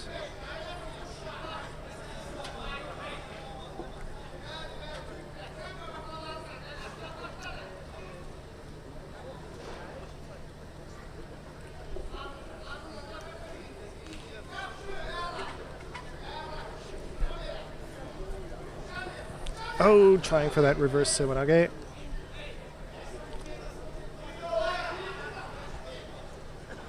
It's wonderful to see how judo has continued to evolve in its technical development. Interesting to see how different throws come in, and people keep trying them. It's like Lima might have wrenched his wrist a bit with that reverse Sewanage. But I have to say, I'm not a fan of reverse Sewanage. I don't think it's a beautiful throw. Yeah. I'm with you there. It's tricky. It's neat. It looks clever, but I don't like it. Yeah, it's not just because I've never done it and I can't do it, but This is not sour grapes. Yeah. It's aesthetic. I can't do it, so I don't like it. I can't do most of the throws I used to be able to do. And it does. I mean, it looks neat and it looks clever, but I wouldn't put that down as one of my not go-to techniques. But if I was going to pick a highlights package, I probably wouldn't pick that. Irrespective of who was executing it, I wouldn't pick it as one of my. No. Oh, you've got to have that. No. Look at that! See, that's what I'm talking about with Lima. He's just going to pick you up. I'm gonna pick you up like a hay bale and just toss you.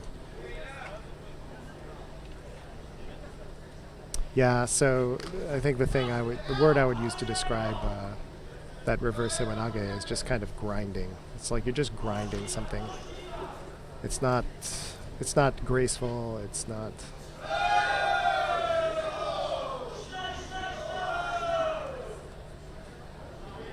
Uh-oh.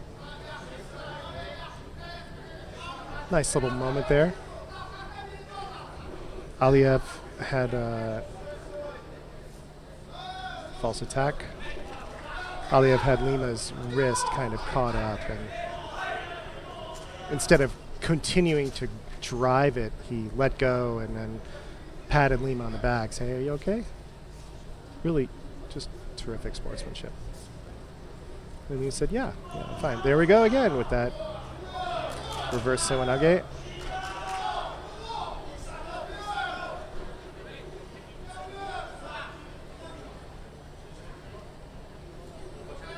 Still no score. Just over a minute left. Okay, Lima in for a more conventional kind of... Oh, and Aliev using the opportunity to get into Jugoku Jime. But it was just across Lima's jaw. Well, Lima gives the impression of being a strong, physically strong fighter. Yeah. And Looks given the historic nature of not poor fitness, but the back end of the contest not being the strongest for the Azeris. Yeah, you might want to be looking at Lima. Yeah. That was a nice combination.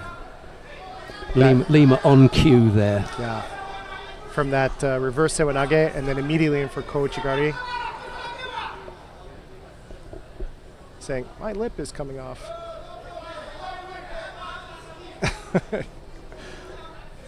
I think what he was saying is, look, I know this is an unusual situation, but I need a break here, This guy's all over me. Do you mind very much if I just stepped off the mat for a moment? You can always say it's my lip. Is my lip still attached to my face? So I'm sorry, did you finish your thought about that the was conditioning thing?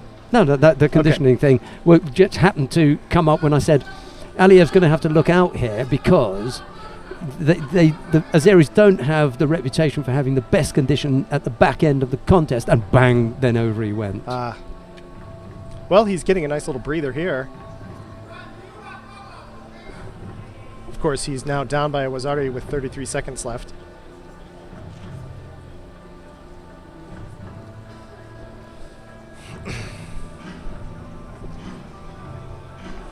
Oh yeah, absolutely lovely. Look at the way he upsets him with one arm on the wrong side. That's not where he wants to go, but that's where Aliev starts to think about it. See, look, he's concentrating on that on his right side. Yeah. He puts that left hand there. All of a sudden, Aliev reacts on that side, and it's the other leg that he takes. Big Koji, yeah. That's a nice touch, isn't it? You think, nice. Oh, I'm gonna get involved on something on that side, and just for a second, he's uncertain. Misdirection. Yeah. It's like, that play that you see on a Sunday afternoon, the misdirected play in the NFL, Sold him beautifully there. That wasn't good, though. Oh, my goodness. Pulled him on top of himself. So that kind of play, that's tremendously mature play. Where just a little bit of a touch and then taking him in the other direction. And now he's just crushing him. So Lima is one of these players who's clearly ready to go up. Yeah. Oh, what a lift on Aliev's part, and Lima just rotates out of it. Aliev really pressing because he knows he has nothing left can't hold back. But Lima holds him off, and Aliev is just an impressive player. Just a really powerful match. So it would be Lima versus Marcelino in the semi.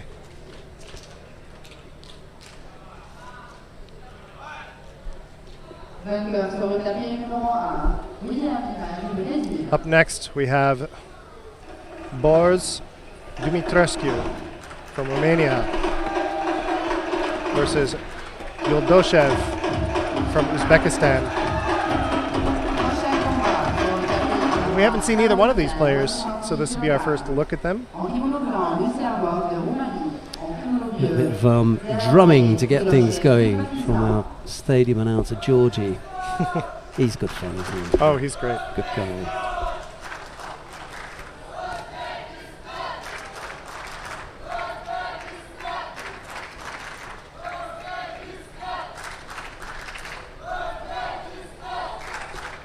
Yeah, he and I visited the bazaar the other day. Oh, what a Sewanage. Okay, let's see what we're going to do here. Over-rotated a little bit. Yeah. There may be a score here. Oh, I think it should be a score. It's just a question of whether it's any bone. Yeah. It did happen very quickly. Can we take a look at it too? Yep. Yeah, Wazari, yep. And you see, I like the fact that he said, okay, I think there is a score here, but to be honest, that happened so quickly, I'm just going to go and get this referred. There is something here, but let's see what it is. And I've got no problem with that. No, that's a good way to do it. Right. Just didn't want to undercall it or overcall it.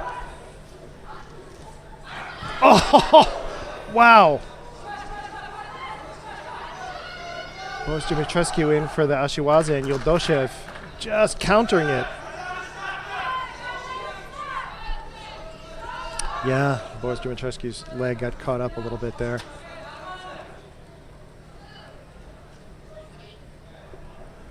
And a Wazari for Boris Dimitrescu, getting the Wazari. Okay, Yuldoshev didn't take it enough away to, well, it could have been a Ippon, but he turned it enough so that it wasn't. So 2 really amazing exchanges there on both sides.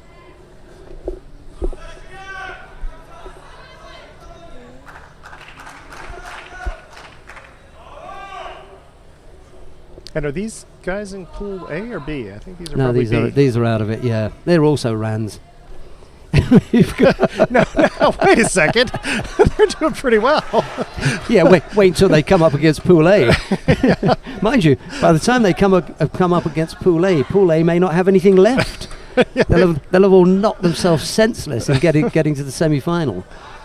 But and it won't be until they get to the final anyway that they'll see each other, because I think this is C now, isn't it? This is Pool C or D even. I don't know. Is there anything left after this? Yeah, this is C, and then we've got D coming up next. Yeah, C is on the map now, D is next, and then we're back to the top. So we've seen the quarterfinal in Pool A, we've seen the quarterfinal in Pool B. This is C. We've got D to follow with Takeoa and Amengeldi. That'll be next, and then we're back to the 48 kilos. So yeah, we haven't seen them today either, Takeoka or Amengeldi. No. Well, with such large pools, and we've been trying to doing an even job of covering all 4 weight classes. I think you've done a very good job, Gene. Well done. So it's just unfortunate that we can't see all of them. Yeah. Boris' right knee is giving him some trouble.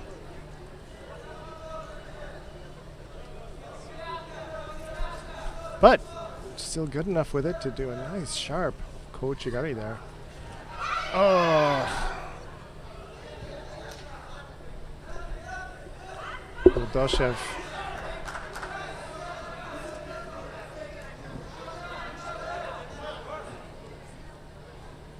With a very serious Sode attack there.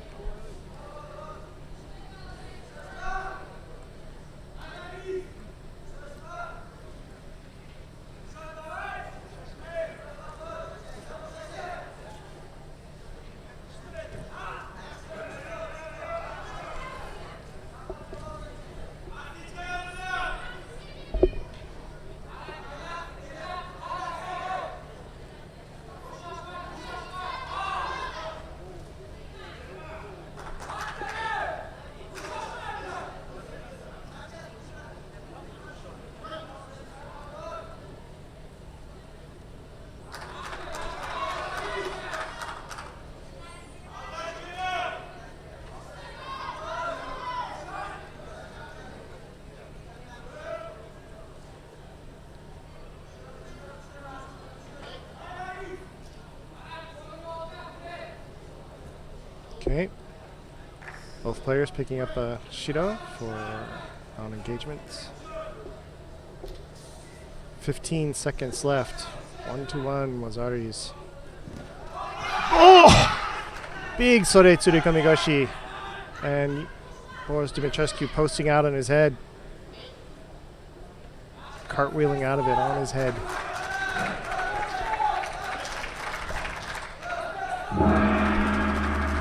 Boy, don't see that very often. Typically, players at the last few seconds of the match both kind of, by mutual agreement, just say, okay, let's not make any mistakes in the last play. Yeah, it's only 2 seconds. Don't run the risk. But Yuldoshev did not follow that plan. That was a big attack. Now both players going at it with both guns.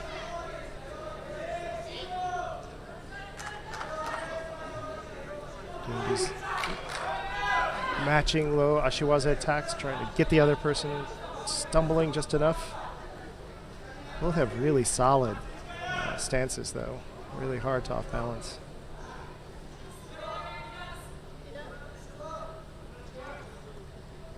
Yuldashev a little bit more defensive. Oh! And Boris Dumitrescu coming in with a strong Koji.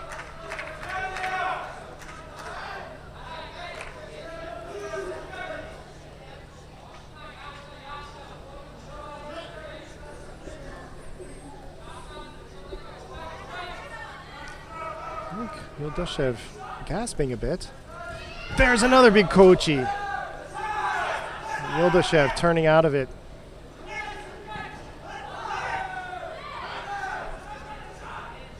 Kochi meaning small Kochigari, small inner cut.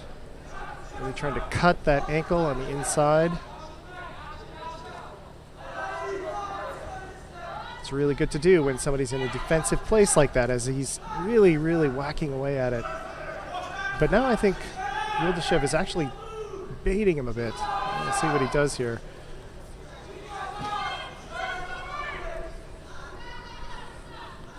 It's actually kind of leaving that leg more exposed than he needs to. Oh!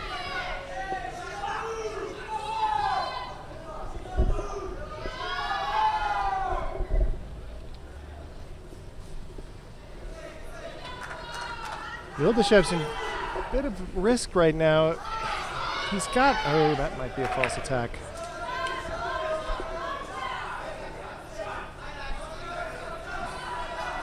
Yep, false attack.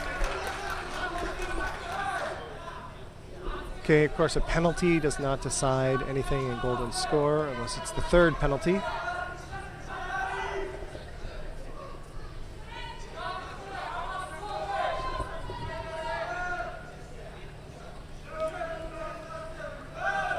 And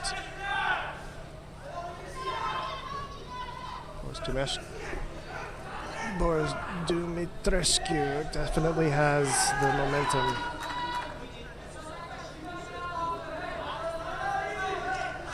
A couple more attacks on Boris's part, and Yuldashev will be done.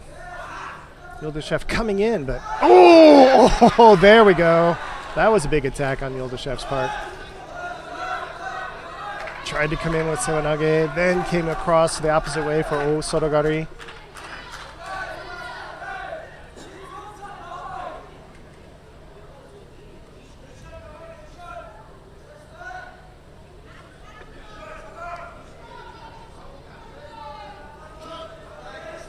Yuldashev clearly getting at the end of his tether, I think.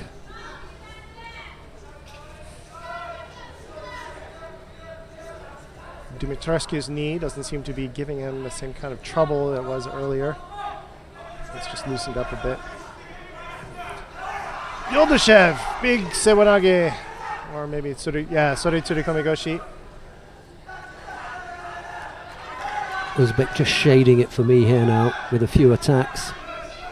Well, he's got to stay in. Can't afford that third penalty. Yeah, Dumitrescu, leave it to me, he said. Yeah. He had so many attacks, though, earlier. Yeah, the only problem with that is that they've already been recorded and taken into account. What we can't do is to say that he's had 50 attacks early on. Yuldashev has only had 10, but he's managed to get them in at the right time. And now Yuldashev has come up with 2 and none from Dumitrescu. You can't really go back and say, oh, he was so good earlier on in the contest. But I mean, just even a few seconds ago, it just seems like... Well, the last 2 attacks were from the Uzbek. That's true. And there's no doubt about that. So he's got one more cycle in which he's got to be the first to attack. When they come back out there, Dumitrescu's got to shake his head and say, right, he's had the last 2 attacks. I've got to get in here now and tidy things up. And then, we'll be back level. It won't be 2-1. It'll be 0. So, you know, you don't, it's not really catch up, it's just leveling it. He's got to come up with an attack now. I agree. And I think the only reason it just strikes me is that, you know, Dumitrescu seemed to have, you know, a series of unanswered attacks, and Yuldashev was not called for passivity. Yeah, well, that's a different thing. And if that has happened, then it's most regrettable. But we'll see. We'll see how it goes. So, both players now had a bit of a breather. Okay, and here we go. Dumitrescu really coming across with a low Tayatoshi. And then Yuldashev stopping it, and Dumitrescu trying to convert it to Uchimata. So there's no doubt about that at all.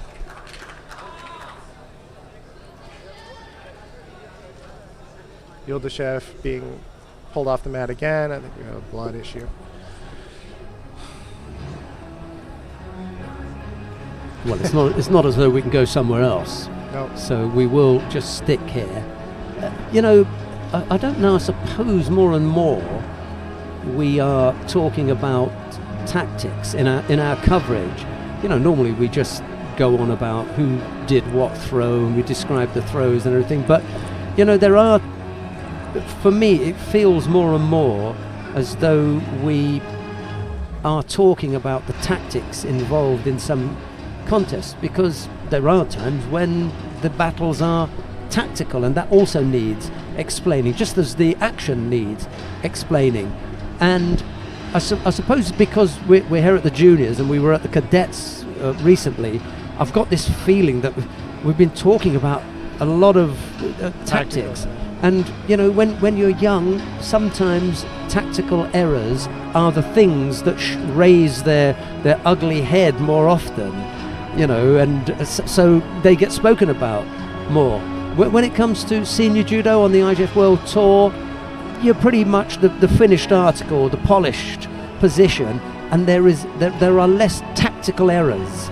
Less tactical errors and less tactical play. I think you have some players who do tend to emphasize the tactical over the technical. You know. But then there are players, but then I think the vast majority of players though are really going for that really beautiful technical win.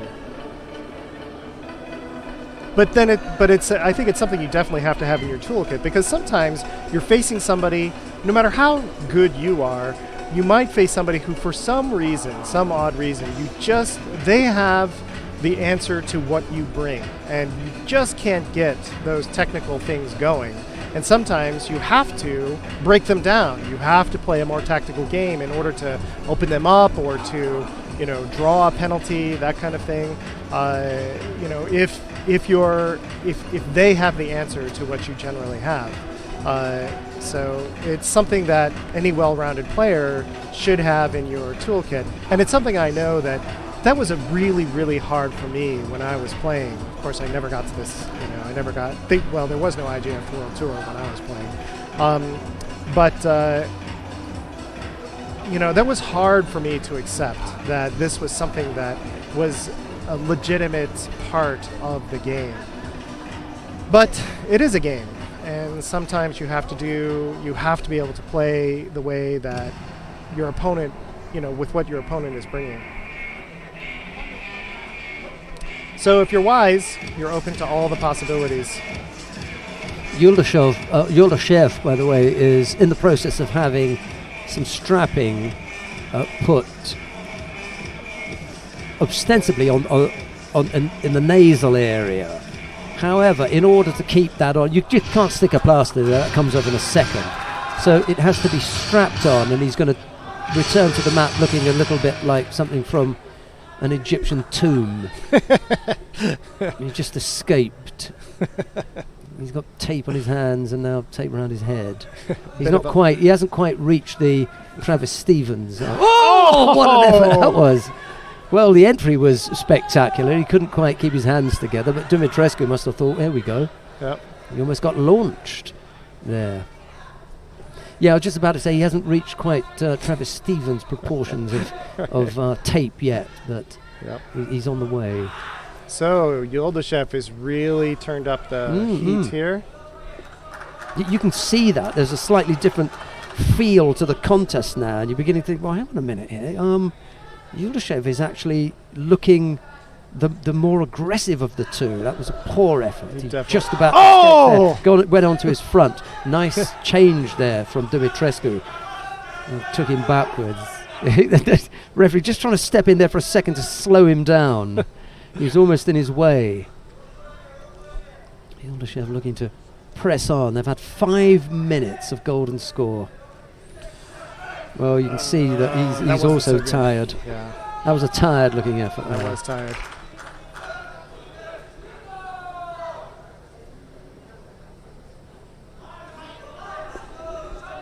It was 9 minutes or so ago that Kim Jong-un and Watanabe Aiko, not quite, went to mat 2 in preparation for their repechage contest and were told, can you hang on for a minute? Well, they've been hanging on for 10 minutes plus now, including the stoppage time, of course. Whoa! Not a big effort. Wow. That one goes begging as well. They've both had efforts like that, really big, but not able to finish. And again, it's Raul Camacho was stepping in the middle there. You can see it now, so obvious. He's just trying to slow him down a little bit as he rushes forward to try and get Dumitrescu. He doesn't want to stand back and do it with a hand, because that's not going to stop him. He has to physically put himself in the way there. I find that quite amusing. Yeah. So that's 4 attacks now by Boris Dumitrescu. That big throw, and then 3 Kochigaris right in a row. Well, you counted them correctly, and irrespective of how many Yuldashev had just a few seconds before that, it's the putting them together. Once you string them together and you can't answer 3 in a row, you're pretty much done. Yeah, that's it. Very, very close contest. That kind of match, though, is frustrating. It's like all these bridesmaids throws. And now he's got to dig himself out of that hole and come back to fight in the repechage, poor old Yuldashev. Okay, the last quarterfinal in the under 66 kilo category, and then we'll be up with the repechage contest and semi-finals.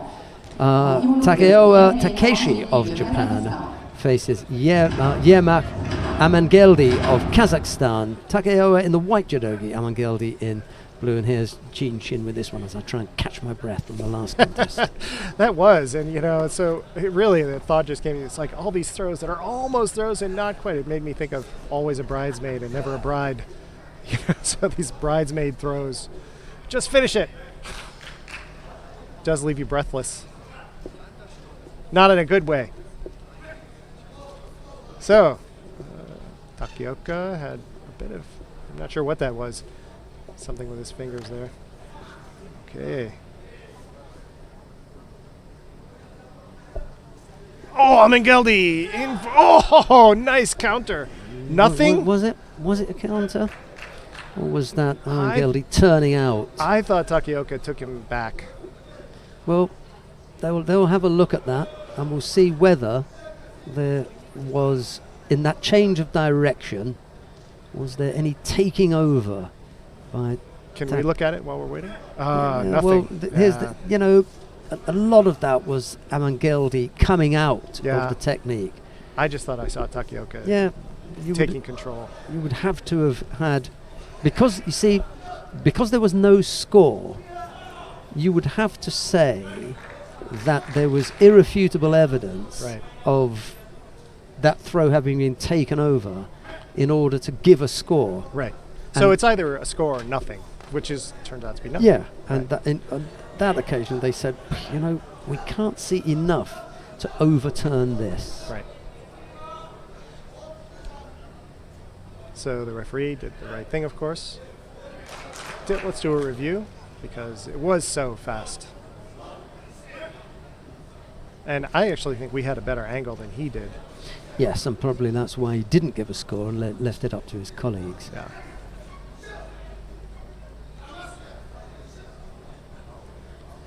So Amangeldi has been very, very dynamic here, but Takioka has had all of the really major attacks, and Amangeldi has had to really be acrobatic to avoid getting scored on each time.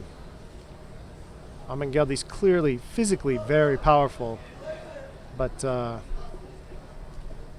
Takaoka is very skillful and has been able to really take advantage of Amangeldi's really vigorous attacks and use them. So we'll see how it turns out. What will prevail? Amangeldi with these very powerful, but less technical attacks versus Takaoka's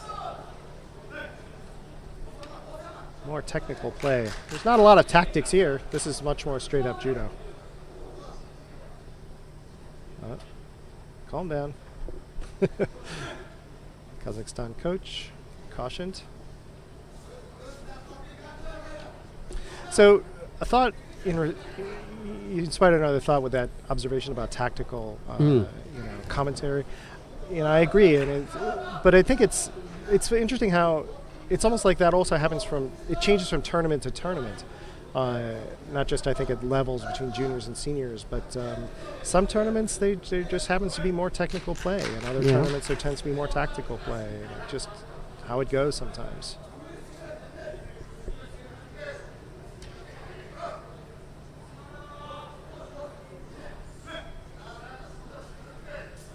But then thinking about also, this is junior nationals. These are juniors who really, really want to win.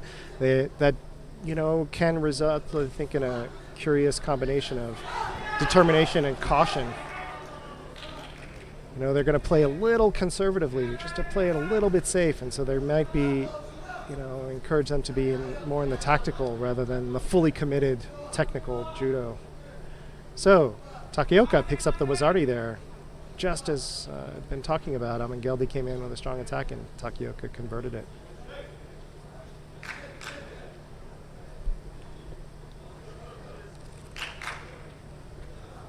Under a minute to go.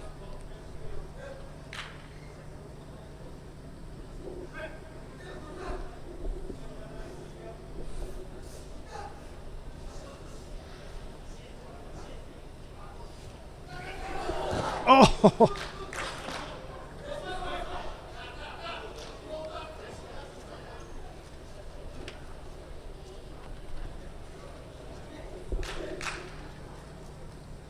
Uh-oh. Did you lose a contact? Yeah. Don't put that back in your eye.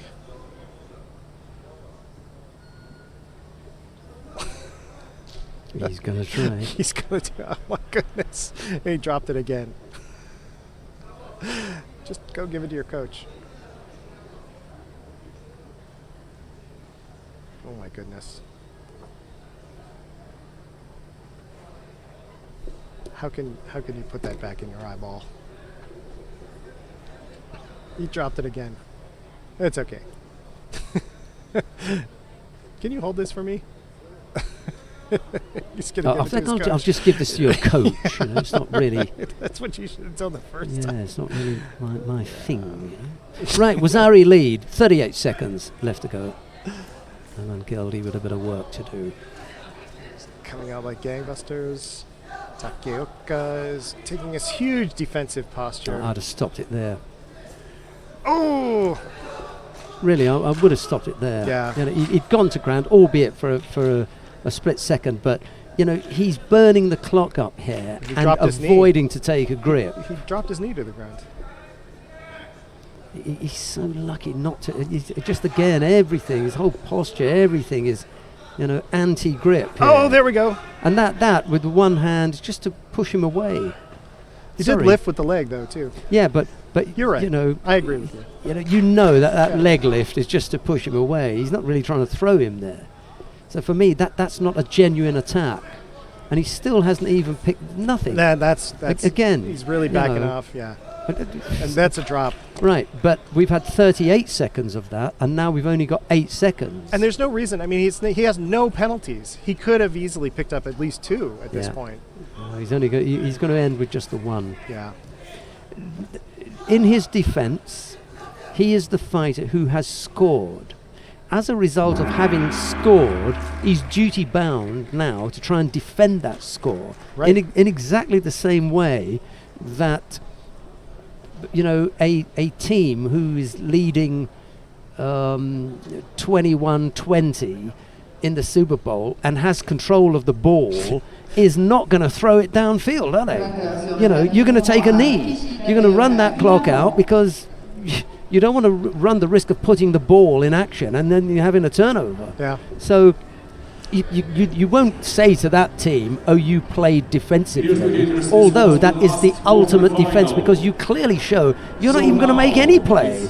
You're just taking a knee. That's pretty much what he did there. But, you know, in soccer, that's how you lose games. Yeah, exactly. You know, in football of the rest of the world, not American football, but, you know, if you stop playing, that's how the other team starts to score. And that's, you know, he was really in danger of that here. Please welcome Judoka. So he could have still continued to play assertively, productively, without being overcommitted, without really risking anything. But he didn't.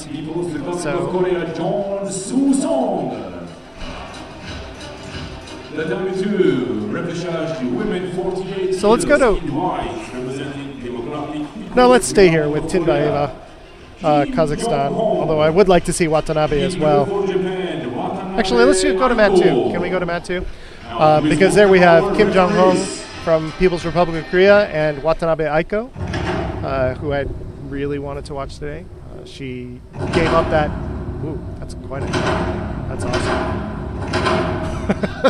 I want to play now. Yeah, he said, hang on a minute, these drums are really good. Let's just finish. Frank Birch, the referee in the middle, just saying, I think we might have another drum roll. Okay, right, let's go. So Watanabe is the one we saw with that big Uchimata and then getting countered so prettily. So let's see what happens here. Doesn't want to go home empty-handed. Unusual little haircut from Watanabe. It's either longer and you get it tied up, or shorter and you don't have to worry about it. He's gone for the middle thing, which is a little bit slightly untidy. It's got that little flashy type look. Like an anime character. Yeah, I think Ishikawa Megumi had a similar hairstyle, that length, you know. He fought at in the under 57 kilo category, one of the best exponents of Newaza I've ever seen from Japan, and that's saying something. Her and Hashimoto Yuki, the pair of them. And of course, we know about the successful ones. Right. You know, because their names are up and out there. But those are two who may have escaped the notice of most people, and yet, if you ask the medal winners, they will tell you they were the best. But unfortunately, they didn't have the Tachiwaza game to go with it. And it was at a time when penalties, you could come up to the end of a contest and the penalties would count. Right. So that's been one of the really good rule changes. Absolutely. To not have that be the deciding factor. Yeah. Until they get to that third Well, penalty. and then, you know, we could be here all day, so they had to have that point, yes. Right. So, Kim Jong-hong has 2 penalties. Watanabe has 1. No score. They initially both picked up Ashido for refusing to engage, and then Kim Jong-un picked up the second one for stepping out.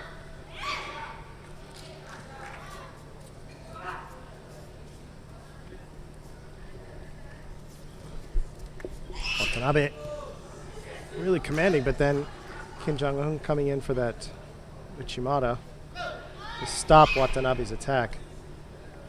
It was just too strong. Kim had to do something.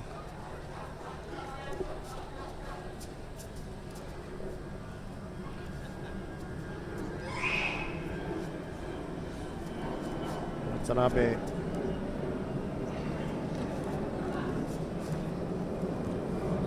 really holding Kim's sleeve down, keeping Kim from really getting any kind of big attack going. Now Watanabe's in the position that she wants, so Kim is making her step out again. I bet you this might. Watanabe just really drove her out. Okay, but not being penalized.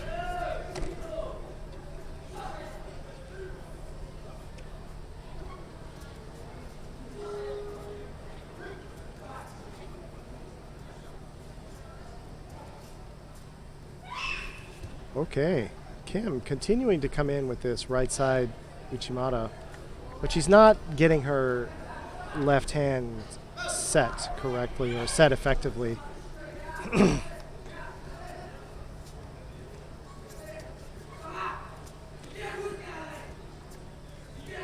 So continuing to come in, but Watanabe really has her number. It's just shutting down that side. Of course, Watanabe really hasn't had any really big attacks. Little kind of hip checks, things like that, keeping Kim off balance. But nothing like the big concerted, committed attacks that Kim has been launching.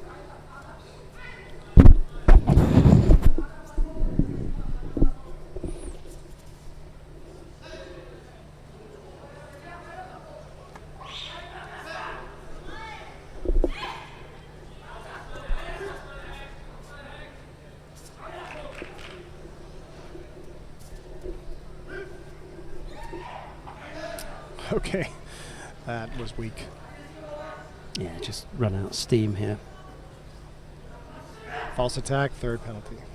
Yeah, no power left, and I'm not surprised. You know, you sort of almost 4 minutes against a top-ranked Japanese. You are going to find it difficult, given your inexperience at this level and the fact that you are highly unlikely to have come up against that kind of opposition at home. Well, it's impossible. They don't go there. But what I meant was that level of opposition, that kind of, you know, that experience.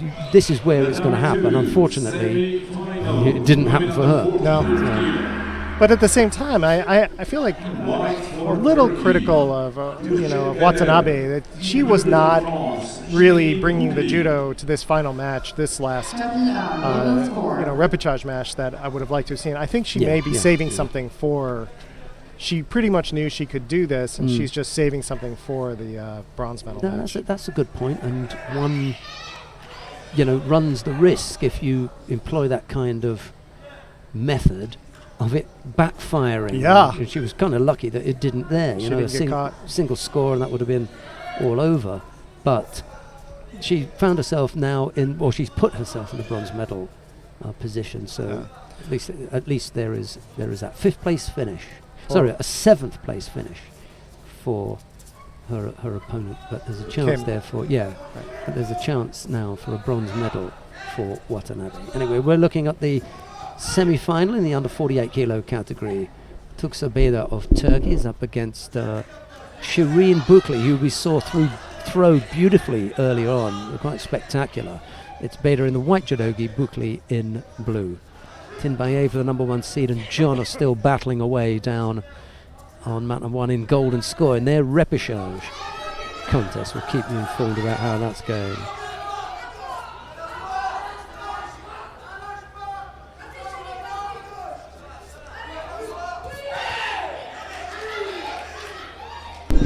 Oh, that was a nice turn. I thought that was a throw. Video review.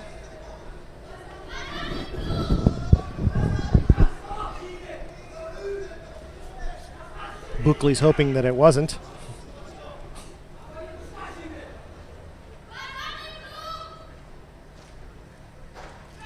And it wasn't. Okay.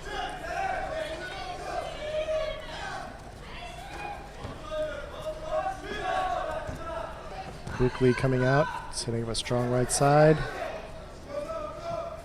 Trying to look. Should come in for that Ichimata. Yeah. I think we're going to get a call here. Oh, Shireen Bukli was just called for grabbing the belt without attacking. Pick up a Shido. You can grab the belt, but you have to attack. Bader picking up a Shido for defensive posture.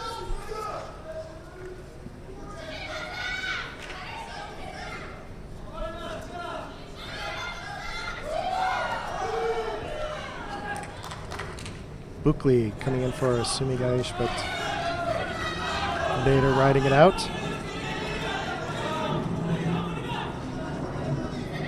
2 minutes in the match. Oh, okay. Vader with Suri Komigoshi. Not even Sore Tsuri Komigoshi, just Suri Komigoshi. Getting Bukli for the Ozari. Shireen Bukli now coming in much more aggressively. Grabbing that belt and then trying to throw, but Vader holding her out.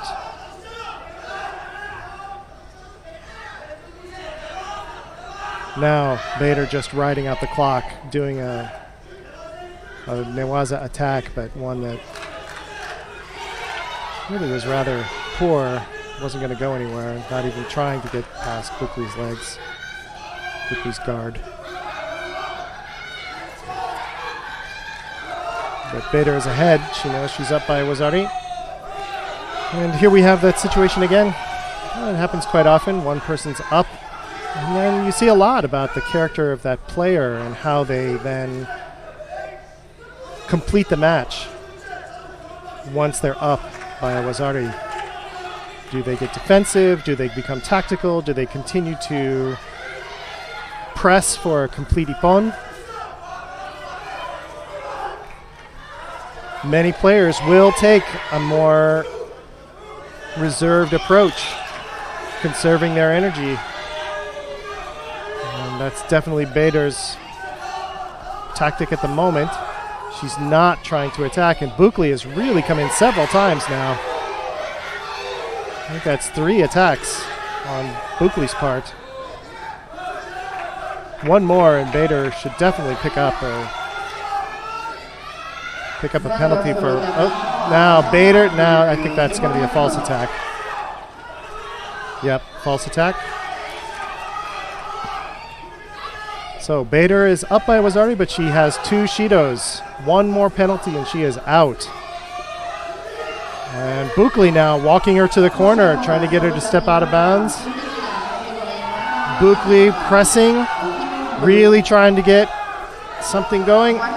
Oh, we might have a defensive posture.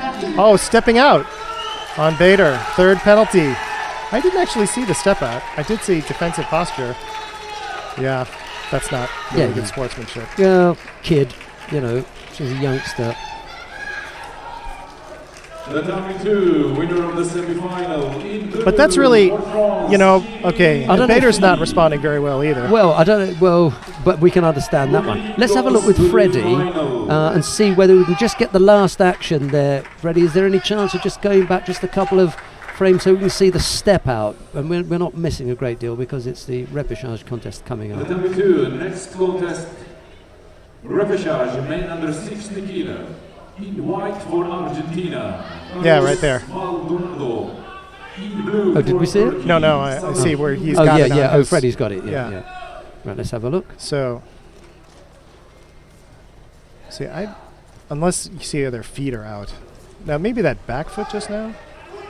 No, it's going to come up. Yeah. But she's super defensive. I mean, she's definitely not. She's pressing her out with that left hand. See, her feet were out of the frame. We just can't tell. Yeah, it's okay. Thanks, Freddie, for that. You know, and what happens here is there is no opportunity for Bekuri to take advantage of the situation that she's put him in because she stepped out. She's avoided, you know, getting caught up there. If you see what I mean. Yeah, well, Vader did that to herself. Yeah. She stopped playing positively. She stopped playing positive judo. You know, so she allowed the other player to come in and just, you know, prosecute a really good case. So she really has nobody to be upset with but herself. Aybek Ulu from Kyrgyzstan versus Yusufov from Azerbaijan. And Yusufov, nice ashiwaza for the Wazari.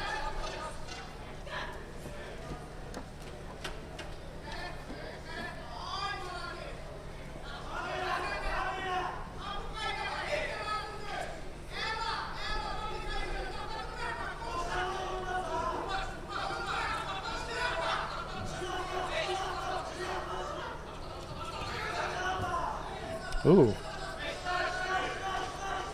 Aibek trying to come in for Sewanage or reverse Sewanage. Yusupov shutting him down. Oh, and he got the Wazari. Okay. Didn't quite see that after he was out of the frame. Down for a deep Kataguruma. But easily shut down by Aibek Ulu.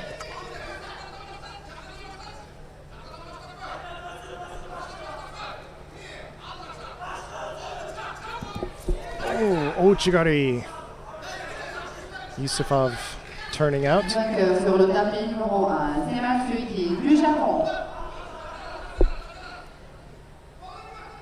Did we just see, it looks like Suematsu just beat the Mongolian. By Masarin.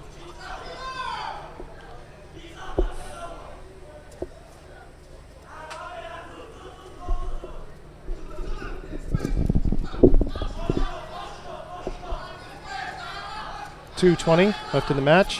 Yusupov, so clearly not playing defensively, really coming in and continuing to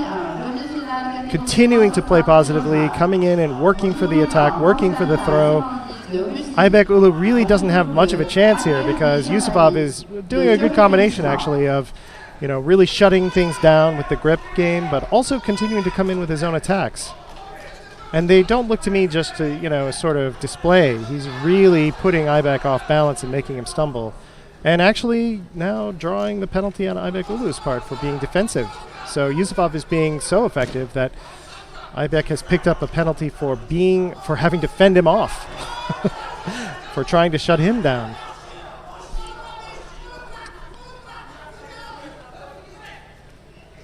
Uchimata! Oh, almost came up with the ashi on the way down. Yeah. So this is what it's such a different display. Here he's up by the Wazari, but the way that he's continuing to play, totally different from what we just saw Bader do, who just wanted to coast.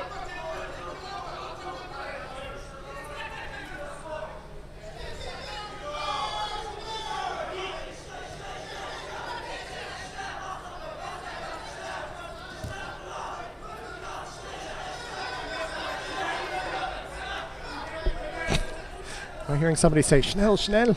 It's German. Really trying to get that turn. But, he's also clearly, I think, looking at the clock.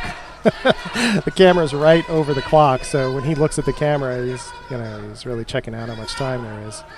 You can see that pretty clearly.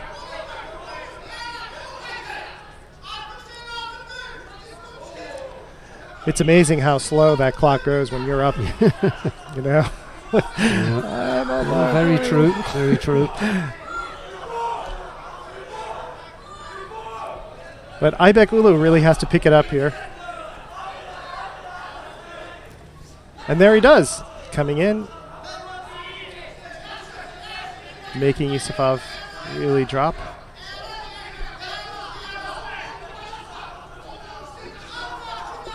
.25 seconds.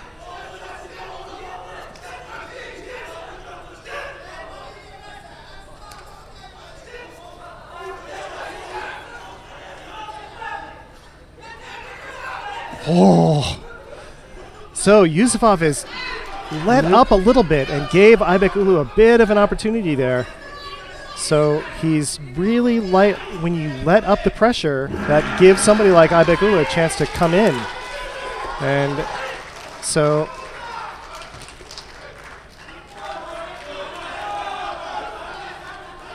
really strong match, well fought on both sides. Yusupov did a really smart job. He did that well, though. Yeah. I'm not sure who's here from Azerbaijan, but I get a feeling that they don't have the same kind of degree of control over their refereeing, because the celebrations sometimes are a little bit over the top, and even in that one, when the referee was looking to, calm him down, he was totally disregarded the referee. So it is possible that they're not as strict. Women 52 But I shall kilograms. speak to one of their staff when next we see them. We're going to go quickly down to mat number 1 because there's a semi-final down there that's poised nicely with 1 minute 20 odd seconds left to go. I know that Jean wanted to have a look again at Naomi Van Crevel and Semi-final we should watch. actual Kaibikan of Kazakhstan, but we'll have a look at this one and then maybe there'll still be time. Although there's another. No, there's a repechage after this, so yeah. And then there's a semi-final coming up on that too.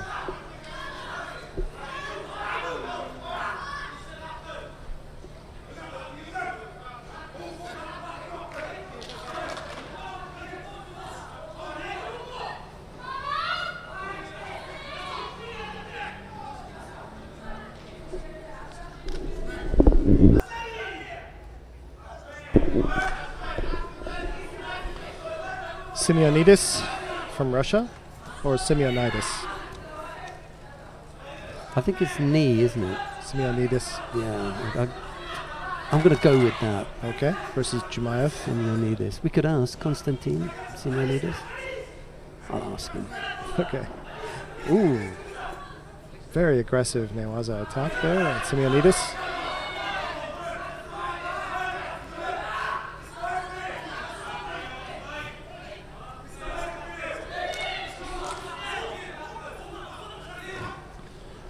Oh! Whoa! That was interesting. I think I saw 3 distinct attacks there. Simeonidis coming in, Jumayev countering, and then Simeonidis countering the counter. Like to see that again. I really think that should have been a throw on Simeonidis' part. Simeonidis came in for the initial, I think, Sewanage. Then he's countered, and then he takes away the counter. Watch this. In, and then he pulls him up, and then he drives him down. See that? Is there still enough? Yeah, for me, You know, it may have been enough there to claim the score. but they didn't. But he went just. Well, too far. there is a point here at which you can explain it. As he attempts to take him over, as Blue attempts to take Simeonides over, White's attack comes to an end. Right, So the next question is, how is it that Blue gets on his back? because I think Simeonidis rode him and took it to control back again. Right. No. There is a point at which you have to say Simeonides is now no longer in control of the attack there. Right. So this point, Blue is on his back. Right. Blue is on his back because he's attempting Sutemiwaza. We'll Let's show look it at it again. again. Yeah, let's Watch. look at it again. There are 3 phases here. Phase 1, White in control. Blue in control. No score. Blue is in control here. But Simeonidis, Simeonidis dodged that Sutemiwaza and came over the legs. He hadn't completed it. When does someone's Sutemiwaza end? When they're on their back, when they throw. How- But if how you did hit he- the ground first, How did he get on his back? because he was trying to throw. But then So there can be no score. As long as he got on his back, as long as he was on his back, because he was attempting Sutemiwaza, there can be no score for Simeonides. Okay, I accept that. It still was a brilliant part on Simeonidis' part to take control and get into the Osaikomiwaza. At the end, Simeonides is attempting to take control of that waza. There's no doubt about that. Yeah. But I see your point about why it wasn't a score. Why it wasn't a score. Yeah. Now, do I agree with it? That's a different question. But that's the way the rules go. Right, That's why you have the badge. Freddie knows exactly what's going on. He's not listening to our babble. He said, look, there's a semi-final on mat 2. I'm going up there. Leverkusen and Pimenta, this will be a really good one. But it is part of our job is to say, do we agree or not agree? Our job Do we really is understand? to say, do we understand why it is that there's been no score? Right. And in that instance, I would have looked to have given Simeonidis a score for the control on the way down. Right. The referee in the middle, who's an exceptionally experienced referee, looks at it and he doesn't give a score. So my next question is, well, Why why? not? Yeah. Why doesn't he? Because he was attempting the throw. Blue is going on his back. now. White ends up into control, so there's that middle part. Why am I in that middle part? This is where he says, look at me, I'm the one now who's trying this, and as a result of my trying this, I'm not going to try and turn off. I will land on my back in attempting the Sutemi-waza. And at that point you've got to say, was he attempting a Sutemi-waza? Yes. The third part is that if he was attempting Sutemi-waza and there was an attempted turnover, that means the last thing was an attempted Keishi-waza. Right. If in attempting the Keishi-waza, well, it doesn't apply there because he doesn't land on his back. There really just was not sufficiently enough control. Or for me, it wasn't about whether there was control or not. It was why was Blue on his back? He hadn't gone over as a result of that technique. Not the first one. We know that failed. Right. So we now have to look at the second phase, which is where he was attempting Sutemi-waza, and we know that Sutemi-waza puts you on your back. Right. That's where you close the book. Right. You know. Okay, so that's, I think, a perfectly acceptable analysis. However, so then, though, I go to other matches where you see very, very similar exchanges going, and people losing matches for exactly that kind of, it seems to me, exactly that same kind of dynamic where, somebody tries to throw, you try to do an unsuccessful Sutemi-waza counter, you end up on your back, and you get called for the ippon against you for it. Yeah. So, so that's why, I think, am I just missing something, or is there some, consistency issue? What is it? So, but that was a brilliant exchange regardless. 3 distinct, attacks there, brilliantly executed on both parts, ending up in this really wonderful pinning situation. Mm-hmm. I think I'll just enjoy that. Okay, Hagvasuren from Mongolia versus Pimenta from Brazil. I've seen both of these players today.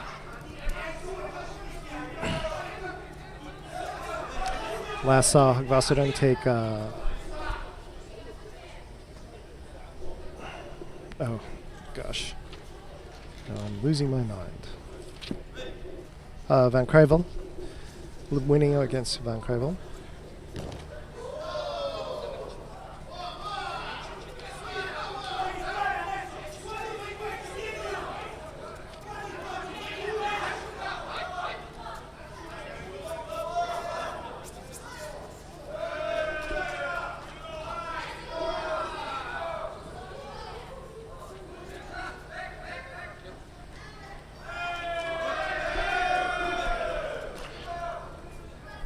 Okay, already 1 minute, just coming up on 1 minute left in the match. Both players penalized, 2 penalties each. No score. Pimenta really driving at the moment, really coming in strongly. But as we know, Hagvasuren is really good at shutting down attacks, really keeping them from being effective. Not so much being defensive, but just sort of being unassailable. In for a big tomonage. No real effect. Pimenta isn't even taken off her feet. Pimenta now being much more defensive. In for Ochigake, really. Working these inner Ashiwaza, and then down for a Sewanage. 11 seconds left.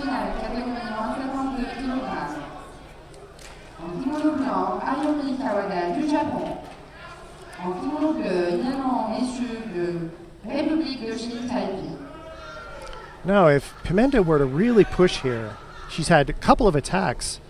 If she really pushed just a couple more in these last few seconds, she probably would draw that last penalty, but instead they both agree to take it easy in the last few seconds. So I think that's actually a little bit of a mistake on Pimenta's part. It's not a choice I would have made. As her coach, I wouldn't have advised her to make it. So just push her, keep pushing her.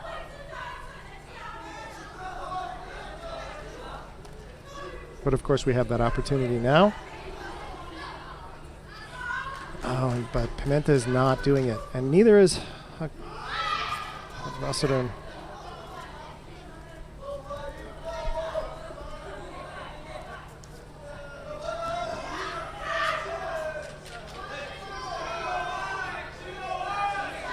So here's an interesting little pronunciation. As I've learned to work with Mongolian names, I actually asked the Mongolian coach once about, okay, I have these consonants all in a row. How do you pronounce this? LKH. It's really a very guttural kind of thing. Yeah, Hakfasuren. Yeah, yeah. But, you know, we can skip that and just go for kick out the KH, to be honest, because that's as close as we're going to come and go for a Lakfasuren. Yeah.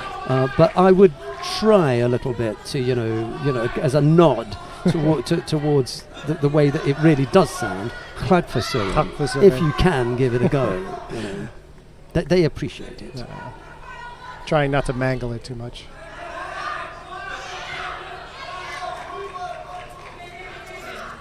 Yeah. Oh, big outside Ashiwaza, bringing Pimenta down, but not enough. Over a minute into golden score. Hakfasuren is pressing harder. So let's see that. I think that's 2. So if she gets a third. Big Sewanage. Oh, but Pimenta answers with her own. Was that enough? Was that?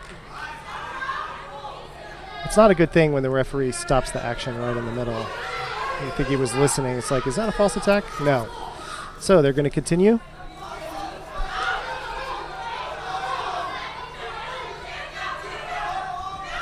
Fasuren in for her own Sewanage. Off the side. I'm afraid this is going to be in the match, which comes down to who gets the penalty first. Okay, 2 attacks by Pimenta. Ouchigari and then Sewanage. They have a hair break.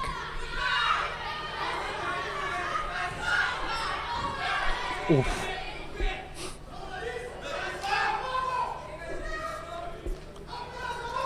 Kawada just brought on mat 1. Kawada just brought Shu from Taipei down. It looks like he hit her face on the mat.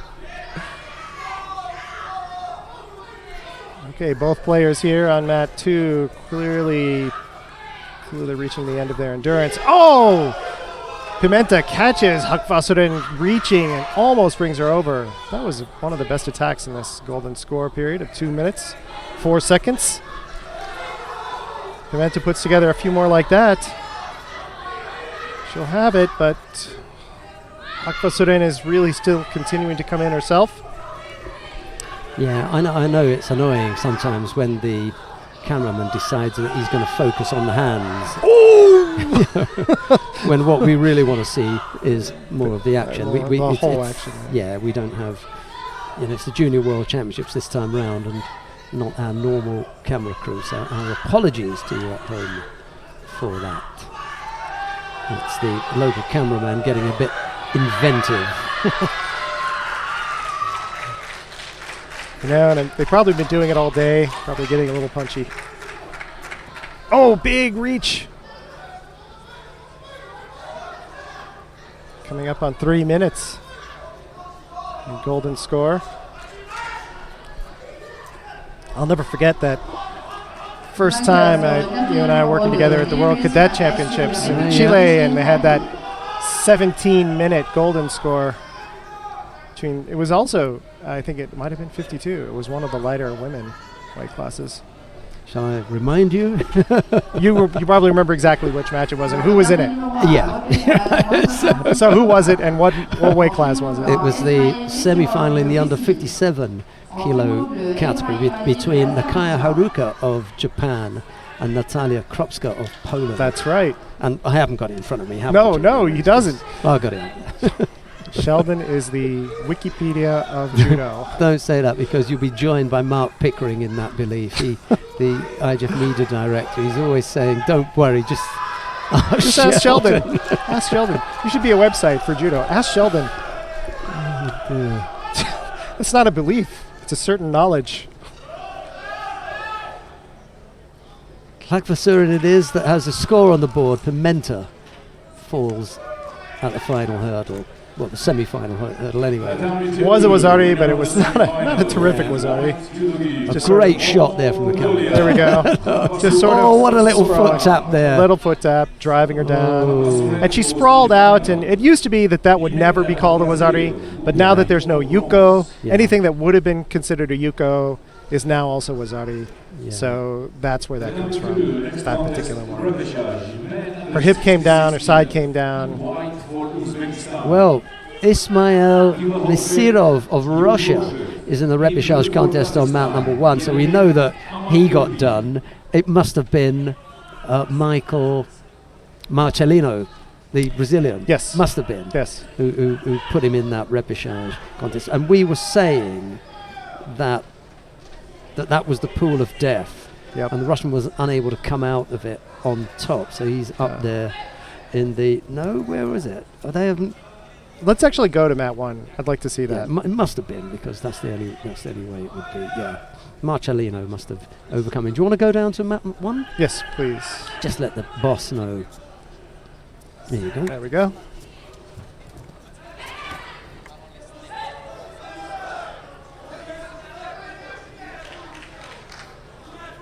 Because remember, Misirov was playing Marcellino, and he was being very, very That's right, careful. yeah. And he finally came in, and Marcellino caught him. Well, it was towards the end. We kind of knew that one of the big 5, although we only had the big 3 in there, we had Russia, Japan, and Brazil. We knew that one of those was going to come out on top, and it ended up with the number 1 seed, Michael Marcellino. He topped the pool. Mirisov went down into the repechage contest, and we're watching that now. Marcellino will go up against teammate William Lima of Brazil in the semi-final. That is coming up next here on mat 1.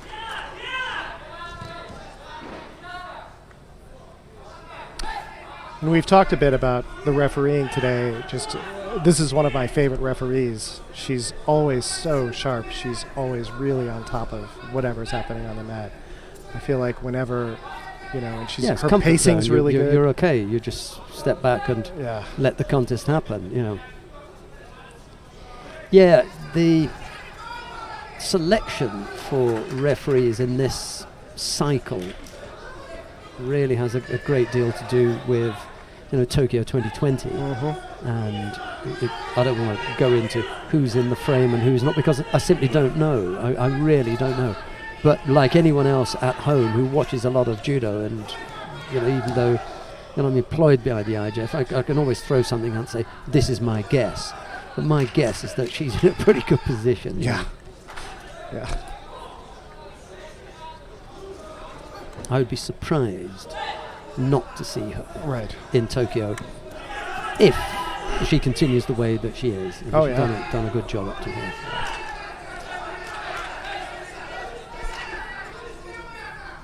So Misirov in white. Aliyev really bringing the match to Misirov, but neither one of them able to finish with just 1 minute left in the match. In regular score, regular time, Misirov has got 2 penalties, but you can see how he's really not playing as though he's worried about that. He's just continuing to play really good stand-up judo, really coming in. Look at that posture, I love it. Aliyev is, really, I think, hard-pressed, even though arguably, technically Misirov is down. If you were just to look at them play, you wouldn't say that just from watching how they're playing. Aliyev coming in for a big Sutemiwaza. Misirov riding it out. I think Misirov might, though, be picking up a 3rd penalty here, for passivity. Because Aliyev just had more, attack after attack after attack. Cameraman is off. Which is perfectly correct. But kind of a disappointing match finish for Misirov. So, semi-final now with Marcellino. Marcellino or Marcellino? I'll go for Marcelino. Yeah. Yeah. But now Freddie could tell us a little bit, because it does have that hint of Italian about it. But the Portuguese, you never know with them. It could be. But Brazilians. Freddie's going to come over and tell us. Here we go. You may get to hear the dulcet tones of Freddie yourself. Marcelino. Okay. We bow to your superior knowledge. And here we have the Marcelino Lima match. This all Brazil semifinal. Marcelo. Yeah. Marcelo. That none of Brazil wants to see. No, because they would much rather have this in the final. However, here it is one stage earlier. It's Marcelino in the white judogi, Lima in blue. And with commentary on this, it's Gene Shin. Here he is. And so this match, again, Lima has beaten Marcelino twice. And they have very different styles, but they also know each other really, really well. So not just because they played each other, competed against each other, but they clearly have trained together. So this is a very interesting thing to watch. Two people who know each other super well. They know their attacks. They know their risks. How do you then do something in a match to get the advantage? Different styles, but look at this. They're both taking a very, very similar guarded position. And Marcelino is playing differently than he has.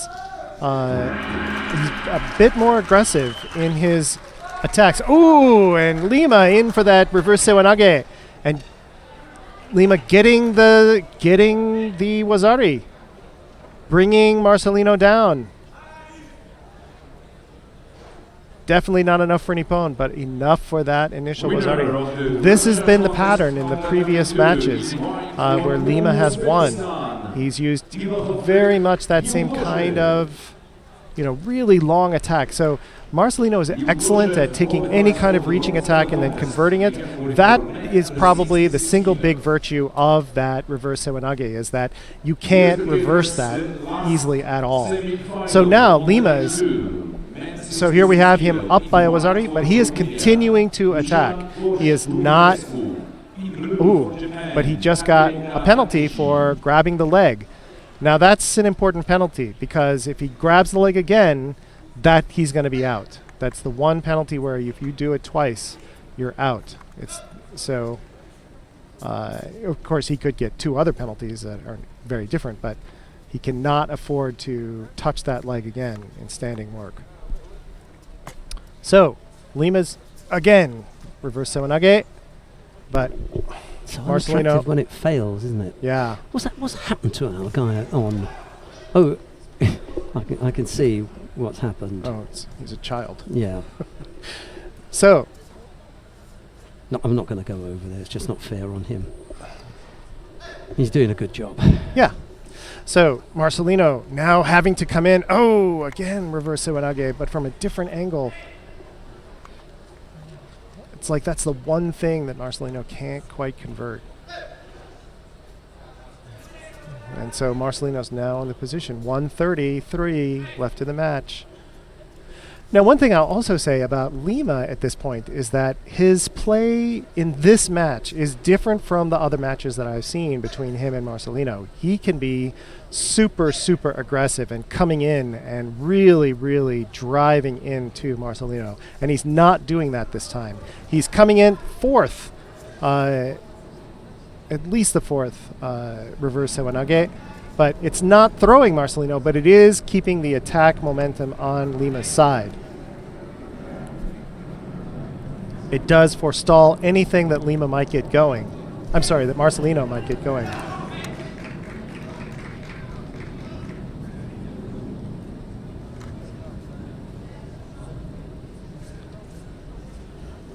Marcelino coming in. Oh, again, another. So Marcelino had an Ouchigari, and Marcelino responded with that reverse sewanage. And now they're burning up some of the clock there. 43 seconds left. Marcelino composing himself.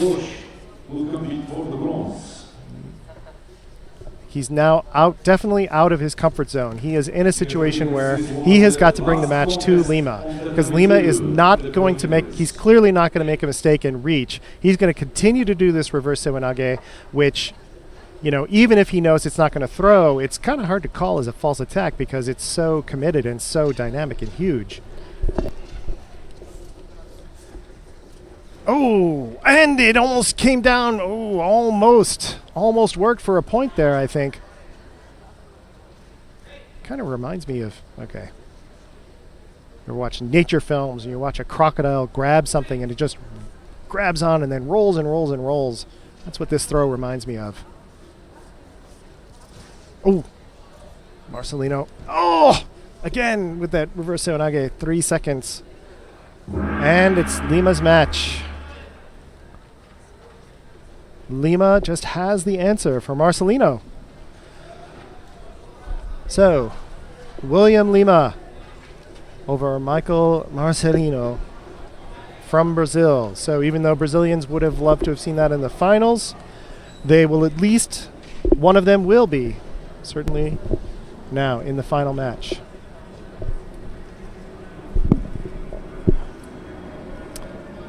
Really great sportsmanship there. Lima really consoling his countrymen and his adversary. Really wonderful. Here we go with the scoring reverse sewanage. And there it is. Ladies and gentlemen, this was the last. Well, he's done for him again. It was the higher seeded player who ended up on the receiving end. So what I suspect, what I see from here is that Marcelino has probably had better results overseas and has a higher seeding than Lima. Yes. And at home, the situation is different because you were saying that Lima's defeated him a couple of times. Now 3 times. Right, okay. Now, under normal circumstances, I've got a co-commentator who keeps an absolutely beautiful sheet, a beautiful contest sheet here. I don't have that. Sorry. I'm not knocking Gene. It's some people like to write and some people don't. But I should have made a point of either doing it myself or nudging Gene along in that direction. That neither of those things have happened. So what I'm going to tell you is that it's 20 odd past 2. We'll be back at 4 o'clock with the final block. I'm going to ask Gene if he can remember, just from memory, a few of the names that we should be looking at. The final, by the way, in the under 48 kilo category is Koga Wakana of Japan should be up against Shireen Bouclé of France, and we saw Shireen Bouclé on a couple of occasions. She looked quite sharp, didn't she? Yes, she did. Nice throwing techniques and things. Yep. And then the other was Lima, who we've just seen. Anybody who's been watching that could have picked that up. But Right. I can assure you that in future we will have a much better take on things, because we'll just be that little bit better at writing them down. So our apologies for not having done that, but we were so taken up with watching the action ourselves. Right. Yeah? Yeah. Okay, so next time round we'll do that. And again, apologies for that today. But from Gene Shin and myself, we'll be back at 4 o'clock. It's bye-bye for now. Bye-bye.